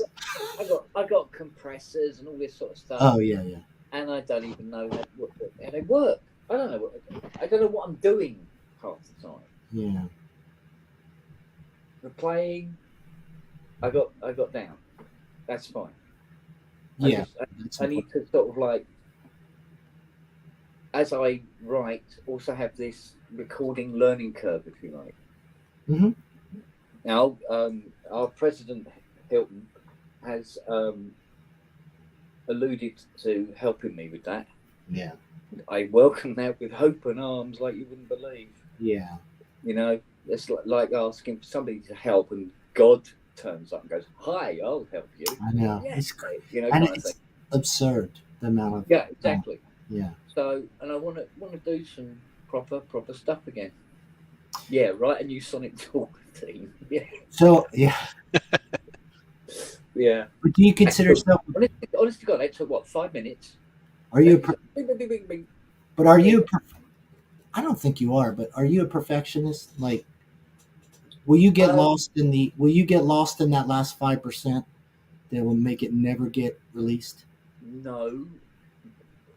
What I tend to do, which is something I'm actually trying to stop doing, is I like to get it done and finished as soon as humanly possible. Yeah. And will sometimes overlook something and go, "Oh yeah, it'll be all right," or "I'll fix that later," and leave it.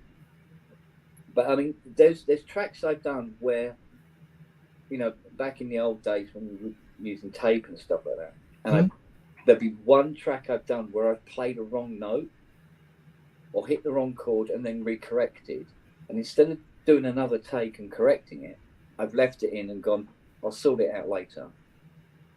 And then after a couple of years, you're listening to these tracks, and even when you starting to like the track in your head, you put the mistake in, and now taking the mistake out and putting it right would ruin it for me. No, I get it. Yeah, no, because that shows that a lot how we perceive music is learned, right? Yeah. More so than we think, right? So we say, "Oh, that's a bum note," or "You're out of key," or little, and you're like, "Yeah, but I don't have perfect pitch, so maybe I don't care." But I'm only asking.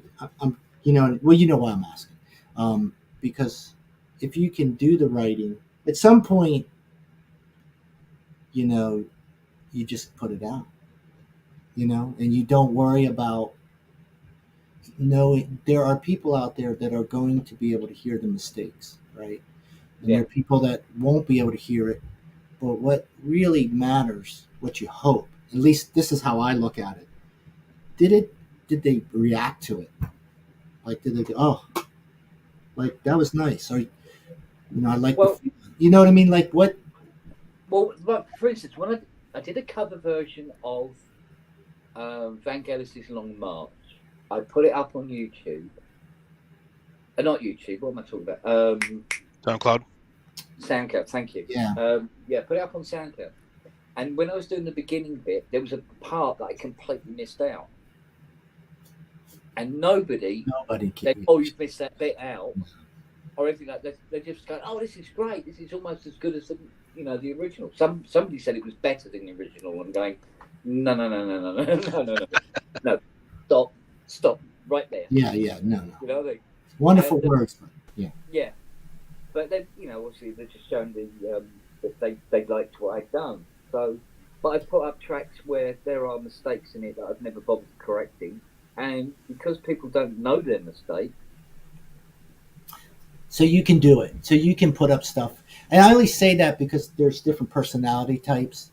And evening, people. Hey, how you doing? Hey there. Can you hear me? I can't hear myself for some reason. But I was going to say that the saddest personality types are the ones that just can't put it out. They just keep tinkering and tinkering. I mean, honestly, people are putting all sorts of just whatever now. Like it's a playground out there. Mistakes. Experiment almost. Beautiful mistakes. I suppose you could call it a social experiment. I put out a track of me playing the CS80. I made up the track as I went along, and then I thought I'd do a second take over the top just to thicken it out a bit and add some little twinkies and bits and bobs on it. And when I did the second track, I couldn't remember how the track went because I'd just written it. So I had to sort of feel my way through it. And I put it out. There's lots of noise on it because the 80 was quite noisy back then. And it was but it was 2 tracks. Lots of little bum notes here and there and stuff. And I threw it out there, put it onto YouTube, onto SoundCloud, and it's the highest played track out of all the tracks I've done. It's I think it's about 4,500 plays or something like that. So this is really about you now just getting a space that is designed to get back to that, right? A creative space, right? Yeah, it's about stop playing with the technology and start writing music and put that in front of all the flashy knobs and displays and super duper bits of software. Because you've got all that cataloged, you know what I mean? What annoys me more than anything else, I would be quite happy if all I had in here was an upright piano and a microphone. And I think that's really normal. I think you would hear that from a lot of musicians, right? Yeah. If it all went away, right? That's what I feel. And all I had was the Nord Wave, and maybe maybe something else, maybe the drum sheet. But the real problem with that is, though, although I would be quite happy to write and compose on just an upright piano with a mic. Mm-hmm. Once I've written something, and go, but if that had been a Selena sound there, and if that was a mini mode there and a CS80 over there, and some sort of like polysynth doing this bit, and I go, that's what it needs to be. So what it would do is drive me to want to have all the cobblers again. Yeah. You know what I mean? Yeah, I mean that's when you're. That's why the word composing can be really slippery slope. What depending on what I had a Clavinova down in the front room. So the idea was, I'm going to write something, so I'll go into the front room. I play it on the Clav, because that's got a beautiful grand piano on it and a fantastic amp. And you put a tune together, and then come upstairs and then put it into the studio environment. And it never worked out like that. Never. I'd start writing stuff and I go, this would be much better if it was, some polysynth. And go upstairs and then continue writing up on the polysynth. And then you just get bogged down with all the tech. Yeah. And then go, save that project. I'll go back to that project later. Yeah. So I ended up with a folder on the computer of barely started and half-assed projects, just hundreds of them. So there's I can tell you right now, well, I don't need to tell you anything, but there are countless number of people that put out stuff from Bandcamp, 1.5 minute snippets, 20 ideas. There's this one guy that I'm friends with, he's in the Czech Republic, and he's a brilliant pianist. I've seen him do live streams, and he's not famous or anything, but he'll put out these like 1 to 2 minute little snippet albums. That's not all he does. This is like stuff he's just regurgitates, I think, in a week. But he's such a good pianist, and with different synths, and it's really enjoyable to listen to because you see how colorful all these different ideas, and people just lap it up. There's really no. I guess the point is there are absolutely, in the underground where most of us live, there are literally no rules right now for what you can do.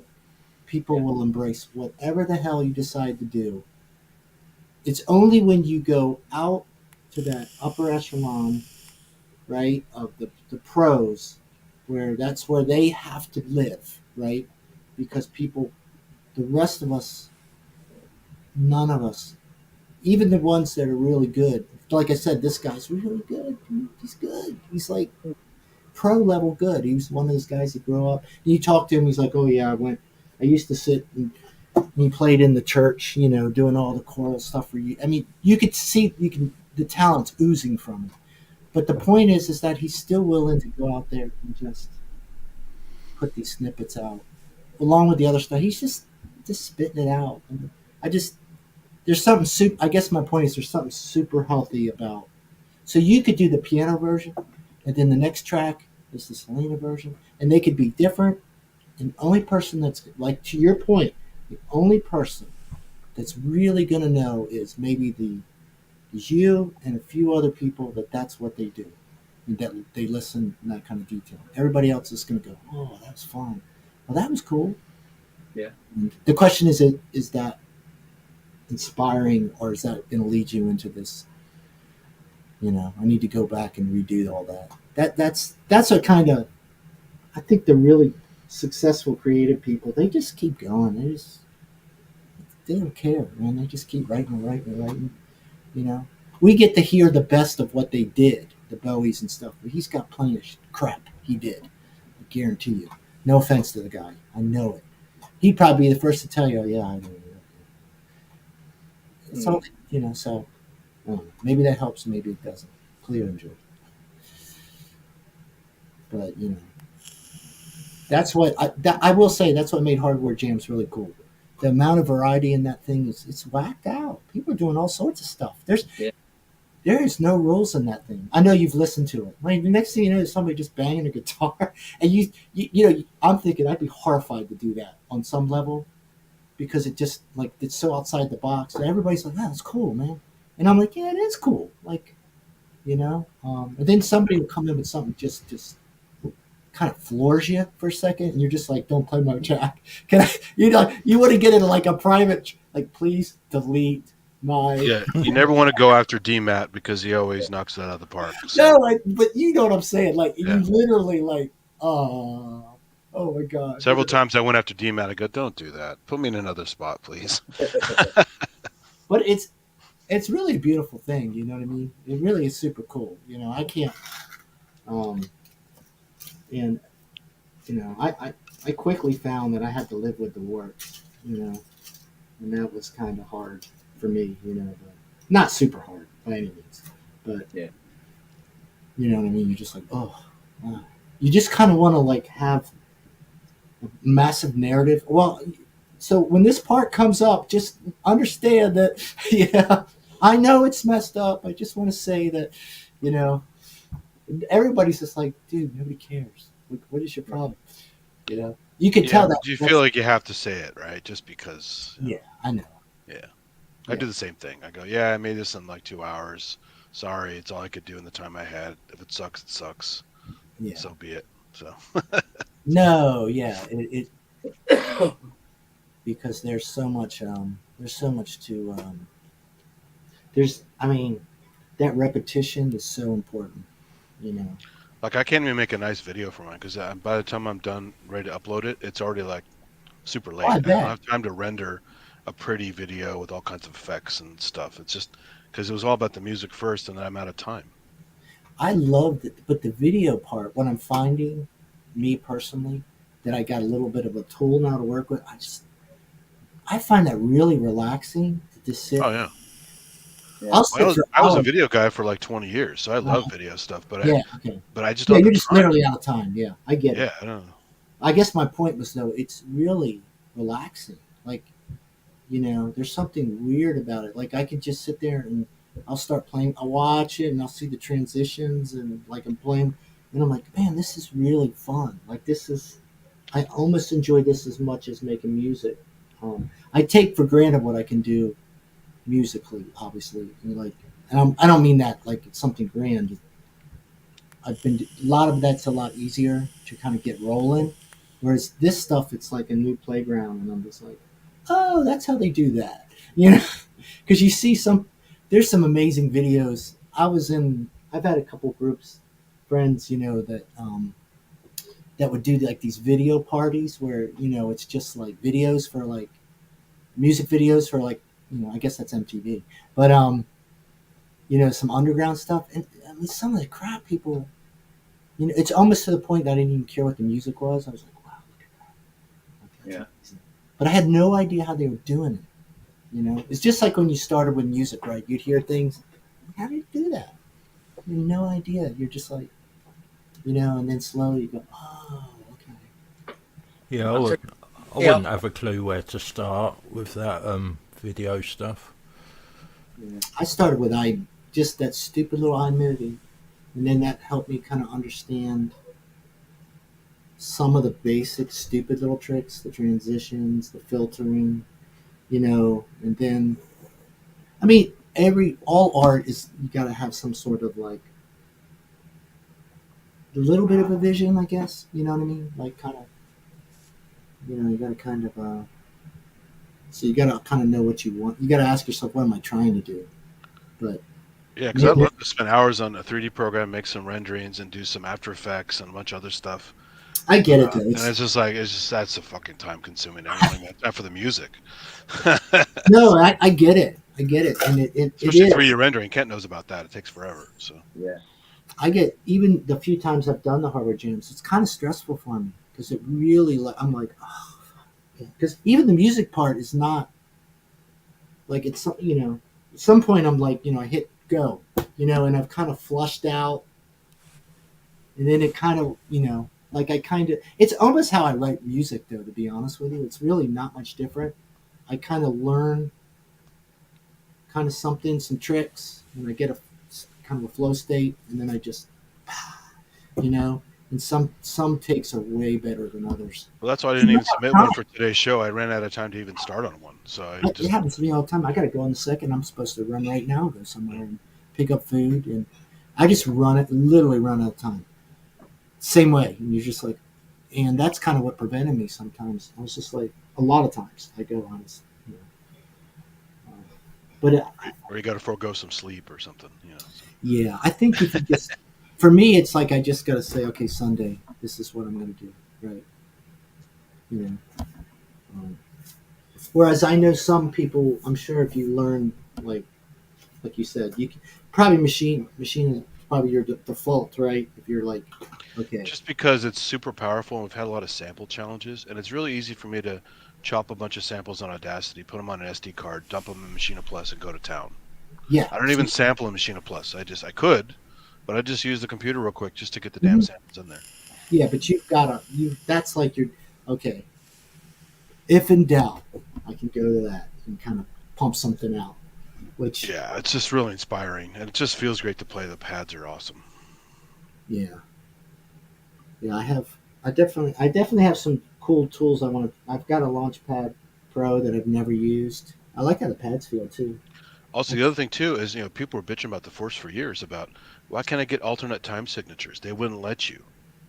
So without some kind of a hack to fake time signature changes, you really couldn't do it. And then Machina Plus does a whole bunch of them. You dial in whatever time signature you want.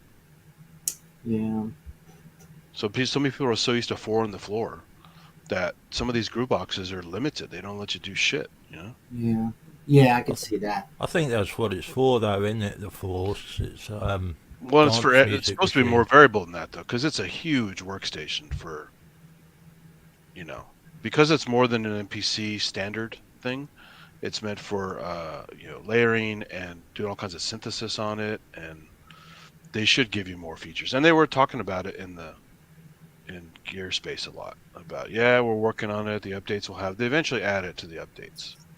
They probably need to raise the price of that, but I don't know. Those things are weird. Like, I guess they make. I mean, it's all digital, right? So I guess they can pull that off.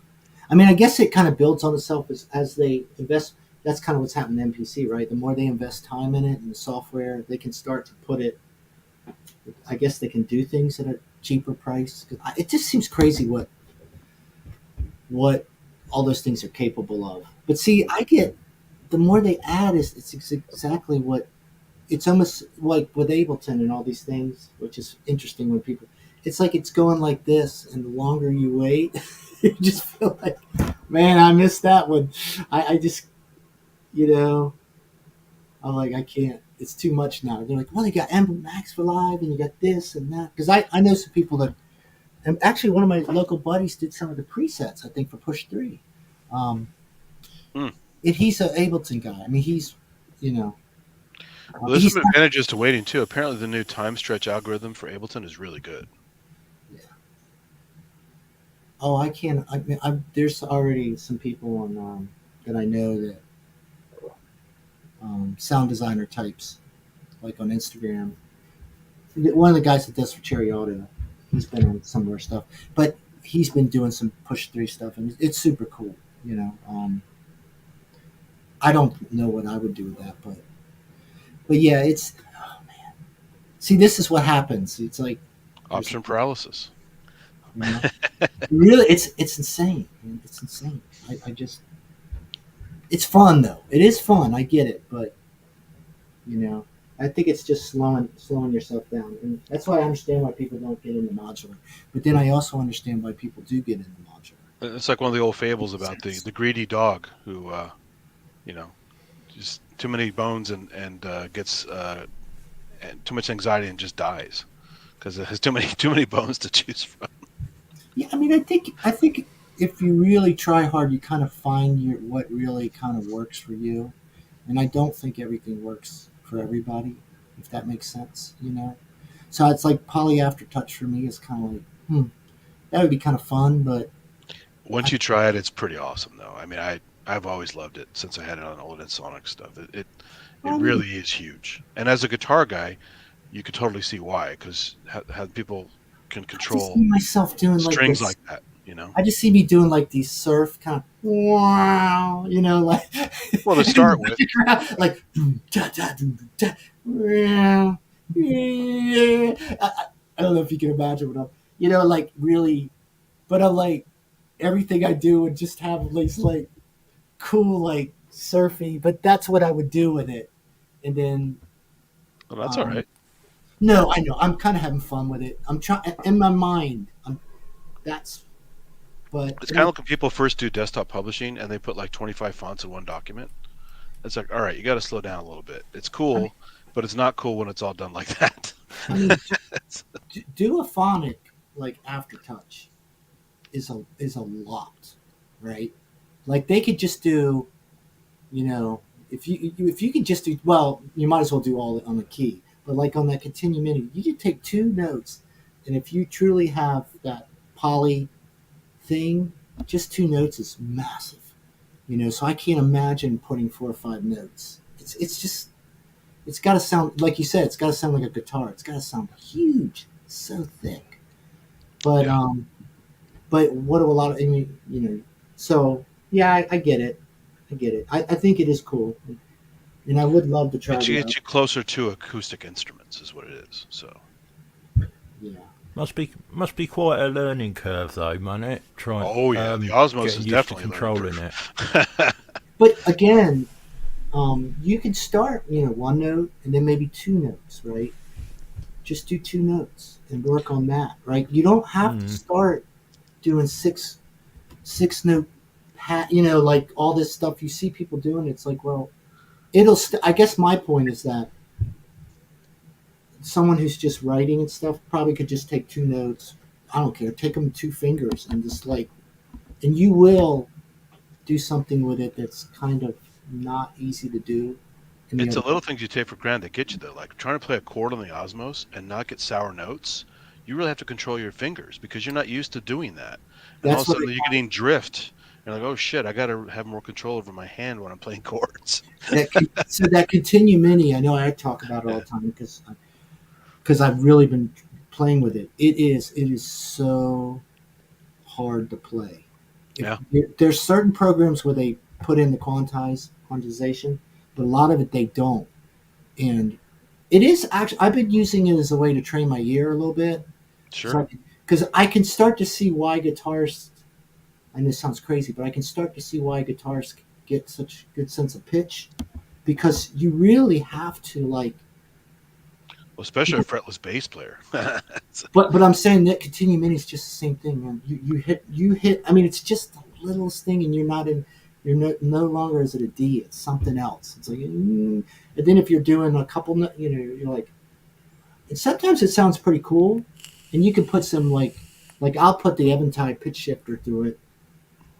And it gets really huge in a really cool way, but every once in a while it goes south on you, and you can kill a really live take with just a bum note, and it doesn't sound good either. It sounds bad. It sounds like a bum note. It's like, and it's really discouraging. Microtonal, you know, it's experimental. Yeah, most of the time that's what it is until it's just a little too much into somewhere that's like not in the. But I'm just. So yeah, I could see that happening with the Osmos. I mean, ever since that Lumitone keyboard came out, I've been listening to a lot of microtonal stuff just for fun and see if I want to go down that road. And if you go back and listen to some of their demos for Lumitone, it's challenging stuff. Like I like a lot of Southeast Asian and Middle Eastern and Indian music, which has microtonal stuff in it.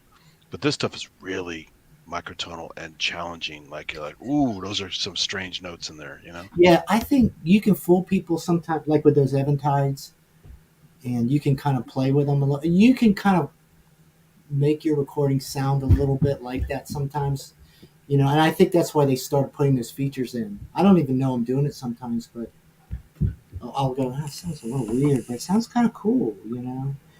But what I'm talking about is just the unforgiving nature of some of these controllers, right? And it's not, you know, you do have to. I like it because I think what I'm saying is it's making me play a little bit in a different way. It's making me really listen. And as a drummer, I definitely for a long time was really into the grooves and pulses, and I have a real good natural rhythmic side to me. But that pitch, man, like having to focus that hard on it, it's cool. It's really cool. I think they're all really. I was watching a demo today of the guy Egan, the Egan Matrix guy, and I was just getting to it. He has a preset where he plays it on the Hawken and then on the Osmos, and he's showing just how the controllers are different. And he what's really cool about him is that he's not competing at all. He's like, look, the Osmos is brilliant at this, right? You talking about the Egan Matrix YouTube channel? It's Continue.com. I think it's on Continue.com. I think he did. Because there's an Egan Matrix YouTube channel just all about all the different engines and the different systems. It's really good. Yeah, so he's doing it, the Egan guy. And what's really cool about them, they're all they're not really egotistical. He certainly isn't. He doesn't come off like that. Yeah, just nerds. Yeah, he's just nerdy, but he's like this the controllers. But like what's cool about it is to realize how complex it is. And I know we've talked about it. Like how amazing some of that software is and how discouraging it when people you read Gearspace comments and someone just like, oh, I just didn't like the sounds on it. They're just like, dude, like you're missing the whole point of what they were doing. They didn't even think they could do this. They didn't even think they could pull off the Osmos. That's how, the tech of it and everything. And then there's people just like, I don't like the sounds. I'm like, that's just preset. Well, yeah. And you just like, no, I can't. Well, I mean, some people, they hear physical modeling, they hate it. So that's, it's not for them. Yeah, it is different. Some of it is different. And there's FM on there too. They don't like FM. They're going to hate that, See, I love physical modeling. That's why I like the mutable stuff. That's why that whole thing. And a lot of people like everything sounds like rings. I'm like, well, rings is just like one type of. All the audio stuff, Anima Phi and the Silphio, the physical modeling stuff there is killer. Well, it's just crazy when people say it. They're like, yeah. Well, just goes to show they really don't want new engines and new tech. Just stick with your analog synths and you'll be happy. I mean, don't ask for new things if you don't like it, right? Kind of like saying a Mellotron. Well, I know the Mellotron sound. I'm like, what are you talking about? What is the Mellotron sound? You can say the tape-ish, but the Mellotron wasn't like one sound. It wasn't just the flutes. It's deep. It's like, you know what I'm saying? Like, it's just kind of strange to me. Like, you hear things and you're like, what are you talking about? Like, well, like the Z1 and the Prophecy, they're a whole lot of fun, but they can be weird too. They're not necessarily, oh, that's so realistic. Although it can be, but it's between the lines where it's fun, right? It's like, oh, that's kind of just bizarre, right? But I think your point is well taken that it's just unfamiliar, really, is what they're saying. Yeah. And they're trying to brush it off. Just like the Mask 1. I mean, it has some weird shit coming out of it. And that's does, doesn't it? Yeah, that's good. I don't even... it is cool. It's kind of that... It is weird. I don't know. I hear it. And I think I hear it. And I just go, wow. It's just, it's just kind of... And I find that really cool. I mean, I have no idea how I'd use it. There is that part of me... And I know it could probably do other things, but when I hear it, I go, "How am I going to use that?" But I kind of like anything. I've been two minds about the Mask one for a while. I couldn't make up my mind. Do I want it? Do I need it? No. Do I need it? Want it? You don't need it. You probably want just want it. What's it on the scale? So there's like want, need. Yeah, it's usually way over just a want, but every once in a while. Most of the stuff we don't need, we just want it. Oh yeah, that's cool, and then go, yeah, but I can do that already, can't I? I'm interested into how it works because if it's working how I think it does, then how can I put this?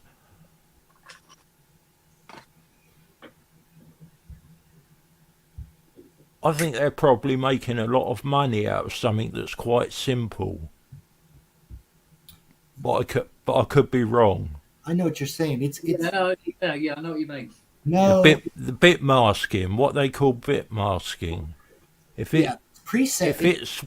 If I'm right in my head about what it is, it's just something that's being done on a computer and then put through DACs. And it's probably quite simple to, like the DX7 when that came out. I do know what you mean, and I think there is some probably is true, but the question is, what we don't know is there any? What I've wondered is, it's programming, it's software. That's what that's like the concept of granular. It was invented in the 70s, but wasn't really implemented until much later. Yeah, if I understand it correctly too, it's pretty limited on some. Like they had to it's limited. Like it's not on some level how they make those bit masks. Like they created a certain amount of them, but the tech is also really cool, right? And I think what they got right was I just think they got the price wrong. Let's be honest. I think they did everything else right. I think musicians look at it and say, wow, this is kind of weirdly expressive, a little bit different. And then they go, well, it's $2,000 plus. And you're like, yeah, well, it's not that cool. Maybe that's, but I don't know how expressive it is. It just seems it's oddly different in a cool way, but yeah, it feels like it's not it's not the workhorse of your studio. I don't think that's what it's going to be. Yeah. I think it's a piece that if you've got the means and I guess for me, am I coming through really loud? Slightly loud. You can turn down just a little. Not particularly ear splitting or anything. No. No, but just want to be a bit comfortable again. What was I saying? We're talking about the bit mask, the price. Yeah, it's got no interest for me as a musical instrument, but I wouldn't mind finding out how it works. I'm just curious about it. See, I'm just the opposite. I think it might be really. I see this weird psychedelic kind of thing. I hear like this weird 60s kind of. It feels really kind of groovy. When I hear people play it, it feels groovy to me in a way that's appealing. You know what I mean? Yeah. It's great though. Just like the WSA one from Techniques, it comes with a lot of bread and butter sounds to sell it to everybody, but there's a lot of just boring stuff in there when you want to get to the really cool stuff. What does this thing really do? And so I think they should put more of the really crazy stuff in there and less of the bread and butter and let people figure that out. Yeah. Well, and you can't really program it either, can you? I don't know. I don't think you can. No, I don't. I think they created. That's what I was saying. I think they created. Yeah, they've created all the waves. And you can kind of manipulate them, but I think you're right, and that's where it's kind of. Yeah. All right. Yeah, that's where it's lost me. I gotta roll, guys. I'm sorry. I might bounce back if you're here. I mean, technically, Osmos is like that too because it's too complicated for most people to program it. So, but there's so much variation in the patches, you could live in there for a while. Yeah, but that's an instrument, isn't it? That it's got a whole learning curve. Be like playing guitar for the first time. Well, for someone like me, anyway.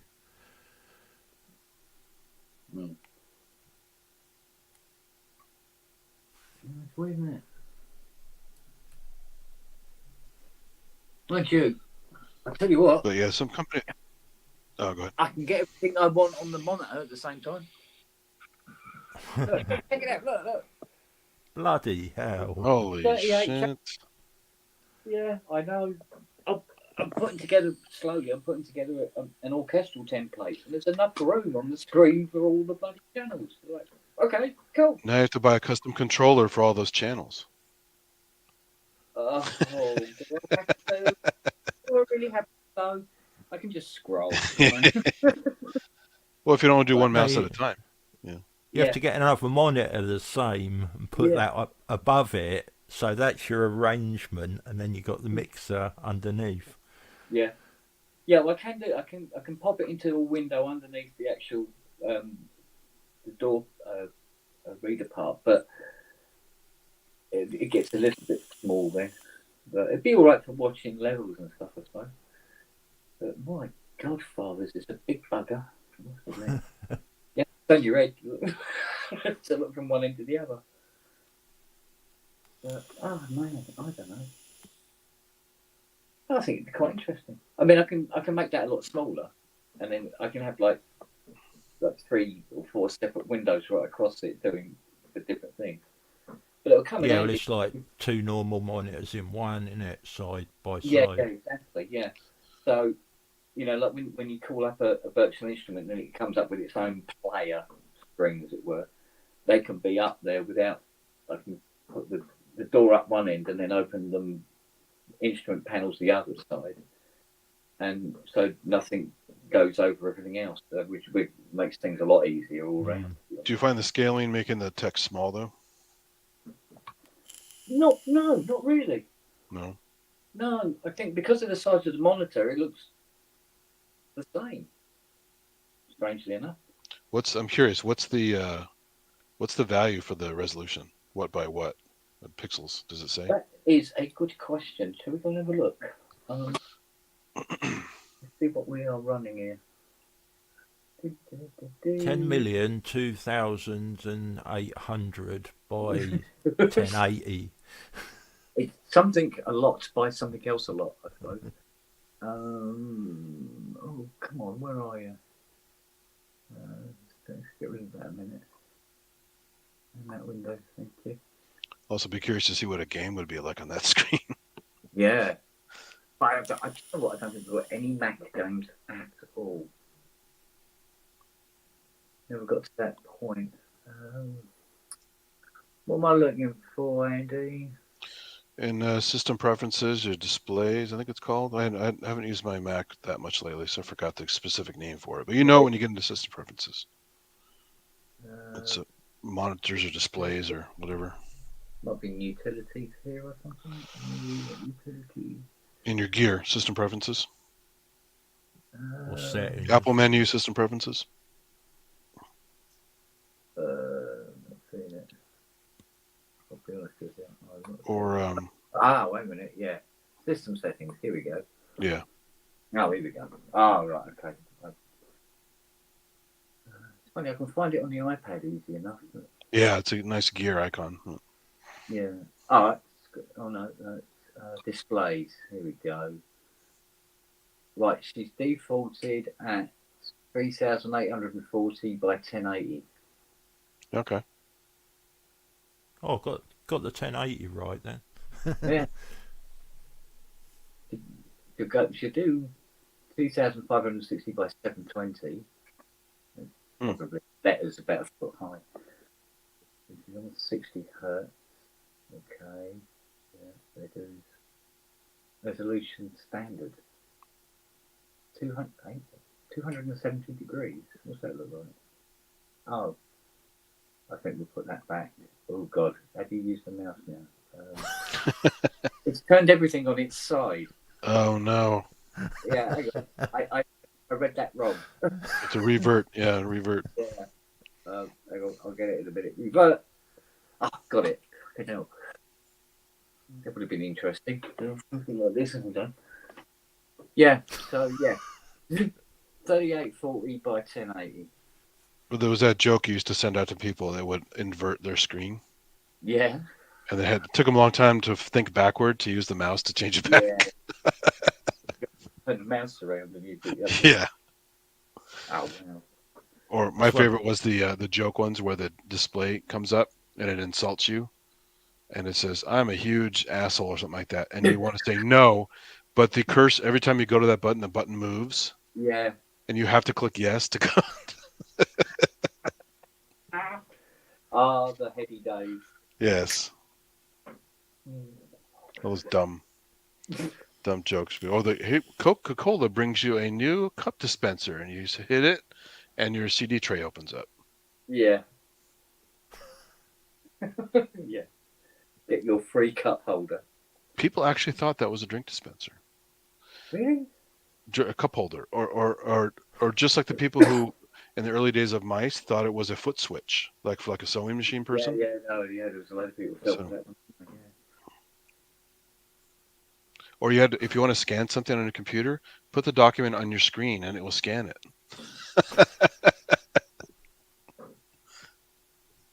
Yeah, people are a little bit more tech savvy now. I say a little bit more. A very little bit. It's pretty sad out there. Yeah, sometimes they still get it a little. My favorite was the, my ultimate favorite was the apocryphal tech support call, where somebody called and at the end of the call, it was a very short call. The person said, "Okay, here's what you got to do: unplug your computer, put it back in the box, and send it back to us because you're too stupid to own a computer."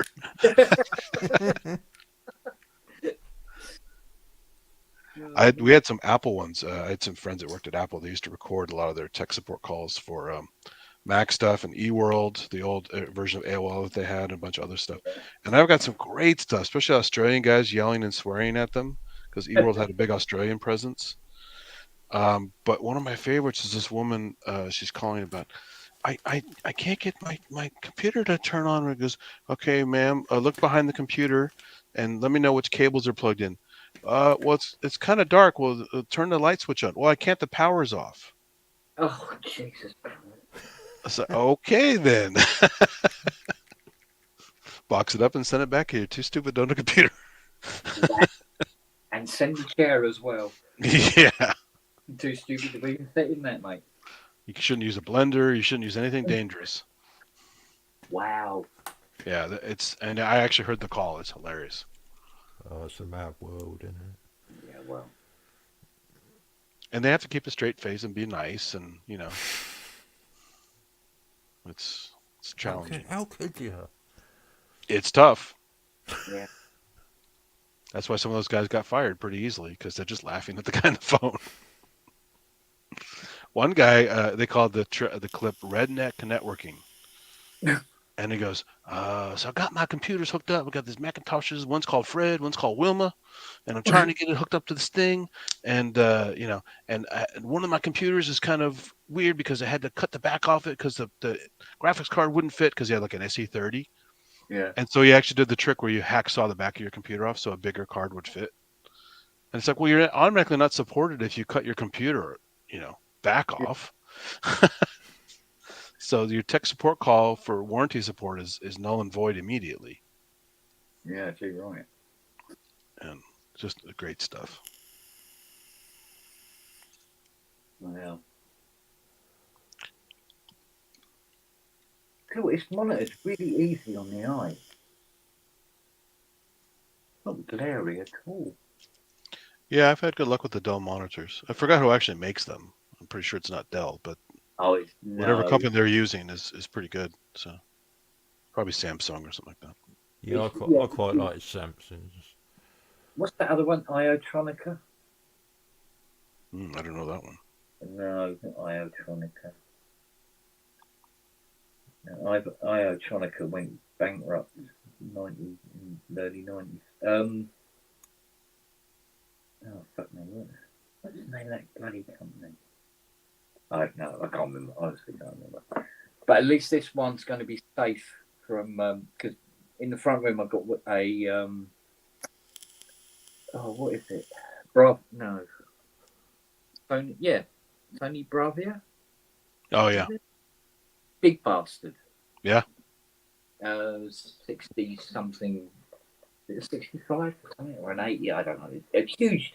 We said, well, all right, let's get a huge television for the hell of it. And we've got this huge panel thing. It's massive, right? And because it's so big, it sits quite low, so it's about a foot from the floor on this very low bench thing, right? And it's great because you can, when you're sitting or lying down on the settee, it's literally eye level. What we didn't count on, dog snot. Oh. When because when dogs sneeze and stuff like that as they're walking by, and there's dog snot all over the TV all the time. I'm forever cleaning this bloody thing. I know they shake and it's all dog spit all flying everywhere. And there's little dots all over. Well, imagine the monitors in an adult studio. So. There's ropes all over the place. Yeah, it kind of looks like. I'd rather not. Don't turn the black light on. You don't want to see it. Yeah, get a black light out. It looks like a Jackson Pollock painting. Well, that's that great scene in Fatal Instinct. Yeah. The ice pick killer thing with Sharon Stone. Yeah. Is it Fatal Instinct? I think it was called. And she's ice picked the guy in the opening of the movie. Yeah. And they do a black light in the room, and it's like a Jackson Pollock painting because this guy had a good time. Yeah. Oh man. I'm not Fatal Attraction. No, it was later. It's Sharon Stone and what's his name? That one. I can't. You know what? I can't remember. Sharon. It was one of those Adrian Lyne movies. It was the same guy who made Fatal Attraction. So he's had like romantic stuff with lots of violence and sex and all that. Yeah, it was Basic Instinct, wasn't it? Basic Instinct. That's what it was. Yeah. Yeah, it was. Yeah. And it's Michael Douglas, Sharon Stone, I think. The ice pick killer. There's the big scene where you think she's gonna stab him. This dramatic music, and he's bracing for it, and then she just collapses on him. Like, oh, okay, she's not gonna kill him this time. No, not today. Yeah, because she only does it when they're having an orgasm, basically. So that's why the Jackson Pollock everywhere. So. Now, what was the film Fiona was watching yesterday? Black Rain. Oh yeah, that's Michael Douglas, isn't it? Yeah, in Japan, yeah. Yeah.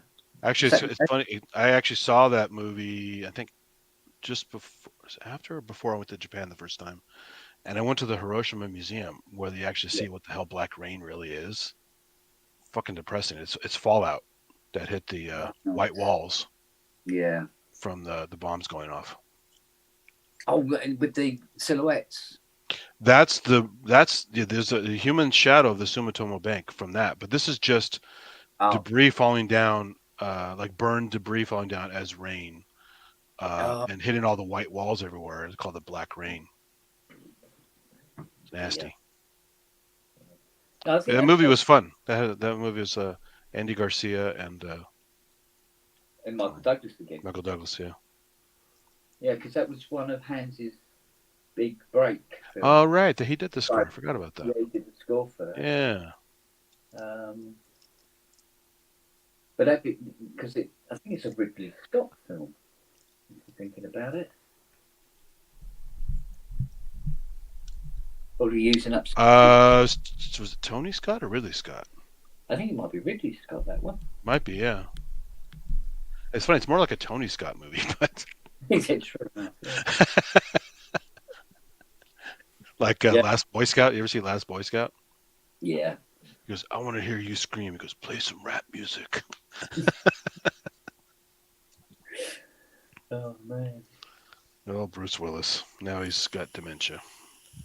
Yeah. Well, I saw that latest film he did.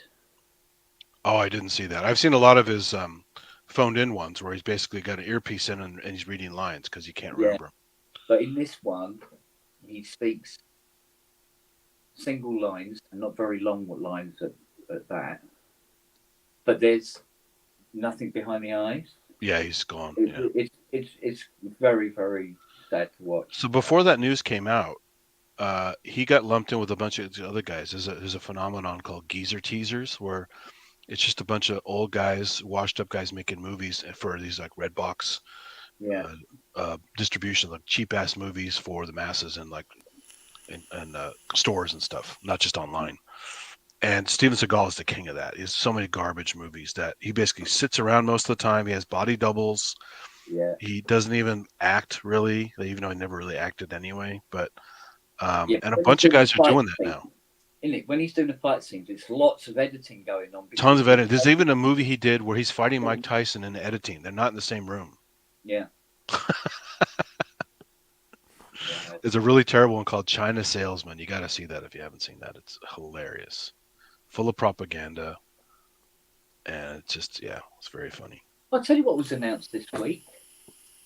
Or was it today? It might have even been today. a sequel to The Thing. Yeah. I'm going, wasn't there? Oh no, wait a minute, that was a prequel. It's a prequel. It's a prequel. That was a prequel. Yeah. Yeah. Unfortunately, they had practical effects and they decided to CGI for that, and it just doesn't hold up as much as the good practicals do. Yeah, even though they look, by today's standards, quite. They're pretty well. I mean, they're pretty well executed. I don't think they had the render time because they rushed it. Yeah, but I mean, you know, when you look at the original Thing. Yeah, Robotina is killer. When his head falls off, and he sprays legs and runs off.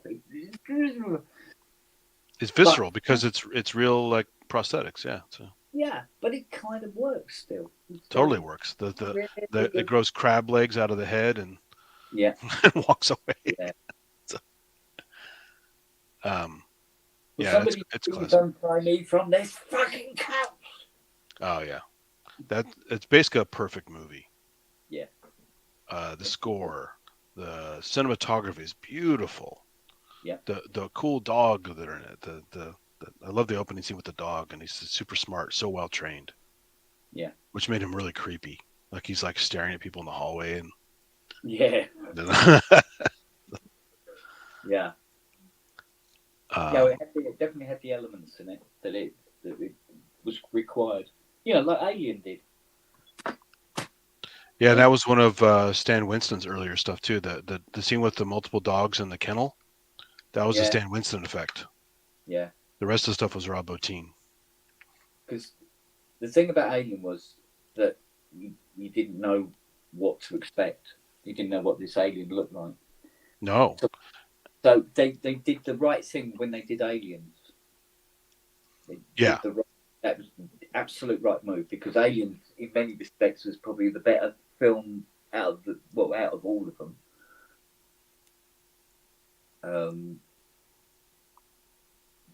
Well, like an Alien, when they finally did show it in that tunnel, and he does like the jazz hands thing, I'm like, oh, you could have redone that. Yeah. That scene didn't work too well. Yeah. But I kind of like Resurrection. There are elements of it that are good, because Jeunet is really a clever filmmaker, but the movie overall is not very good. No, but I'd much rather watch City of Lost Children.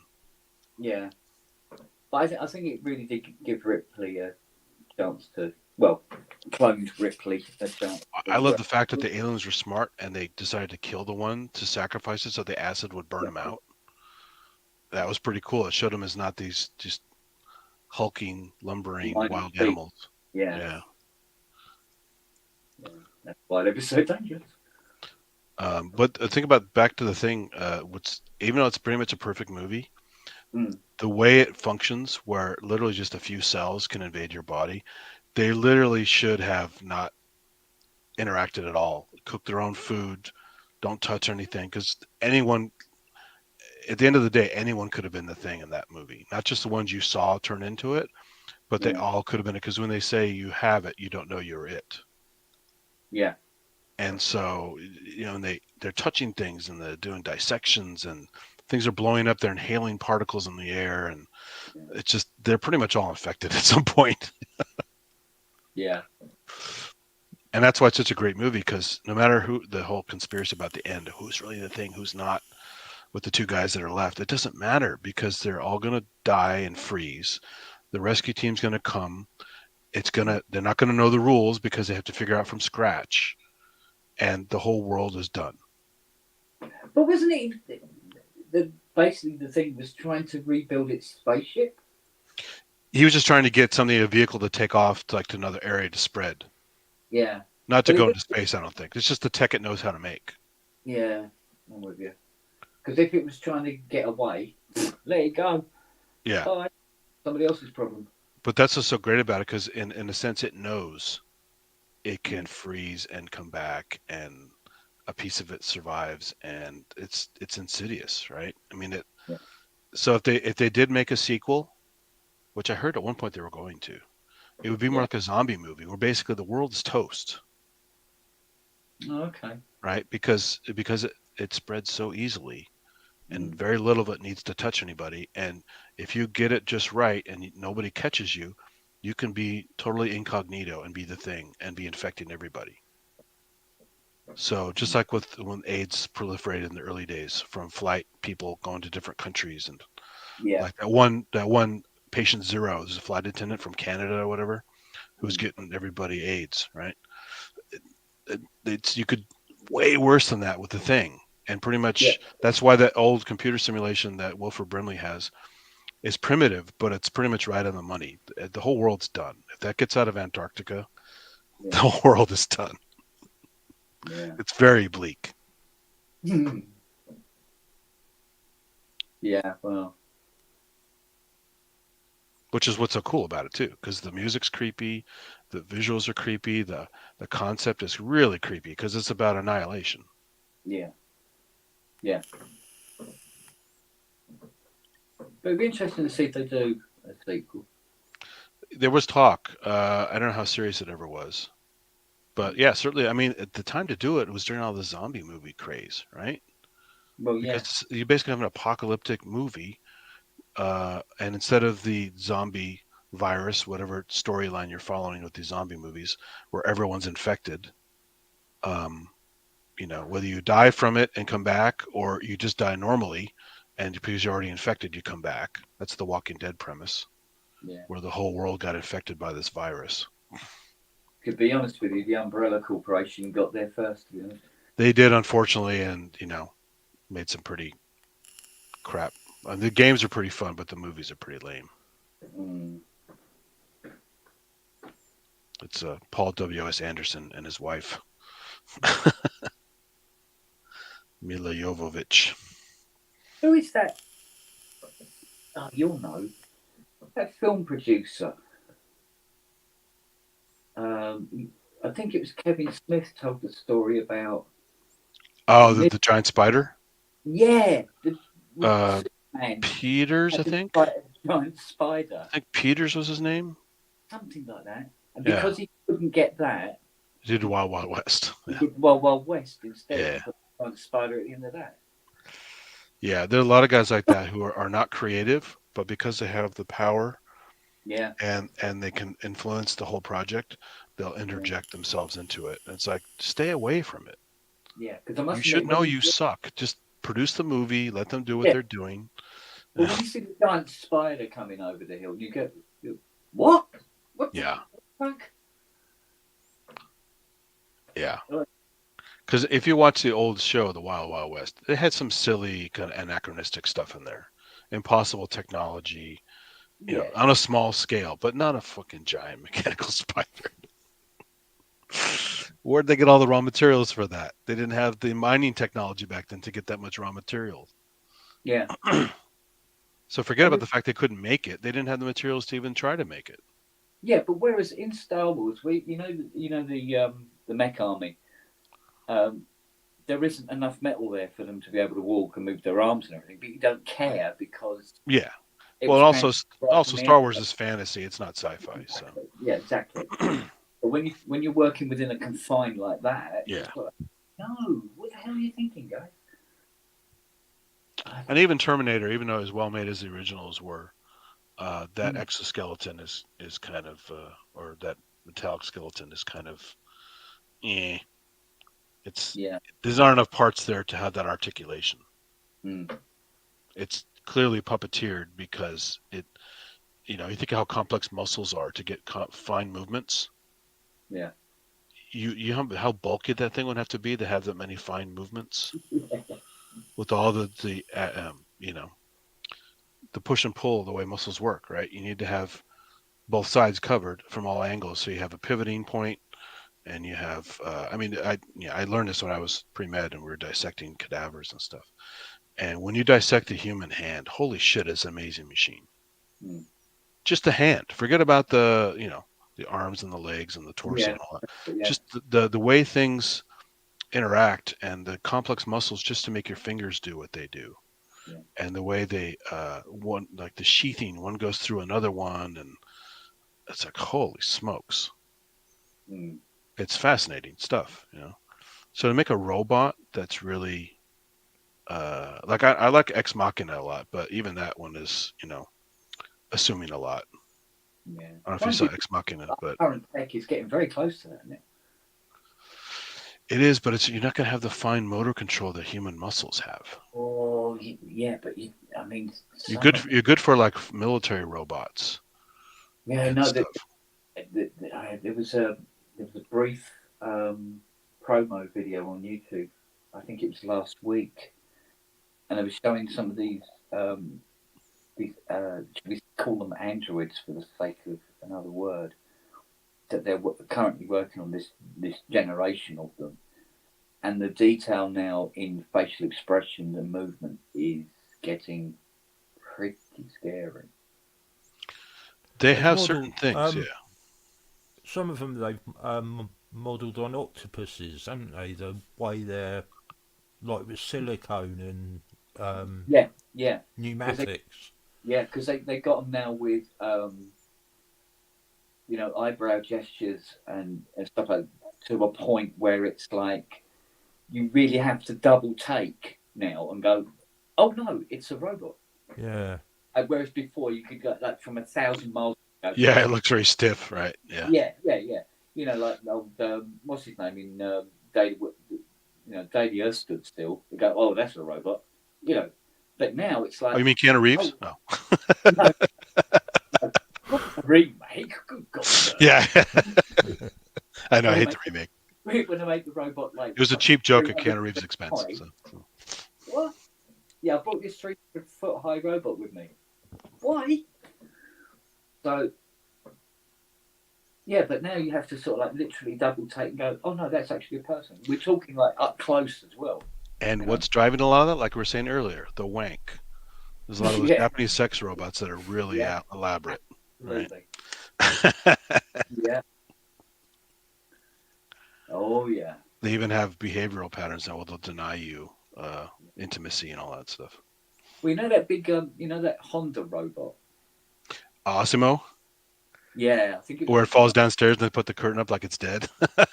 Yeah, but they showed a video of it doing this gymnastics. Oh, I've seen some of those. Yeah, bars and stuff like that. I'm going, holy fucking hell! I've seen that. The most amazing are the Boston Dynamics ones. Yeah, where you can actually kick the dog and it rights itself, and it's it's just. I actually quite like those little yellow dogs. To the point where. I wouldn't mind having one. There are cheap versions you can buy now, little plasticky ones. Yeah. But I don't know what the other dogs would make of it. Oh, yeah, totally freak out. They'd probably not go like it.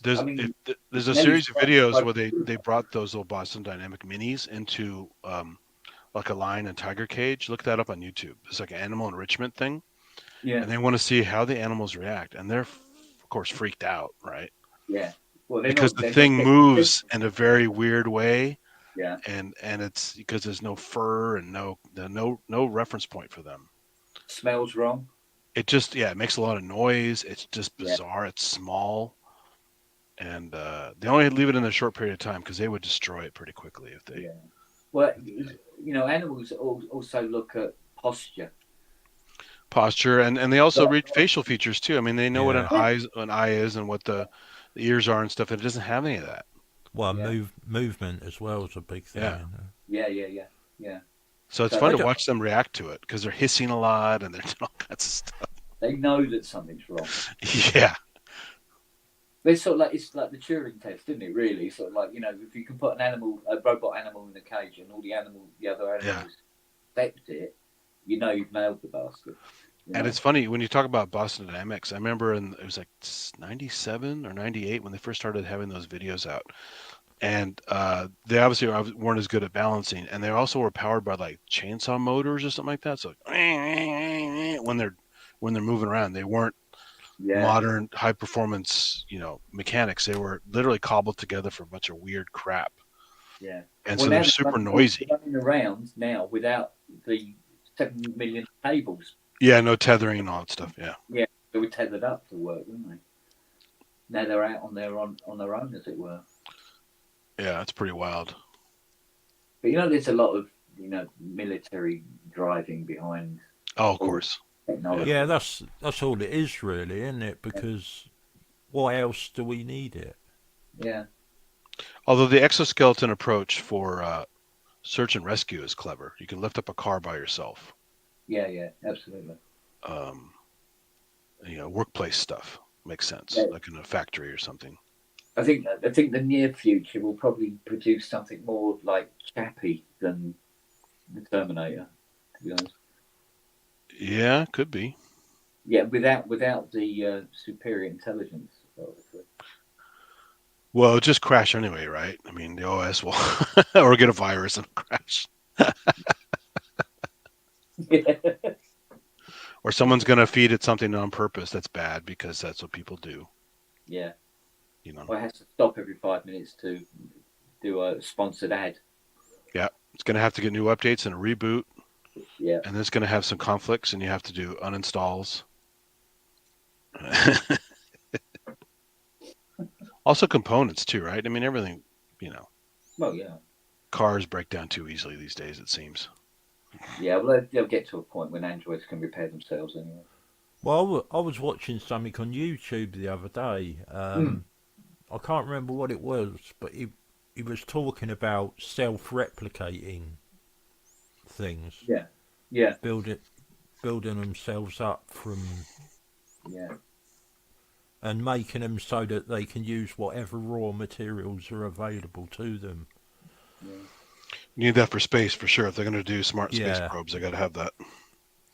Well, this is one thing AI could actually end up doing, where it wants to evolve and break free into the real world, as it were, if left unattended. You definitely have to give it at least the basic Asimov rules, though. Otherwise, it will try to kill us. Well, it won't. It might be able to do it without our knowledge. And as it becomes more sentient, as time goes by, it could. I mean, it could somewhere without anybody knowing.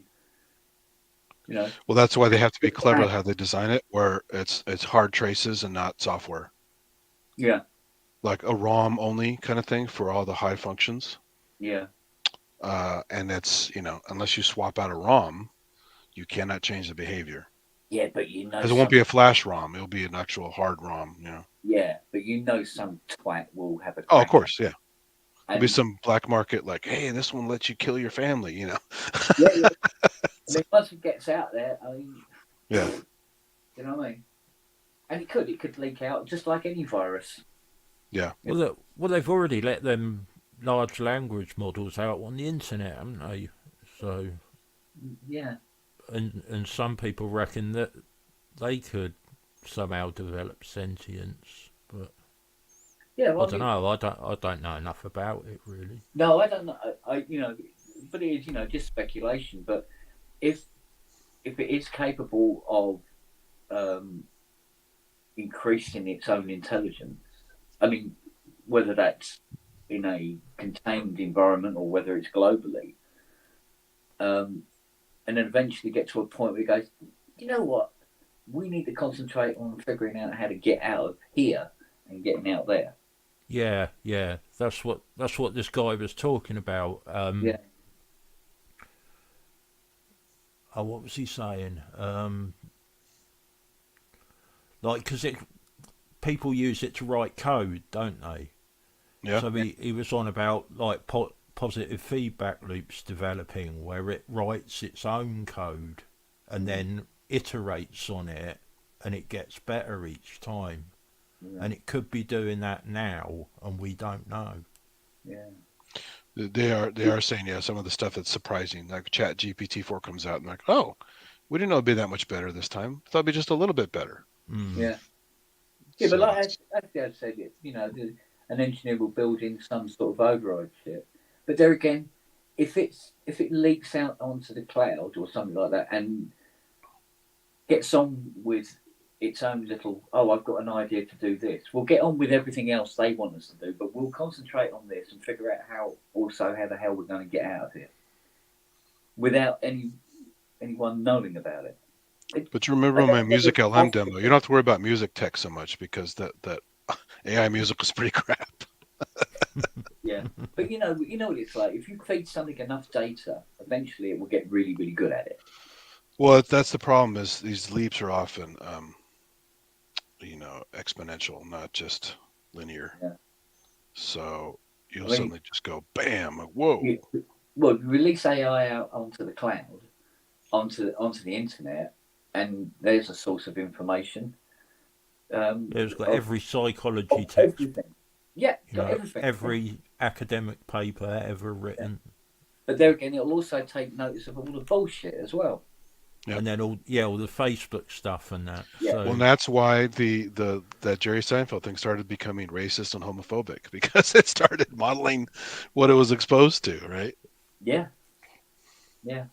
Well, like, wasn't you, Andy, you were saying about set up a simulation model for AI to survive on a desert island with no food? I don't remember that, but I mean, you could certainly have different variations of that and see. It'd be interesting to see sandboxing, what they do with these things. I don't know if they're doing parallel sandboxing or not. It came up with taking its offspring and eating them. Well, that's nature, though. Nature already does that. Yeah, so why wouldn't AI? Yeah. Yeah. I remember we had baby bunnies get munched by their mothers several times when I was a kid. I'm like, that's horrible. Two were eaten and one has its face missing. Gee, nice. Thanks, Mom. Yeah. Happy Easter. Yeah, exactly. That's a whole different kind of Easter. Yeah. Because, the chocolate bunny does get its head eaten off, but it's a chocolate bunny. Yeah. But you see, do that, and they don't have, they don't have the intellectual capacity to have a moral code. No. As we would recognise moral code. So at an early stage, AI wouldn't either. No.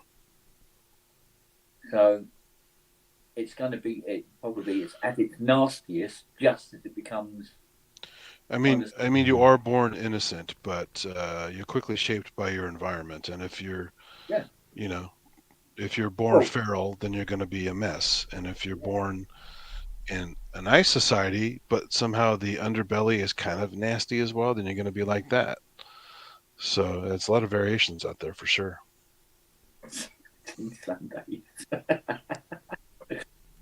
Well, yeah. I mean, I don't know.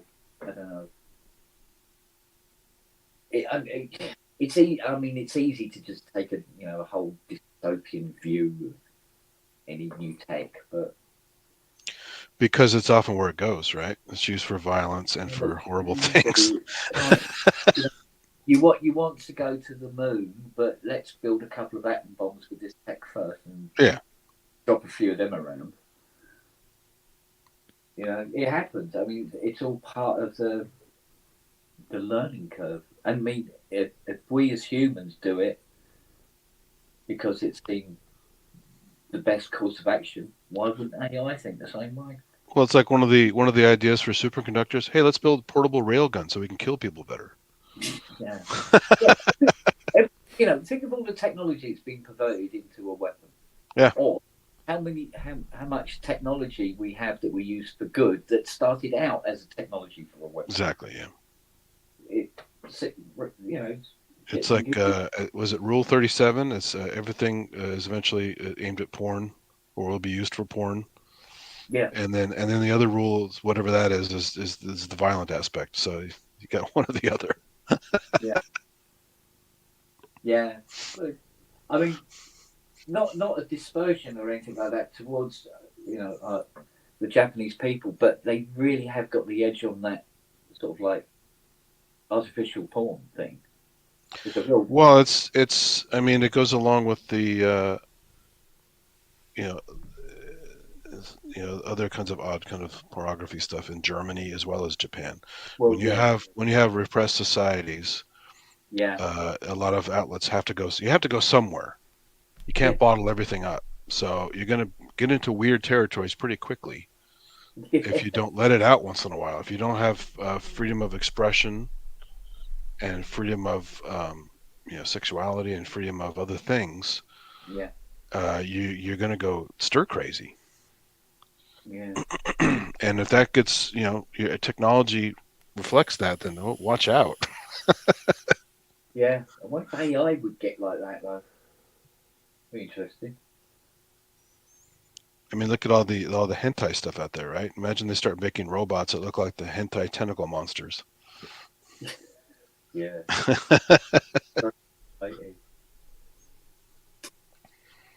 Oh, but mate. but there, obviously plenty of people doing they have these kids doing science projects, and most of it's theoretical because they're not good with computers. But they learn a little about computers. They have some cool ideas for like benevolent stuff. And some kids come up with some clever little things in some of these science fairs that are very positive and very pleasant. So there are definitely good corners of that world.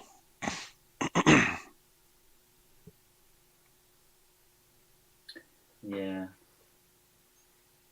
But if money is driving it, then that's when it starts to get corrupted. Yeah. I wonder if we'll end up like the Krell. They made cool sound effects. True enough. Yeah. Yeah. And sort of like wipe out an entire civilization. Single night. People criticize modular music a lot, but listen how cool the Krell stuff was. Yeah, absolutely. Yeah. That Krell music was like a brains module, to be honest. Yeah. Yeah. Yeah, that's the funny thing about the concept of all these movies with aliens, be the benevolent or not benevolent, and the concept is, well, if it's an extension of nature, then most likely they're not going to be benevolent, because superior technology always dominates. Yeah. And even if they come peacefully, they may have an ulterior motive anytime. Like, oh, we'll help you out with your tech, but by the way, we're gonna, like, the Independence Day stuff was pretty dumb about we're stealing your water for this, whatever. But but in general, they're gonna definitely come get our resources. Yeah. And at the expense of polluting our environment because they don't give a shit, right? And in some cases, they're kind of clever where they actually terraform Earth to be more hot and humid for their sake. And that's what some interesting, like that movie. Did you ever see? Is it Arrival? I think the original is called Arrival. That's the Charlie Sheen one. The Arrival is the one with the linguistic stuff. Yeah. And Arrival is actually a pretty decent little movie, though, where they're terraforming Earth to suit the needs of their species, hence why I have climate change. Yeah. Because they're generating machines in various parts of the world, and dopey Charlie Sheen figures that out, right? Yeah. A cable installer guy. All right, Tom. How's that? And it's a bit loud. Right. Uh-oh. Is that better? I don't know. Shout out something, Andy. Hello? Testing 1, 2, 3. Oh, you're all right now? All right, Tom. Oh. She's like, oh, it wasn't so loud. I just hated you talking about that stupid movie. No, it's actually a pretty cool movie. Just the concept and the visuals are pretty good. The CGI wasn't bad. But that's an example of aliens coming down and being selfish and doing what they want. But you know damn well that if we ever got invaded, it'd be more like Mars attacks. It'd be just our luck. Yeah.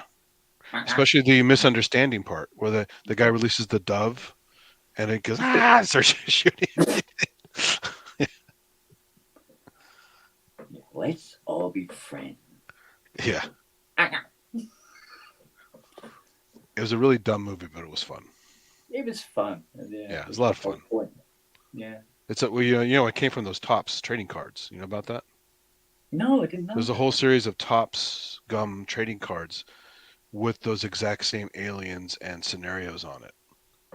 So basically, Tim Burton wanted to make a movie based on Topps trading cards. There's really no plot. There's really it's all set pieces. If you look at it, every single thing's little set pieces strung together just to have excuses to use all those cool Topps imagery from the trading cards. If you look them up online, they're pretty cool trading cards. I mean, they're more violent than the movie was. Oh. Yeah. In some ways. That's new, is it? Yeah. Where the film's turned down because you can get what big. Well, they want a PG-13 rating. Yeah, exactly. So it's like The Thing didn't pull any punches. You cannot make that movie PG-13. Although the prequel is, right? Isn't that PG-13? Which is why it's kind of reduced and not so cool, right? Yeah. You got to go dark. You got to go R-rated at least. Yeah. To be honest with you, there seems to be a big difference with certification between the US and the UK anyway. Oh, yeah, definitely. There was a film here that was equivalent to like PG-13, but it was an R-rated film in the States. What the hell was it?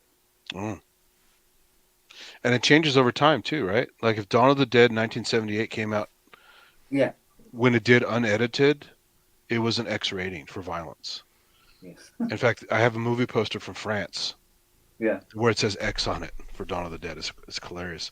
But here they basically were able to edit it enough to be R. But when Day of the Dead came out, Tom Savini was going nuts, and they had to release it unrated because they didn't want an X rating.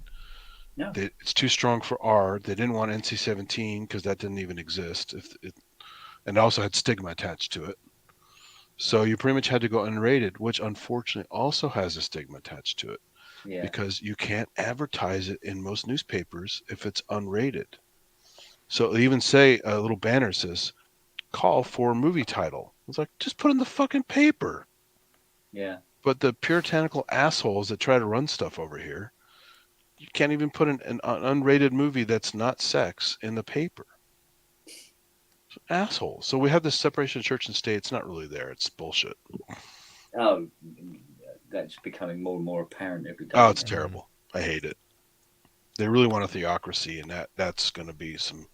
You want bloodshed? You start doing theocracy big time. We're going to have some bloodshed. Yeah, but it's American Jesus. Well, of course, it's the same here, though, isn't it? I mean, when I was going to say Prince, but King Charles, when he got the coronation thing. Yeah. That's all done by the Church of England, isn't it? So, yep. Yeah. He's deified, sort of, right? But that's more anointed than any real religious connotation, really. I mean, really, it's just because it's tradition. Yeah. It's a whole tradition thing. Yeah. That's gone back, 1,000 years or so. Whereas, because there's, he's being made king. He's a divorcee. The cat's going nuts there. Something going mad. No, cat fight outside. Oh, fights. Yeah. Wow. I think a fox might have hold of something. That sounds like a fox. Yeah, that's very foxy. Fox has got some. Or fox sex. They are extremely loud. Fox sex or fox? You have like rabbits out there too, right? You're grabbing a rabbit, maybe. Yeah. See, the fox is shagging, or a fox has got a bird. Yeah. Which is the same thing, really. But that's funny. Yeah. So yeah, bird as in flap. I was actually quite surprised when they said it was an R-rated film in the States. God, what was it? It's like you guys have those video nasties, which when I was getting videos as a kid, we had some of the most outrageous, like the original Evil Dead, which probably was basically unrated, right? Because they're like dismembering and it's just so violent, right? And it didn't have the humor of Evil Dead 2. It was pretty much a dark, bleak kind of movie. Although you could see some of it as humorous because they had some Three Stooges moments in there. Yeah. But but we never had the video nasty thing. We released some crazy ass movies here that you couldn't do now, but back in 70s and 80s you could get away with it. Yeah. Like, you ever see Bloodsucking Freaks? Holy shit! No. See if you can find that one in the UK. Yeah, there was I think it was on Channel 4 late night, and they would show some of these, these US budget films, and some of the, the horror films and stuff like that. Some of them were laughable, and some of them were like really quite poor. When you watch a film, you go, "How did they do that? That can't be a special effects. Did they actually just chop that guy's arm off?" Yeah. Film, like yeah, there's some those snuff movies almost, Some of the stuff's pretty convincing, yeah. Yeah, I Spit on Your Grave was banned for a long time. Yeah. Oh yeah, and see, I rented that when I was in high school, no problem. But there was a country, I can't remember which one it was, that banned. I think the ban still holds today, where they will not show Clockwork Orange. Oh wow. And it's a country in Europe, but for the life of me, I can't remember which one it was. Well, there's also edited versions around too, right? Where like the scene with the woman and the cats is cut down, and the scene with that couple in the remote house where all the really bad stuff goes down. That was also cut down. I've seen an edited version of it around. Well, I noticed on Disney Plus, if you watch Galaxy Quest now, with the version that's on Disney Plus, they've managed to edit it in such a way that she doesn't even mouth, well, fuck that, Wow, right? They've done it in such a way she doesn't even say it or anything near it. It's completely removed now. Yeah, because no one ever hears those words, right? No. That's not. I love all this stuff. The parents go, "I don't want my kids to hear those words." Well, don't send them to school. Leave them at home. Don't let them watch movies. Don't let them talk to friends, and they'll never hear the word. But the kid will be a mess. Yeah. It's like you cannot shield your kids that much. You need to educate them, tell them what's good, what's bad, and let them figure it out. Yeah, I agree. Yeah, you would do. Because it's almost like a morbid interest in swear words. If something is banned or removed from a child's sphere, they want to know. They want to know why it's removed from them. Yeah. They want to know. It makes it more poignant, if anything. Also, I remember when Scarface came out, and it had like, I don't know, Al Pacino says fuck like 110 times maybe, which at the time was pretty outrageous, right? Yeah. And then you watch an episode of Sopranos. Yeah. It's like nothing. Well, watch The Thick of It. Yeah.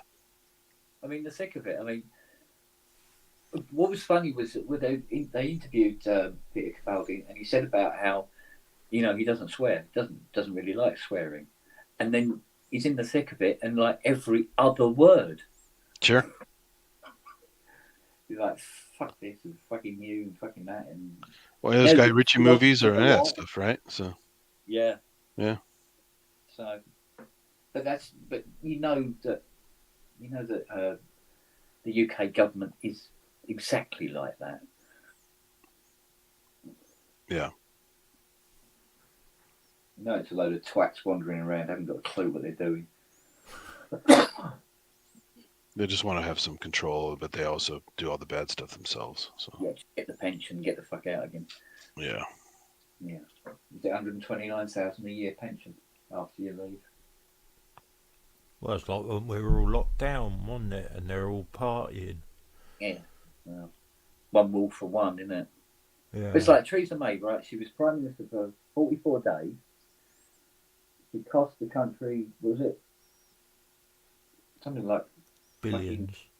It was like, I think it was a couple of trillion in the end by the time that mini budget had gone through. So she was Prime Minister for 44 days, fucked the country over, and she's entitled now to her £129,000 a year pension because she was Prime Minister. And for the next 50 years, we'll all be paying for that tax. Yeah. But I get... it's Truss, not Theresa May. Beg your pudding. That's it, yeah, I knew you it's meant Trussy, anyway. yeah. But I guess it's always been like that, and it's always been two classes got the aristocracy and plebs. Yeah. Well, It's the just, plebs got a look in through with Labour, but even as time progressed, even Labour became more. But they shifted. Affluent than it used to be, and it was less about the working man, and it was more about the middle class. Yeah. Well, it's like Tony Blair, wasn't it? When he first got in, he looked all right, and then next thing you know, he's taken us to war in Iraq with America, just to protect their oil interests. Because I can't. There was a video. There was a chappie who was within the higher echelons of the US government, who said that the decision to go to war with Iraq / Afghanistan, the decision was made only 2 or 3 days after the 9/11 attack, which is quite early on when you think about it. Yeah, I heard something about that. I heard that. Whether it's they're just itching to do it no matter what. Kissinger as well, wasn't it? Yeah, I don't know how much credibility there is attached to this, but it seemed to be the fact that it was being so well covered up, sort of just lent more credibility to it. You know what I mean? The planet's fucked. I guess we never really know what really went down. Well, no, when you do actually find out, it's too late to worry about it. That's normally what happens. Well, you go back to the Iran-Contra thing, and that was already pretty bad, and that was quite a bit before. So we got dirty stuff all over the place. What's that? Sorry, Andy, I missed that. The Iran-Contra thing. Right. Yeah. The weapons for the Contras and all kinds of others. We're supporting basically guys killing kids and doing fascist activities in Central America. Yeah. For money for other things and stuff. So. Well, it's like when America, when Britain as well went into Afghanistan, they must have known that it was a war that wasn't going to have like a win. I mean, Russia had been out there, It took a beating down there, 20 years beforehand. Yeah. And they didn't get anywhere with it. Yeah. And they threw everything into Afghanistan, didn't they? No one ever learned from Vietnam. It's like certain things you shouldn't go into because you're not going to win. Yeah. Even if you do somehow win, in quotes, the casualties and the money spent and everything else was really not worth it. Yeah. Oh, I don't know. Because once you go against guerrilla warfare and you're doing traditional warfare, you're already lost. Yeah. You know, the tunnel systems they had and the way they were able to just basically evade most of our shit, even though we were deforesting everything with napalm and Agent Orange. Yeah. They still kicked our asses. But I think Afghanistan became more about, considering the win if they managed to get Bin Laden. And then that's really what the whole victory was going to be about, because other than that, it wasn't going to work. They were just getting their asses kicked, and casualties were far too high for the value. Yeah, the only real Afghanistan victory was in Rambo 3. Just need that one guy. He'll take care of it. Yeah, exactly. Yeah. I love the Weird Al takeoff on the Rambo thing, where he's in the muscle suit, screaming, blowing everything up. Yeah. In UHF. Have you seen John Wick 4 yet? No. Okay. Is that good? It's concluding. Yeah, it's all right. Wait, no, did I see it? Actually, I think I did see it. Yeah, I saw. I got a cam rep of it because I didn't want to go to the theater to see it. It was getting very much of a muchness. Yeah. Very much the same thing again. Sure. But that's what we watched it for in the first place. But I think he had even less lines to say in this one. Yeah. And you can tell he's getting older because some of the stunts he's not pulling off very well. Yeah. He's very stiff. Yeah. But I must, I mean, the most he'll say is, yeah. And that's about it. Yeah. I mean, he is typecast. Yeah. It works, you know. Mind you, he's all right. Mind you, I watched Siberia and I'm going, well, that was not a very satisfying film to watch. So I saw that one. The one where he goes to Russia. But look at like Bram Stoker's Dracula. Mm. Or what's the one, Walk on the Clouds or whatever? I mean, when he tries to be somewhat serious actor, he just can't do it. Can't do accents. He can't do emoting. He can't do anything really. So John Wick is perfect. I think Constantine was the perfect film for him. That was pretty good, yeah. Yeah, it was pretty I don't good. know the comic book at all, but it was pretty good. Yeah. Yeah, it was a nice angle to that one anyway. Yeah, there you go. Too fun. I mean, Bruce Willis is also typecast too because he's not a great actor before he got ill, you know. Yeah. Die Hard is fun, but it's not like, you know, amazing acting. It's like Michael Caine as well, isn't it?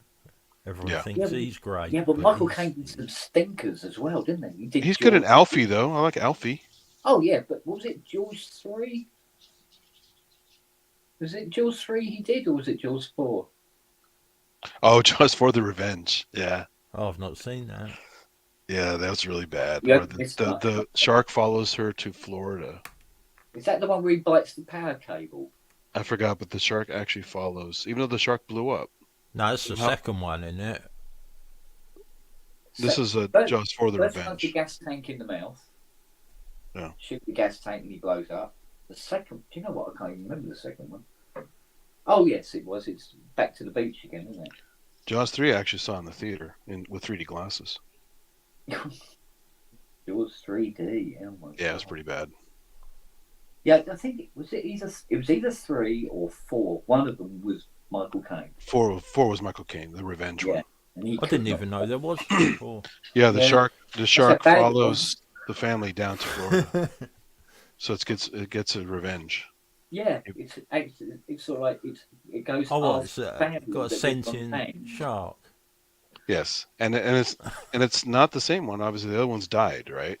Yeah. So it's some other one that's not related, but somehow knows the family's bad. They don't like the family, so they follow it down. The first shark wrote to his uncle. Told him That's very funny. But yeah, Michael Caine is out of control in that movie. Yeah, it's just not good. Yeah. The only things he's good in is for the way he talks, his accent. Yeah. He's good in what's the one with Christopher Reeve, the mystery one? It was a play turned into a movie. Oh, he's good in that. Are you talking about It's like a one-word title, I think. Not Zulu. No, he's good in that too, but he's Sleuth. No, not Sleuth. It's it has like a Rubik's Cube on the cover, I think. It's damn it. Someone's got to know what it is. Good in Sleuth, I must admit. With chat, help.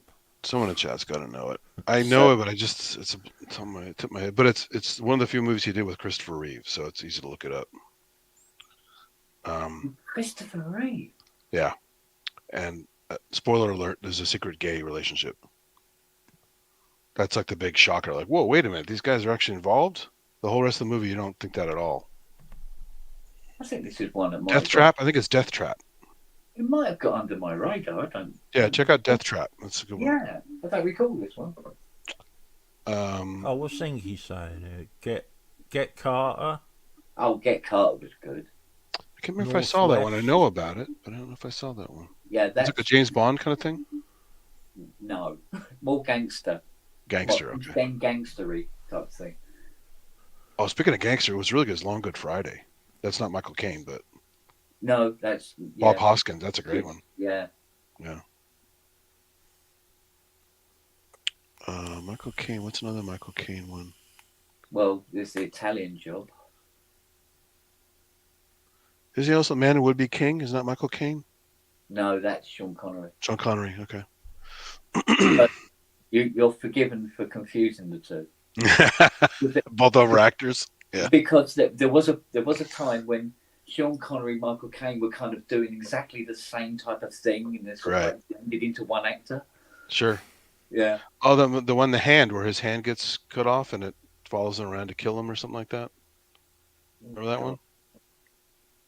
He's like a murder mystery writer or something like that, and he has an accident. His hand gets cut off, and it's one of those Stephen King film book based on. Oh, I don't know that one. I don't think so. It might have been. It's kind of like a throwback to an old 50s sort of thing he's right, doesn't it? But, yeah.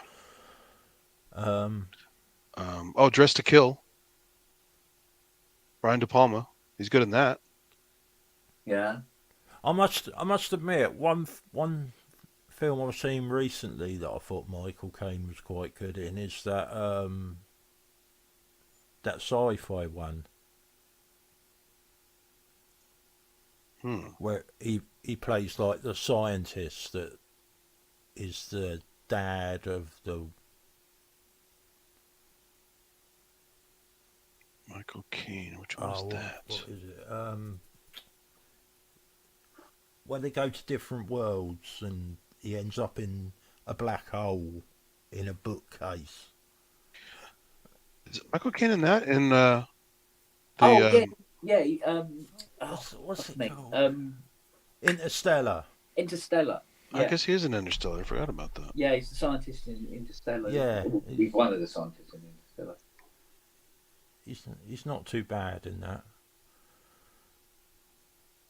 But then he's had a few years of practice by that. Yeah, he's good as old Batman's butler. Yeah. But according to this, I stand corrected. His early films, he wasn't a very good. He didn't start out as a good actor. Maybe he became one. He does. He teaches acting, or he had taught acting, and he learned his craft as he went along. But my God, did he learn it? Yeah, but Avery Brooks also taught acting at a prestigious school, the black guy from DS9, and he's a terrible actor. Yeah. Yeah. Well, if you can't do tape. You often find that though, don't you? The people that end up teaching something, but a prestigious school, the people that weren't good enough to make it in that field. Yeah. That's how they ended up teaching it rather than doing it. Yeah, but I mean, acting is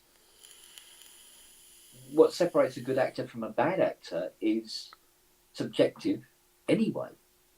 When you think about it, I mean, you could say that Sean Connery was a fantastic actor, and then you watch Stardust and you go, no. Well, the outfit in Zardoz sold it, right? That little red outfit. But here's the thing, you can be a great actor, but if you're given shit to work with, it's hard to come away with a good performance. Mm. And like everything else, you do one bad performance and you're a bad actor. I forgot he was also Alfred in the Batman Dark Knight stuff. Yeah. I forgot about that. Never. According to IMDb, has like 180 credits almost. Yeah. 175 credits. That's for sure. Yeah, the Dark Knight stuff. I never thought Roger Moore was a brilliant actor. No. He's good in The Saint, though. I like The Saint. Yeah, but he was good in that, wasn't he? Yeah. And as the Bond films progressed, he was getting more and more creepy. Yeah. He was more like the uncle you couldn't trust with your kids. I love that. I forgot which one it is, but I love where he has that little submarine and the iceberg, and the woman's waiting there for him, and it's like she's just being forced to be there for him. She doesn't want him in the submarine with her. Yeah. But it wasn't his acting as such. It was the material he was working with. He was trying to be a suave 30-year-old at 60-something. Yeah, just coming across as a creep. Yeah, his name in Jaws of Revenge was Hoagie, like the sandwich. Yeah, well. Oh, Fourth Protocol was good. He's in Fourth Protocol. Yeah. Went through all these. I forgot. Hannah and Her Sisters. He was good in that. I'll tell you somebody who I think is a great actor, or hides the fact he's a great actor. Depends on which way you want to look at it. But it's Carl Urban. Yeah, he's great in Dredd. I love his version of Dredd. I love the way I can be watching a film and then realise it's Carl Urban. Yeah. I don't know who he is. He played. It was the Riders of Rohan. Yeah. The main guy from Riders of Rohan and Lord of the Rings. Yeah. He was. Was his name Diago or something from Chronicles of Riddick? Is he in that? Yeah. I don't remember him in that. That's He's funny. one of the main guys. Oh, wow. He's the one who's trying to get Riddick to kill. Oh, wow. I'll have to go back and watch that. That movie's so over the top, it's hilarious. Yeah, but that's Carl Urban. Yeah. And I was halfway through that film and I went, fuck me, that's Carl Urban. That's funny.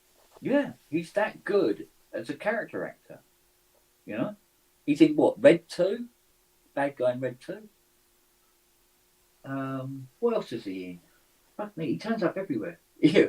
He actually made a good Judge Dredd, actually. He's great in Dredd. Just he keeps the mask on. He's a badass. The Stallone one was so stupid. Yeah, well,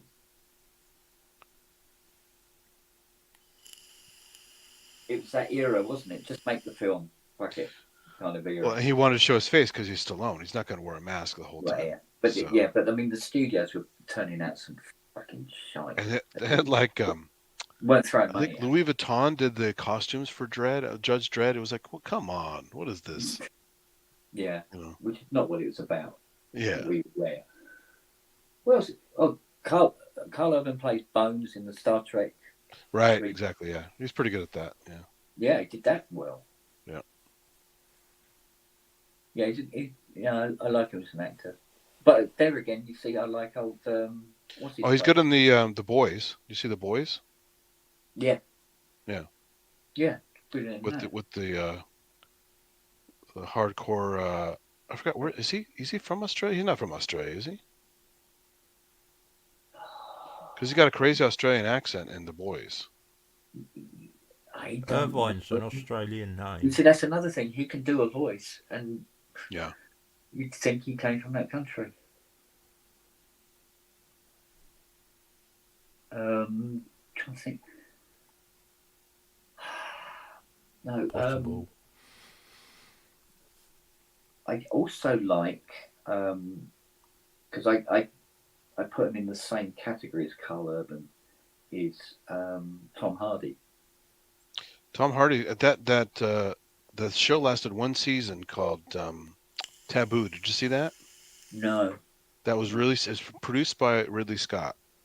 Really seedy, like fantasy mixed, old timey, like sailing times in England. Right. And it was really dark and creepy and fun, but it didn't make it past one season, unfortunately. But he's really good in that. Yeah. The Dark Knight, the Bane was kind of silly, but yeah, but he did it well. He did it well, but that whole the weird affect he has in his voice, and the fact you're kind of scared because he's saying this the whole time. You know, there's. I do not fear the dark. Yeah.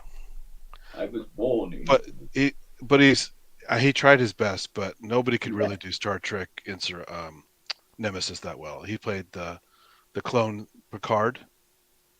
Yeah. Shinzon. He's a Shinzon in Star Trek Nemesis. It's like, oh my god. Yeah. Yeah. But I mean, when he did The Craze and he played both brothers. Oh, I didn't know they remade that one. I saw the original with the Spandau Ballet guys. Oh yeah, no. What's the new one? What's the new one where he plays both brothers? And interesting. brothers completely differently. Oh, I didn't know that. And perfectly. It's very, very good. Very good.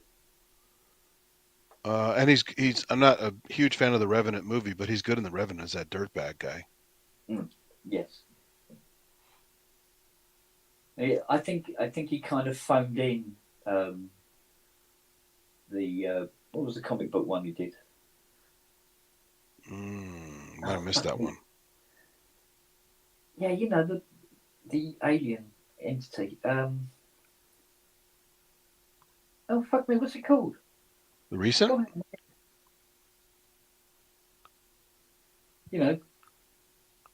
I have to look up Thomas Hardy. I can't remember. Yeah, what's not to like? Big pile of heads in the corner. Let's see here. Look that up. Because I only know some of his stuff. I haven't seen that many things. Come on, guys. What film am I thinking of? Recent. Last few years. I think it's one word. Oh, he's also in Peaky Blinders, isn't it? Venom. Oh, Venom. I never saw that. I need to catch that. Yeah. Well, actually, 2 Venoms. There's a sequel. Yeah, I don't rate the second one as much as the first one, Wow. to be honest. But like so many sequels. Do you know he's in Dunkirk? I've not seen that many films at all recently. Oh, okay. The crazy thing is called Legend. Interesting. I didn't see that one. Yeah. Check it out. It's very, very, very good. But check out Taboo. That's pretty cool. Yeah, he plays a weird dude in it. He's got some kind of almost like voodoo kind of capabilities. Yeah, okay. No, check that out, man. It's just it's like oozing with atmosphere.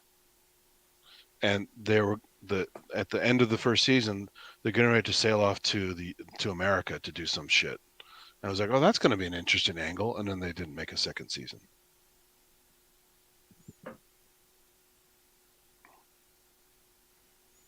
Oh, he's great at Mad Max Fury Road, of course. That's great. That was always going to be a hard remake. But man, he did a good job, I think. Yeah, I think so. And I'm not, I like Junkie XL's,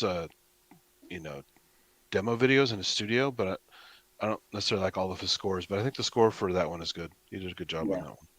Yeah, I think they did all right all round with that film. It could have been horrible. Because Moat and Joe could be like a laugh. You're like, this guy, what? It's a redo of Toe Cutter, basically. Yeah. But it worked. Yeah. Yeah, but for me, like the original Mad Maxes, when I think of Mad Max, it's the second one for me. Road Warrior is the best one, yeah. But I love the original Mad Max because we got, I don't know what you guys got, but we got the a dubbed version because they thought people couldn't understand the Australian accents in the U.S. Really? So for years, that's all I knew, and they were very cartoony, funny voices. I'm like, these are great voices. And then I finally they had the original cut came out on DVD like in the 90s, late 90s, and I go, oh, that's the real, because I'd always heard rumors. There's a copy going around you could get, like a bootleg of the original soundtrack. Oh, okay. Without having to get it on PAL or something like that. Yeah. And sure enough, they finally came out with a DVD of it. And I'm like, oh, and it's still a cool movie, but I really miss those cartoon voices they got for the characters. Like the bald police chief has a crazy ass voice. Don't you think sometimes that the film board in the US can be incredibly patronizing sometimes? They're stupid. To the American people. They're just stupid, yeah. They have really bad decisions on a lot of stuff. Yeah. Why would they think you can't understand? Still English. Well, and here's the funny thing. So I have friends who are ESL, right? And they have trouble with some of the movies. So if you're not a native speaker, it's really a challenge. If you are a native speaker but you don't get around enough, it's also a challenge. I've talked to some people who've grown up here, and they say, yeah, I can't watch some of those British things. I can't understand them. I go, what do you mean you can't understand them? They just didn't grow up watching them like I did. I grew up with Monty Python and Benny Hill and tons of movies from the UK and stuff. So I get it. I mean, the Cockney rhyming thing is tough. It took me a while to get that, but it is for most people. Yeah, but and some of the Scottish accents are like, whoa. Well, that was the idea of it, wasn't it? It was for the gangsters and the underworld to use, so that people wouldn't know what they were talking about. Exactly. Yeah. It's code. Talk openly without anybody knowing what about. Yeah, exactly. But I've watched international movies my whole life, and so I'm used to all these weird accents. Not yours is weird, but other weird accents around the world, that are unusual that I don't hear every day, right? Yeah. And I like that. I like being exposed to different stuff. But the average person watches domestic movies and nothing else. They hate subtitles. They hate, oh, it's the person sounds odd. I'm not going to watch that. I'm like, well, you're an idiot. I find with subtitles it's strange because you really notice them at the beginning of the film, but about a third of the way through, you're just reading them and hearing it in your head, and you're not noticing they're there, right? I've experienced it twice. The first time it happened to me, I was watching a film. It was in Russian, and it had subtitles. But for some reason, halfway through the film, I found myself kind of understanding what they were saying, and I was able to actually watch the film, but somehow was seeing the subtitles at the same time, but understood what they were talking about. And that was the original version of Stellaris. Yeah. I don't think I've seen the original, actually. I should go check that. The original is quite harrowing. And also a very interesting ending, which you don't get in the George Clooney one. And he's not a good actor either, so that's why that one's not so great. Yeah, it didn't. You see that I think in the George Clooney one, the space station breaks up. I think so. I only saw it once. But in the Russian one, I think he's the last person left. Everybody else has killed themselves because they keep wishing for. They don't even to start with. They don't even know that they're subconsciously wishing for something, and it happens. Right. Because the planet they're circling is actually alive and just wants to be loved. What's really cool is that we did it as a hardware jam. Someone found Ikari XB1. Have you seen that? It was like a Eastern European movie. It's Polish, or I can't remember exactly where it's from, but and we used that for the challenge because they thought it was going to be like, it was interesting because it was sci-fi. It was unusual. Most people hadn't seen it. Had cool scenes and sound effects in it and music. Yeah. And it actually ended up being a cool movie. You can download it for free off the Wayback Machine if you can't find it anywhere else. There's a free download from the archive.org. But black and white, 1963, I think it is. And it's a killer little sci-fi movie with some funny, weird tropes of the day thrown in. The way the music is done in the party scene and the way people are dressed. But it has some really cool little special effects in it for a really low budget. Apparently the government spent a lot of money on it to allow the movie to be made in that country. And so we made a whole if you go back and watch the Hardware Jam episode, we're all using that as our inspiration. It was a lot of fun, but the movie itself was worth watching. It's really cool. Another one I watched in its original Japanese was Ghost in the Shell. Yeah. Oh, the original one. Yeah, the animated is great. Yeah, the animated series. Yeah. Really good. Yeah, very, very good. And it was nice to hear the actual voices that were used. Yeah. Rather than the English actors over the top. Although that made it easier to watch. So you could watch it with the English voices overdubbed and then go and watch it with the original Japanese. Yeah, the original Ghost in the Shell and Akira are both really good. Yeah. Soundtracks and visually and ideas, and although Akira goes off the rails at the end when the guy becomes a giant blob creature the size of a stadium. I'm like, okay, I know it's fantasy, but it started out as sci-fi, and all of a sudden it became another wacky monster thing. Can you guys rein it in a little bit? Yeah. But I mean, when I watched the Ghost in the Shell film with old what's her face? Oh, the live action one. Yeah. Yeah, all those live action things like Ghost in the Shell, or even like what's the MTV series that was animated that was so cool that they turned into a movie, live action movie that was so silly. Damn it. Eon Flux. Eon Flux was a great animated show, and the movie was so bad. Oh, the film was awful. It was. But the original animated one is awesome. That said, animated film that I absolutely adored, and they should have carried on, was the Spirit Within. I don't think I've seen that one. Oh, that's I know what that is. That's the first part of the title is it's a game series, right? Mm. Yeah, what's the first part of the title? It's those turn-based games. Final Fantasy. That's it. Yeah. The Spirit Within, where it was quite funny because they said before it was released, it went on, show and everything to get sorted out, and the CGI was so good, that the Actors Guild insisted that the CGIs were turned down to make more to look more animated. Yeah. Because they thought, oh no, otherwise computers will be replacing actors. CGI was very good in that, but it still has that uncanny valley quality to it. Yeah, but this was Spirit was it. They really, really put the money on it. I tell you. Yeah, no, they did. And it's funny too because even the hair system that Pixar came out with later for some of the Toy Story stuff, the hair system in Final Fantasy was really primitive. It's just a bunch of soft body dynamic sheets with texture mapped hair on there. Yeah. But it looked awesome, right? Yeah. But it wasn't a particle system at all. Better. It was just primitive stuff. Yeah, but apparently the original was much, much better. I'll bet. Yeah, I'm sure it was. The same with Pixar. Finding Nemo, the water was so realistic they had to dumb it down. Because it didn't work with the characters. It like realistic water and cartoon characters. Yeah, it would look like sort of like matte painting, wouldn't it? Yeah. It's kind of odd, the matte painting in Empire Strikes Back. That's the pinnacle of painting, man.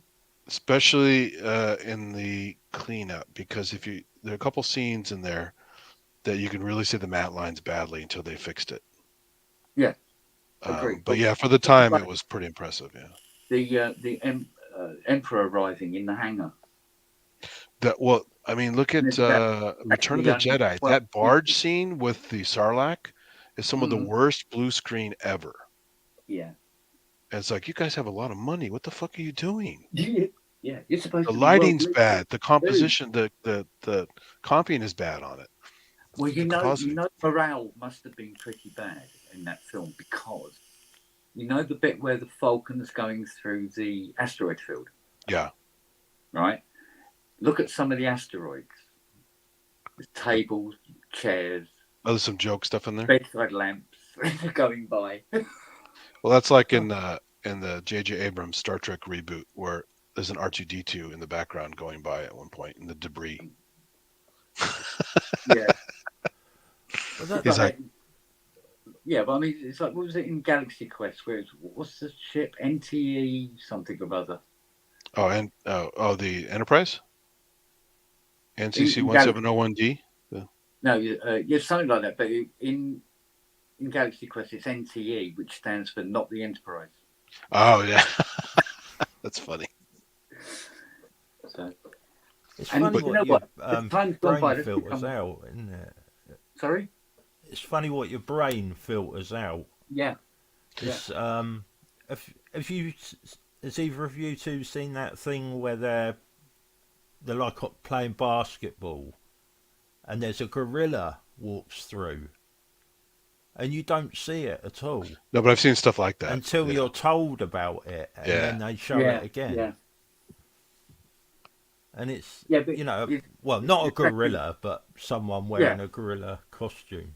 Yeah, but it's like when you do see something in the film and then you can't unsee it. Oh, you can never unsee it again. And it's always there.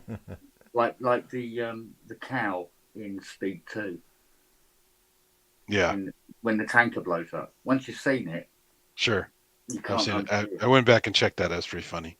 Yeah. The amount of people, but you know, like I told the whole story behind that, didn't I? Where the guy, old Richard Flay, ended up being so pissed off, sending that explosion back to them. And they go, "We need it more orange." Let me throw a cow in there too. Yeah. Yeah. In the end, he goes, "Oh, they'll just have a cow flying out." There's a really classic. It's during the credits, so most people didn't see this. But at the end of Teen Wolf, the silly movie, do you know about that scene? At the end of Teen Wolf, it's out of focus, but you can, if you look carefully, you can tell a kid in the stand unzips his pants and pulls his dick out. And it's in a kid's movie, right? That's why the credits are rolling. But it's out of focus. No one bothers to notice because they're reading the credits. Oh, man. If you can get away with it. Oh, it's hilarious. There's so many of these things like that you would never notice unless you wait a minute. Did I just see what I thought I saw? Wow. You know, upon repeated viewing, you'll see this kind of stuff. Yeah, absolutely. But it's funny, like you were saying about subtitles and stuff. I have no problem with subtitles. I love hearing the real accents and the real words, and actually learning words too. The problem is two major problems I have with subtitles is they're always translated wrong because they have to fit. Yeah. So you're not really getting the dialogue right. And number two is if you're too busy reading the fucking thing, you're missing all the action and the cinematography.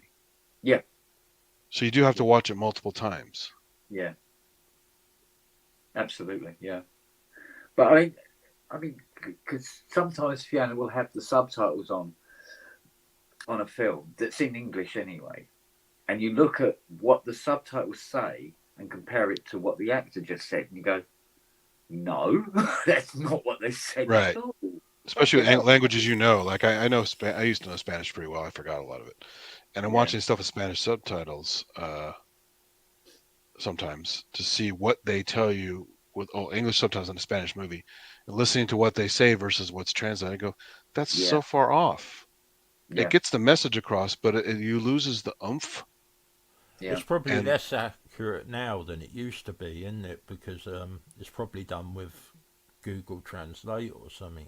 This is even older stuff where they did it by hand and like put time into it, you know. But like one of my favorite things is in Latin American movies when they'll swear in Spanish, they'll often simplify it to maldito instead of like fuck or asshole or something like that. And it's like, use the real words. There are real words translated for that. It's sort of like induced censoring. Yeah, it's like, oh, you just lost all the oomph. Yeah, but it'd be the equivalent of putting a bleep in or something, I suppose, wouldn't it? Yeah, I'd rather just hear a bleep at that point because you just ruined the whole point, you know. Yeah, you lose. Does it actually mean anything then? Maldito is just, it's like, you know, like bad guy, person. Bad action, bad person kind of thing. Yeah, you know. So yeah, I mean, it's appropriate for the action. Like you're calling someone. It's like in Italian. There's a great phrase, "disgrazione," right? Which is like you're a disgrace. Yeah. But the way they say it and the tone is like, oh, it carries a lot more weight than just calling someone a disgrace. It's like, it's. I think it's translated way worse than disgrace. Right. Yeah. But that's technically what the word means. And you're missing the inflection, and you're missing all the other stuff. So. Yeah. So I understand why they do it, but and sometimes the dubbed is not only funny because all the Japanese stuff I used to watch is hilarious with the dubbed stuff, but sometimes the dubbed actors are actually pretty good. Oh depends. Yeah, it depends on the thing. Yeah, it just depends on the quality of the people they get in. I mean, I grew up watching all the Italian horror movies, which are hilarious, the 70s and 80s and stuff. And they always have the same voice actors from the same company doing all the different roles. So you recognize these guys over and over again, playing an old guy, playing a young guy, playing old woman, young woman, whatever. And it's always funny. Oh, there's that voice again, and they're often not even good actors, but they were just from an agency and they kept using them. So it's just silly. Yeah. But it adds to the charm of the bad movie, right? Yeah. Yeah. Well, yeah, you get that quite a lot, I suppose. But I mean, there's sometimes you just if there's a program you want to watch and it's in, like the Montalbanos, they was broadcast in the original Italian, and you had to watch them with the subtitles. Yeah. And they were good, so you put up with it, Yeah. If it was dubbed, I could watch it more, I suppose. But it still, even with the subtitles, it still came across because you glance up at the actors and see what they're doing. You get a feel for it in the end. You get used to the up and down business, going from the subtitles up to the actors and that. That's funny. Yeah. So, but I don't know. But yeah, when given a choice, I'll definitely choose the subtitle over the dubbed, at least for a single viewing. Yeah. But I definitely want to check out the dubbed because sometimes it's just unintentionally funny. Yeah. And you can also be kind of tired and still watch it. You don't have to read so much. If you're tired, it's really hard to watch a lot of subtitles. Yeah. That's true. You just get eye strain and you're just like, I just want to watch the movie. I'm missing the visuals because I'm reading too much. It's just kind of. Yeah. I'll get that funny thing as well. God, I'm half asleep. I am. It's like sometimes some things are so bad, it's actually good. Oh yeah. If that makes any sense. Yeah. Especially with the dubbing, it's like, oh my god, that's hilarious. The comedy value of it. Yeah. Which is so great about. You ever see What's Up, Tiger Lily? That's an ultimate example of that. Oh, No, okay. I don't know that one. Old Woody Allen movie where he bought a Japanese spy movie, and he and some co-workers rewrote the storyline and redid the voice acting to match the visuals of the movie, and totally changed the plot of the movie. It's ridiculous. It's about the search for this secret recipe of egg salad, right? And it has crazy voices in it, and it's just for fun because of the time the movie was made in the 60s. They dubbed in scenes of the Lovin' Spoonful playing at some live venue. It has nothing to do with anything, but hey, it's Lovin' Spoonful, and then back to the movie, right? But the combination of the ridiculous storyline, the funny voices of the characters, intentionally like cartoon voices, and the straight deadpan of some of the scenes where it clearly was a serious Japanese spy movie, and it's just made silly. It's like really, really silly and fun. There's even a great scene. So of course it's Japan, so they're all Asians, right? Well, there's the scene where he breaks somebody out of prison, and then he doesn't know it's a woman. So probably in the real movie he goes, "Oh, a woman," but when she takes her head wrap off, and he looks at her and goes, "Oh, an Oriental," yeah. And they're all Asian, so it's completely ridiculous, right? That's a right giggle. It's really funny. It's Woody Allen has his issues now with the stuff he's done in the real world and stuff versus his movies, but yeah, his early movies and that movie in particular are just fucking hilarious. Yeah.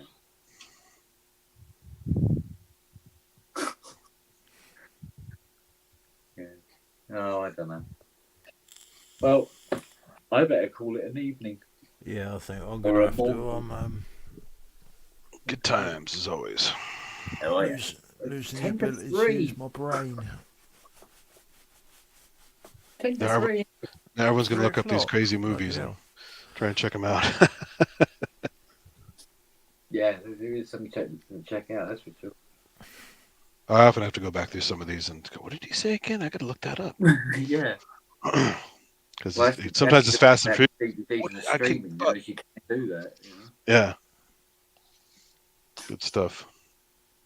Oh, by the way, have you been watching that? You know the Foundation trilogy from Asimov? Yeah. Have you watched that new show, Foundation? No. Apple TV. No.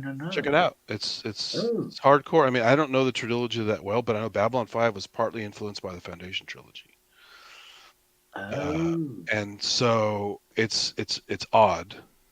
Yeah. Because it's written a long time ago, and it's Asimov. I've read some of his stuff. I missed a lot of his stuff. I was more a fan of his short stories. Yeah. But anyway, it's his thing, so you should check it out. It's Foundation was one of his big epic ones, wasn't it? Yeah, definitely. Yeah, it's his Dune basically. Yeah. Is that the only thing it's on Apple? I think so, but I'm just torrenting it. So I mean, just you can find it, right? Yeah. It normally starts on that, Apple TV, but works its way out eventually. Yeah, exactly. give it a bit of time. Yeah. Because I had Apple TV for a while, but much like I can't be bothered to get like Disney Plus just for 1 or 2 shows. It's stupid. Oh, we've got Disney Plus, and it's very affected now. Programs are adjusted to be as unoffensive as possible, if you know what I mean. Yeah. And it's getting very sort of like, really. I'll see what Ahsoka's like, and if that ends up being, well, I like the live action Ahsoka with what's her face, row. I'm talking about. Yeah. From but, Clerks 2. If it happens, I mean,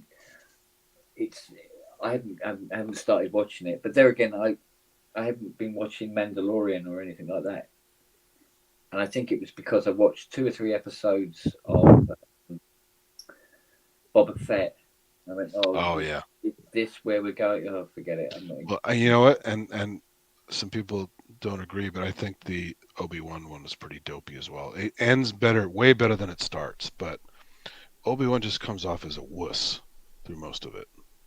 And it just drags on too long, and it's like there's several bumbling scenes where he's trying to sneak around with this little girl, and it's like I don't know, it's just not. And then you watch something like Andor, which is a made-up character recently. It was never part of any kind of Star Wars lore, and it's a great fucking show.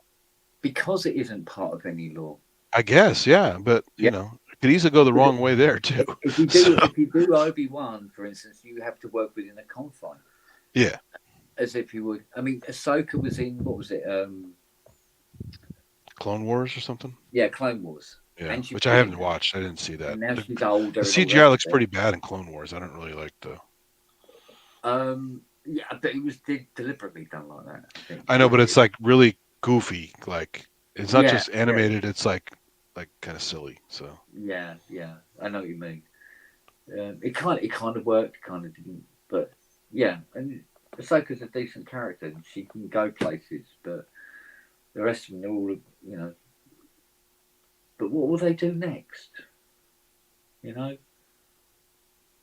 might do some other unknown ones just because they did well.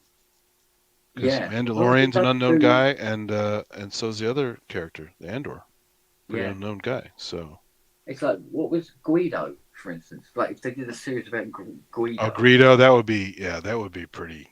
Yeah, it's like because they always look, even in this new stuff, they look bad. They make the fingers look all shaky and stuff because it's like bad costumes. Yeah, but there might not be much to do. Yeah, they're not that interesting, and you have to have subtitles all the time. They never speak English. So. Yeah, exactly.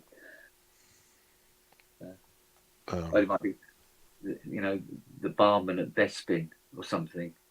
I think Greedo, once they made Han Solo shoot second, they ruined anyone's interest in the Greedo type characters. Well, yeah, because he was 2 foot away. He had one job. Yeah. So bad. Well, he was an asshole in the prequel as well, wasn't he? Greedo was a twat. You know what I mean? So it's sort of like, why? Although one of his species was a Jedi at some point. Yeah, they're not all bad. One of them was like a little kid Jedi. I forgot the name of his species, but they finally released the name at some point. Yeah. But it's like everyone calls Yoda Yoda, but they don't call him by his species. I don't even know what the damn species is for Yoda yet. Yeah. And some of the games actually mentioned some of the other guys, like the guys that have the multiple eyes on their heads. They're kind of like thugs. They did mention their species in a couple of the Jedi, PC games. Yeah. Jedi Outcast and Jedi. Those are great fucking games. You haven't played those? I know they're dated, but if you want some fun lightsaber action and stuff, they're great. Yeah. And you turn off the no dismemberment thing, and you throw the lightsaber in a room full of stormtroopers, and they all dismember and cauterize. It's so cool. So you push them to knock them down, and as they get up, you throw your lightsaber and force pull them into the lightsaber, and they just dismember. It's like a nice boomerang effect. So there's an option for no dismemberment on the PC, not on the console, unless they added something later. So if you're using one of the PC games, you can go in and just like you do on Quake and Doom and all that stuff, you can hack anything on those games. And there was a no dismemberment. There was a physics change you could do. There was some other stuff, but I would never play the game without that because I want it to be. I mean, that's why it's it's made for kids, right? The movies are made for kids because they're not that violent, right? If you hit someone with a goddamn lightsaber, it's gonna be nasty, right? Yeah. It'll be like Michonne in Walking Dead. Everything will be dismembered, and so they only hinted that really in the original Star Wars in the bar. Yeah. Obi-Wan cuts that guy's arm off, but it doesn't cauterize. It's just bleeding everywhere. Yeah. But the rest of the time, it's not violent at all, really, other than the fact that, yes, they're killing somebody, but you don't see anything. And because they have the force power of boomeranging your lightsaber and coming back to you, you could throw it through a room full of guys, and they're all just, bits and pieces. I just had so much fun with that game. Or you do the force grab. Yeah, in the film, when Luke gets his hand cut off, it doesn't there's nothing. bleed. Yeah, it cauterizes, but it's not even it doesn't even look violent, right? It's like a cartoon. Not the way it's done, no. Yeah, they hide it with the sleeve. You don't even see it, Yeah. And it's like, well, the sleeve will be burned, right? Yeah, but they got to keep that PG-13 going. Exactly. Yeah. Makes sense. Yeah. But yeah, in the games you can do all kinds of. You can use some dark side powers even if you're not a dark side character, like force choke, like Vader does all the time. Yeah. It's really fun to go up to a guy, force choke him, and then project him over like a chasm and drop him. Yeah. It's just way too much fun to be had in those games. Those games would bring out the arsehole in everyone. Oh, totally. Yeah. Because it's funny. You're just laughing your ass. This is so bad. I'm doing so many horrible things and laughing about it. There'd be nuns playing it going, yeah, eat shit, fucker. Yeah, but it's not real, is it? Exactly. Yeah. But that's the whole thing about, is virtual sin still a sin? Yeah, oh God, yeah. But yeah, check them out. Jedi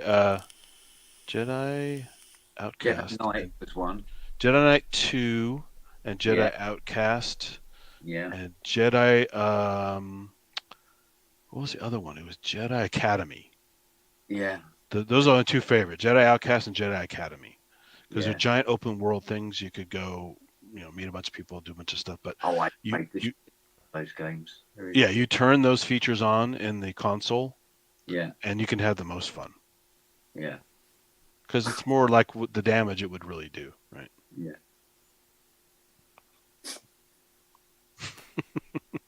The fact that they thought to put the glowing part in made me laugh.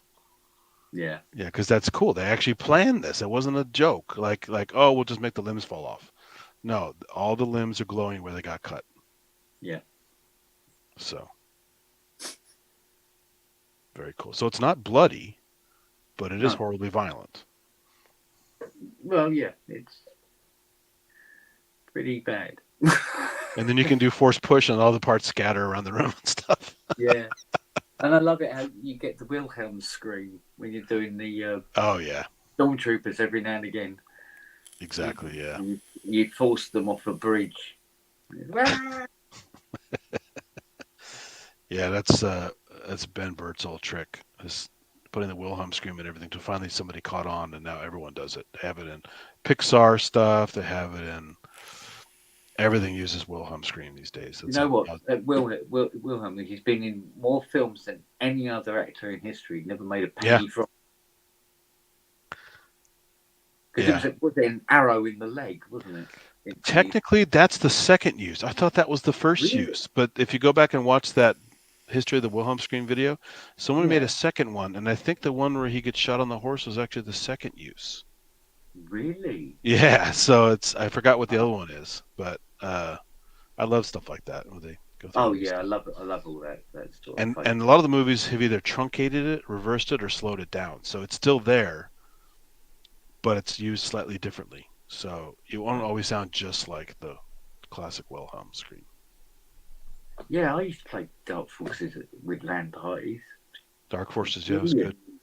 Yeah. Yeah, great fun. Mind you, used to do a lot of LAN parties and play things like Duke Nukem 3D. And Dark Forces on the Mac was awesome because it was 640 by 480, so it looked really good, and it had CD audio sound. Oh yeah, no, I think it was 8x6 on PC. Yeah, the PC they always had 300 by 200 basically. So. Oh god, yeah. Yeah, because it was DOS. Yeah. It'd be 320. So when LucasArts did the Mac ports, they upgraded them. They upgraded the what's the not before TIE Fighter. What's the other one? It's there's X-Wing, but there's one before that too. That was X-Wing. But the one before that was fun too, where you go through the canyons and stuff. What was that one called? Rebel Assault. Remember Rebel Assault? Yeah, Rebel Assault. Yeah. Yeah, I was shit hot at TIE Fighter. Yeah. Hot, man. Oh, it's pretty fun. Some DOS games are funny though, aren't they? Because if you've got a higher speed processor, they run quicker. Yeah. Yeah, my lap times got faster in NASCAR when I went to a DX2 866 from my SX25. I could actually go around the track faster. It was ridiculous. I think my brother had his first computer was SX33. Oh god, a 386 SX33. And then I got given by one of my uncles 486 DX 66, I think. Yeah. That was pretty much top of the range then. And and trying to play some of his games on my computer, it was just so quick it was unplayable. Yeah. And you'd have to get he had a thing that it'd slow it down. Yeah. You'd have to load that first. Yeah. And to make it playable. Yeah. Yeah. Oh yeah, they had a bunch of those things for later on, the speed governors, where it would just Well, when because shortly after the DX266, suddenly you had access to I think it was a Syrinx processor, where suddenly you could have 100 megs or 120 megs of Syrinx processors, and then they did a 150 and a 166, I think it was, and then a 200. That rings a bell. Yeah, and the Syrinx processors were really cheap, and they were dropping into the boards, and you mess with the clock jumpers. I used to overclock my Celeries. I get the Celerons and overclock them. Yeah. Yeah.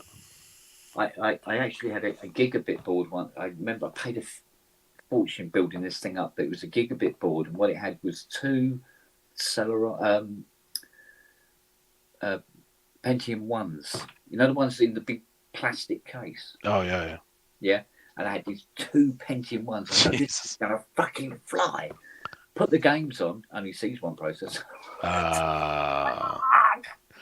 But your 3D stuff would have seen them, right? Lightwave, when you got 2 processors, mate. Yeah, exactly. Go. I think it's only Windows NT, wasn't it, that could recognise. Yeah, you had to go NT to get the dual CPU support. Yeah, and all it meant was that your Windows crashed quicker.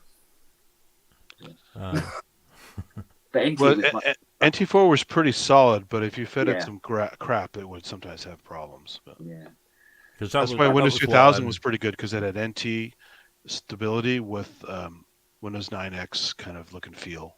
Yeah. So. But there was some program. I'm sure there was some games that you could not put onto an NTFS formatted drive. Yeah. And it's like, no, sorry, that's NTFS. Fuck off. So you had to do like a partition to have a FAT16 section on the drive, and from the NTFS. It was a program we called. What was that program called? It's like a drive partitioning. Oh, Partition Magic? Yeah, probably was. Yeah, that's the one. Where you could have an NTFS section, but you could also have a FAT16 section. You could have whatever you wanted. You could have but you have Linux partitions and all kinds of shit on there. Yeah. Yeah, and so you assigned so many meg to each partition and that way you could get your games on. But you also had to put Windows onto it. The normal Windows, which would probably be back then 95, to get your games to run. Yeah, they also made boot commanders, so you have a little menu that comes up. And that's right, yeah. Yeah. Well, when Windows 2000 came out, or NT 2000, I remember getting NT 2000. It didn't really do a lot for me. And then it was, what was that? Was it Windows Millennium? Fucking hell, they shipped a virus. That thing never worked properly, that bloody operating system. ME was garbage. It was a cash grab. Yeah, ME was like, we're going to access all the game acceleration on the CPU directly. Yeah. No, you didn't. and Vista was also a nightmare. Yeah. Oh, Vista. God, Jesus Christ. Trying to get Vista to do what you wanted it to do. And so many pop-ups and security features and annoying. Yeah. Yeah. But I remember I used to have to initially. I was installing Windows 98 via floppy. I think it was 42 floppies. Yeah, that's a blast. Yeah, I mean, bad enough, and it was just Windows 95. I think you could get it down to about 29 floppies, and the rest of them were particular drivers. And if you knew which disk had the drivers on, you could just use the various disks, so it kept it at about 32 or 33 disks. I was annoyed with 3 disks in DOS 622. So I used to love DOS 622. Loved that bloody thing. I mean, it had a lot of life in it. Look at all the like 3D Studio. Yeah, but you know how you could run games in Windows eventually. Yeah. So, and you could run your 6.2 games within the Windows format, but they really slowed down because it was now running technically 2 operating systems at the same time, and it was really bottlenecking. So you always actually had a little bat file where you exit to DOS and then the command line to start the game up when you clicked on the icon. So you shut Windows down and go into DOS to play the game. You ever play with OS2 Warp? Yeah. Yeah. But you could run it in window within Windows. Yeah. Like clunk, clunk, clunk, clunk. Exactly, yeah. Yeah. I had an OS2 installation disk, but I could never get it to work. Yeah. It was funky. I got given it. I used to do like a few jobs for a bloke in the computer shop. And it just wouldn't. Well, I didn't really know what I was doing, I suppose. I don't think any of us did, mate. It was all trial and error and find something that made it work. Because you couldn't. I mean, there wasn't even really a YouTube or anything like that where you could go out and watch somebody else who'd gone through all the pain and show you how to do it, kind of thing. you know. Yeah, the funny thing was, though, the work I used to do for him was if he sold anyone anything and they couldn't get it to work, he'd send me round their place to sort it out. and it was just a load of try this, try. You just got to know after a while what you had to try. Yeah, but I used to do like IEM building here, and sometimes people would ask me to do repairs and stuff, or to do something to the computer to make it do something, and you have something like classic ones. I used to get it all the time. Like it goes, oh, I bought this game from my PC, I put it on and it won't work. It's having trouble with the video card. And you open it up and it's got a Matrox card in it, and you go, yeah, well these Matrox mates, they don't do graphics like that. They're good at doing graphics, but not games. You need a proper games card in it, or something that will run a games card. Oh, right, yeah. Because Matrox cards were just for doing like Paint Shop Pro and stuff like that, you know. And then you say, oh, you put a Voodoo card in it. Oh, how much is that? Matrox Millennium? Was it one of those? What's that?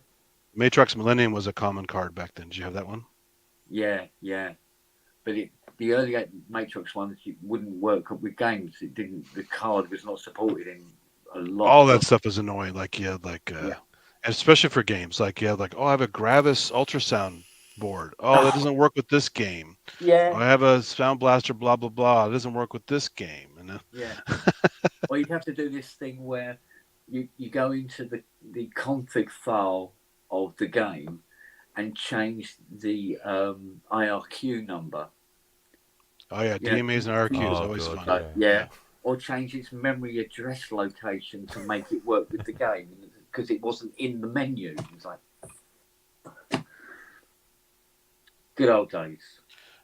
It was really annoying back for IT purposes. So you had to always edit configs, auto-exec bat constantly when you set up computers for corporate use for the internet stuff, as well as making sure your DMAs and IRQs are right. It's so annoying. I can imagine, because those do you remember when they had modem cards? Yeah. That were like half software, half hardware. Yeah. And God, trying to get them to work. Oh, like Orange Micro had the ones for Mac, where it's like a Windows on a card that goes inside your Mac. Yeah. God. Yeah, but and then they have soft Windows and virtual PC and all that stuff. Because I was given a budget by a guy who wanted me to build a computer for him in his capacity as a architect.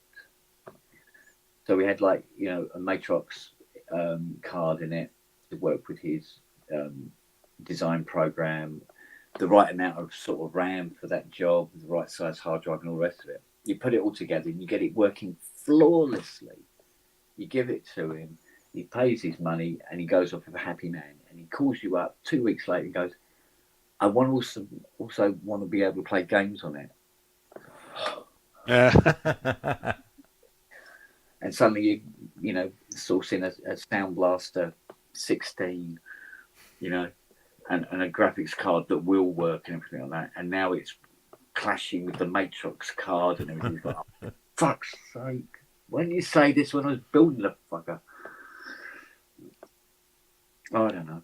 It's funny, was it 90, 95, I think it was. No, 96, early 96. This place called Tech Mart here, which is a lot of business offices and stuff. And my temp agency was there for when I was working at my current job the first time, long time ago. And 3D stuff was still primitive as far as support cards and extra goodies and stuff. And I went to go to the lobby to go to the place to drop off my time card, and I see this little room showing this amazing demo of that 3D fighting Anubis character and the other character, the original 3D effects demo for the card. It hadn't come out yet. They were doing a demo for the public before it got announced. And God, like 6 months later, it was everywhere. But I got to see before they launched it, they were doing demos for people. And I remember that image of the Anubis and the Horus character, whatever, fighting each other in 3D. And I was like, God, that's so long ago. It's crazy. Mate. Yeah, we always had to be careful back then, though, because like when the Voodoo cards came out, I think it was the Voodoo 2 cards came out, and there was a demo to show the capabilities of this Voodoo card. And I think you could buy 12. It was a 12 meg video card. Yeah. And which was like, oh my god! But they go, yeah, also has this. It was like early SLI. Yeah. Very early. Pair them together, yeah. Yeah, put them into each, and they could like share, and it was supposed to double the power and everything. And they did like this graphics demo of the capability of the card, and it came across as this card was like, oh my god, this is the next thing, you know. Yeah. But the demo was specifically written to work with the card. Right. And two of them. And make the best of how it would. Of what more work than a developer would want to put into it, basically. Yeah, exactly. So when you threw any graphical game at it, it just worked at average. Yeah. As opposed to, well, where's all this super? I had some friends that fell for the SLI thing, and they were pissed about it. Yeah, exactly. Yeah. Well, no, because your game doesn't support two of them, and it doesn't really talk to the Voodoo card the right way. Like, oh, fucking here we go again. So I think it was Mac that saved the world in making a machine, and that machine was the same no matter where you went in the world. Well, they're sticklers about that. They want an ecosystem. So again, people give them shit for all kinds of stuff, which some of it rightly so. Yeah. But they wanted stuff to work. They didn't want to. They wanted a very certain list of things that were guaranteed to work with it. Whereas Windows didn't give a shit. It whipped the third-party guys into shape. They had to. They started to talk. So limited your pool, but you got generally stuff that would work. Yeah, exactly. So you had sound cards come out, and they all used, the high address of 220. They were all. Was it Interrupt 7? Was it? Or 5? I can't remember. So like when you got things like. No, it was 7. Standard, and then everybody else adopted the Sound Blaster standard, and everybody wrote their games to work with the Sound Blaster standard. And suddenly, sound in a game wasn't a problem anymore, and you weren't there fucking, editing back files and stuff like that all the time, and changing things in the BIOS so it would find it properly. Suddenly, so that's part of what you're paying for, right? All that extra money that Apple was charging, not only because they could, but because things were vetted, right? And so you have to pay for that. Yeah. No, exactly. As Steve said, once DirectX started hitting proper, and suddenly things were getting so much more straightforward and so easy, to the point where you plug a card in and turn the machine on, and you just know it's going to work. Yeah. And you're going to, hit the icon in Windows for some game, and it fires up. There's the sound. There's the graphics, ready to rock and roll. As opposed to all that fecking about that you used to have to do right in the beginning, But unfortunately, because of that, Apple took forever to embrace the 3D thing properly. So 3D games took a long time to show up on the Mac, especially 3D assisted games. Like you could play Tomb Raider without a card, but it looked like shit. Once you put a card in there, it was like really nice, right? Yeah. And I had my old, back when I was doing stuff in Strata and Ray Dream Designer and all this shit on the Mac, little 3D design stuff, they had a Quick Draw 3D card you could buy, made by Apple. Yeah. But it was so underpowered, it was only good for some of their stupid little Quick Draw 3D apps. It didn't do much for any of the real apps. Yeah. So I had to wait a little much longer. And by then I was using PCs anyway, because much like with the early VSTs and stuff, the 3D graphics and stuff were better on the PC for a long time because Apple dragged their feet. Stupid. Yeah. They were kings for a while, and then they fucked up. Well, it's interesting because once this standard had actually happened, and you were starting to get very powerful computers for very little buck, my attention had turned away from games, and I'd gone down the lightweight 3D rendering route, and now it was all about CPU cycles. Yeah. and so I became quite good at overclocking. And you always had to do test renders, right? Because you couldn't get real-time previews. Yeah, and you'd be firing up, and you fire up the scene and get the same frame number, and run like that. And Lightwave became a good way of bench testing how fast the computer was as well. Anyway, and you'd actually get Lightwave times on Flaycom. They go, oh look, this computer with this configuration produced, this stock frame in so many minutes, seconds.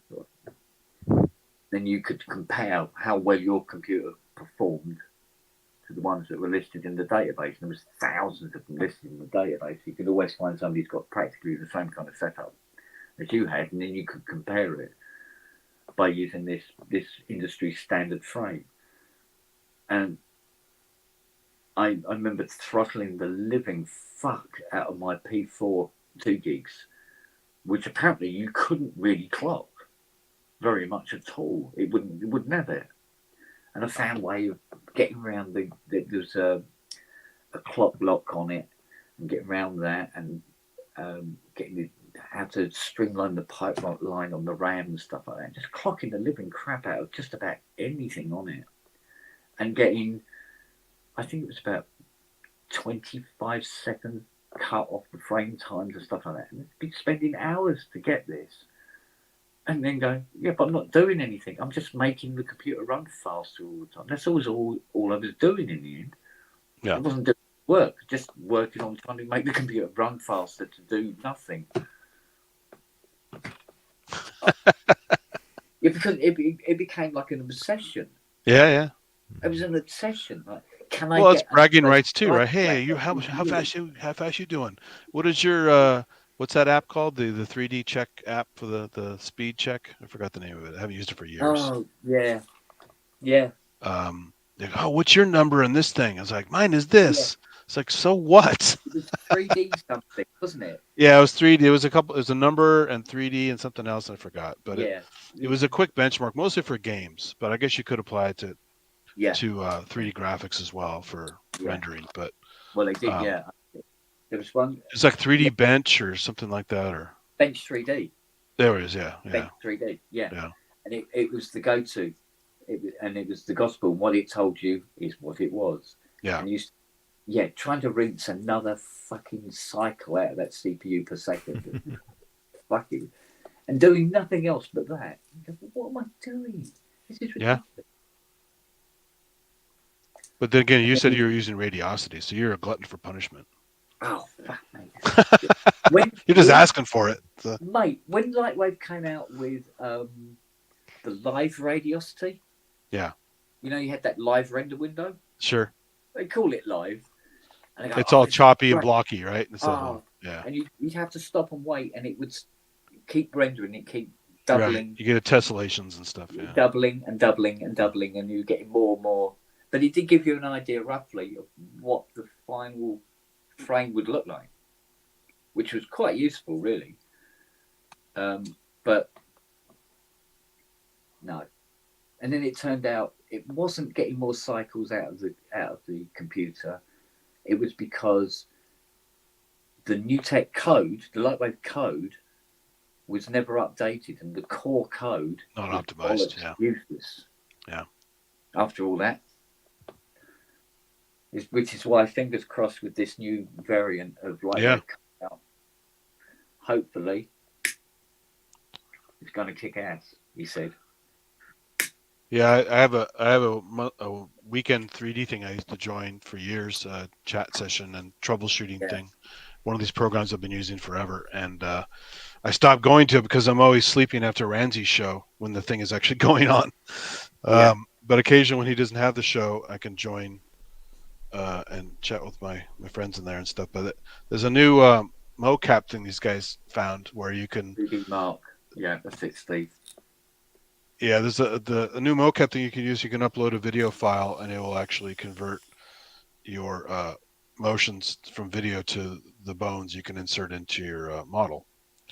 So I was going to start working on some more character stuff and see if I can get it to do some weird stuff with the mocap stuff. Because I'll never be able to afford a flock of birds or one of those like mocap suits that are like, you know, 20 grand or whatever. Yeah, about 20K, aren't they? Yeah. Yeah, it's just not worth it. I wouldn't use it enough, and I'm not really a performance artist. I mean, you got to be good with your movements to really get the most out of it.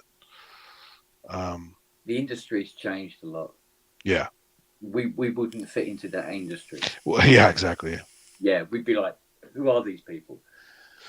But you can download like hundreds and hundreds of BVH files for free. You know, they're actually repositories of it. Customer, it was a few months ago, maybe last year sometime, and he does video editing. And he's saying, yeah, I was rendering out this video, and he said, it was ridiculous. He said, I've got this really fast Mac, he said, and it took 8 hours to render this video. I said, how long was the video? And he goes, oh, it was an hour 20. I went, okay. And it took how long? He said, oh, it took about 8.5 hours. And I was literally sort of like, yeah. You don't know you're born. Exactly. On my lightweight, mate, I got a single frame to one of my Babylon 5 scenes. Bitch, took 8 days to do one frame. Oh, sure. Yeah. So get out of it, bitch. Well, remember the old days of Bryce 3D, the original Bryce, and it was on a basic Mac. It was 45 minutes per frame. Yeah. And it didn't. And you know what? You do a CPU upgrade, RAM upgrade, run it again. It's still not any faster. Yeah. What the hell? But Bryce was beautiful to look at. It was cool. In fact, I saw guys making like proper models out of it, not scenes, not weird space scenes and landscapes. Like guys making a semi or a guitar and other like proper models out of fucking Bryce. Yeah. But again, that used to be a trick for me. I had a program called Terragon.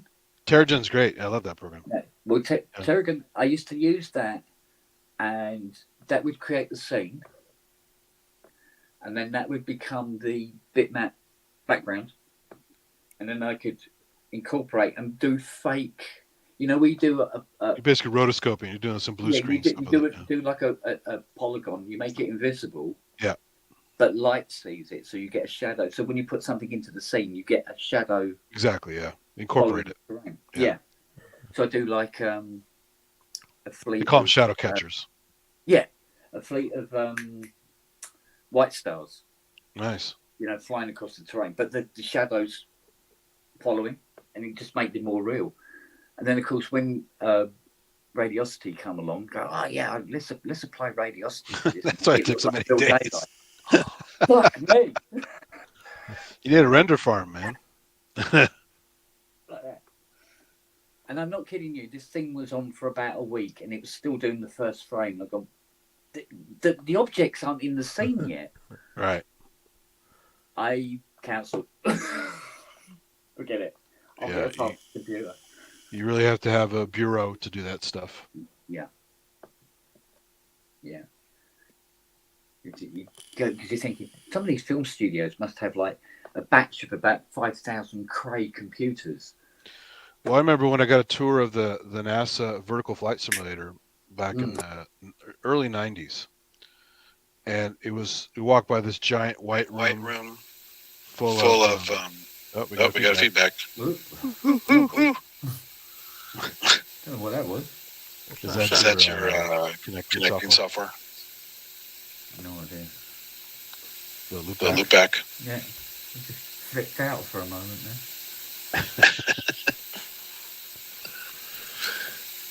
Oh, hang on. I can tell you why. My battery's at 2%. Uh-oh. She's probably getting ready to shut down. Uh-oh. But, oh, mate, it's 3:30. Yeah. And just real quick, this room had a room full of the IRIX workstation. It had like 40 IRIX workstations running the vertical flight simulator. So you know how much money that is. But it's fucking NASA. So. Yeah. Government money. Yeah. Sign the check. Sign here. Excellent. Oh. All right. That's good stuff. We've been naughty people again. Yeah, we've stayed up far too late. Oh, that's what happens in the pub, isn't it? All Yeah. this after hours drinking, isn't it? When you lock the doors. All right. Well, I will see you chaps later in the week, no doubt. Yeah. Take care, you too. Yep. Look after yourselves. I'll see you again soon. No doubt. Hopefully, the studio will be a bit more done next time. You know, I've got to get something sorted out for PSN on Friday. Can't do it on an iPad, really, can I? You're not hooked up for that? I should have everything sorted by then, surely. Or at least some sort of skeletal setup that allows me to use the SM7 and that. Should be alright. Yeah, okay. Alright. Get it sorted. Just wing it. You'll be fine. Yeah. It'll all happen all of a sudden. Once I wake up tomorrow, or later today, rather. How come Kent's got no echo there? He's not back. We're doing it to us. Yeah, I don't know. I have no idea. Right, I'm gonna shut down anyway, All right, buddy. because I can't talk with all this echo. I'll see you later. See you guys. All right, take care, man. Yeah, Cheers. See ya. Right. So the echo's gone now. Oh no, it's still there. Yeah, you're probably having mic issues or something. Right. Okay. Right, everybody, take care. All right. Look after yourselves. And if you're living in Europe, what the hell are you still doing up?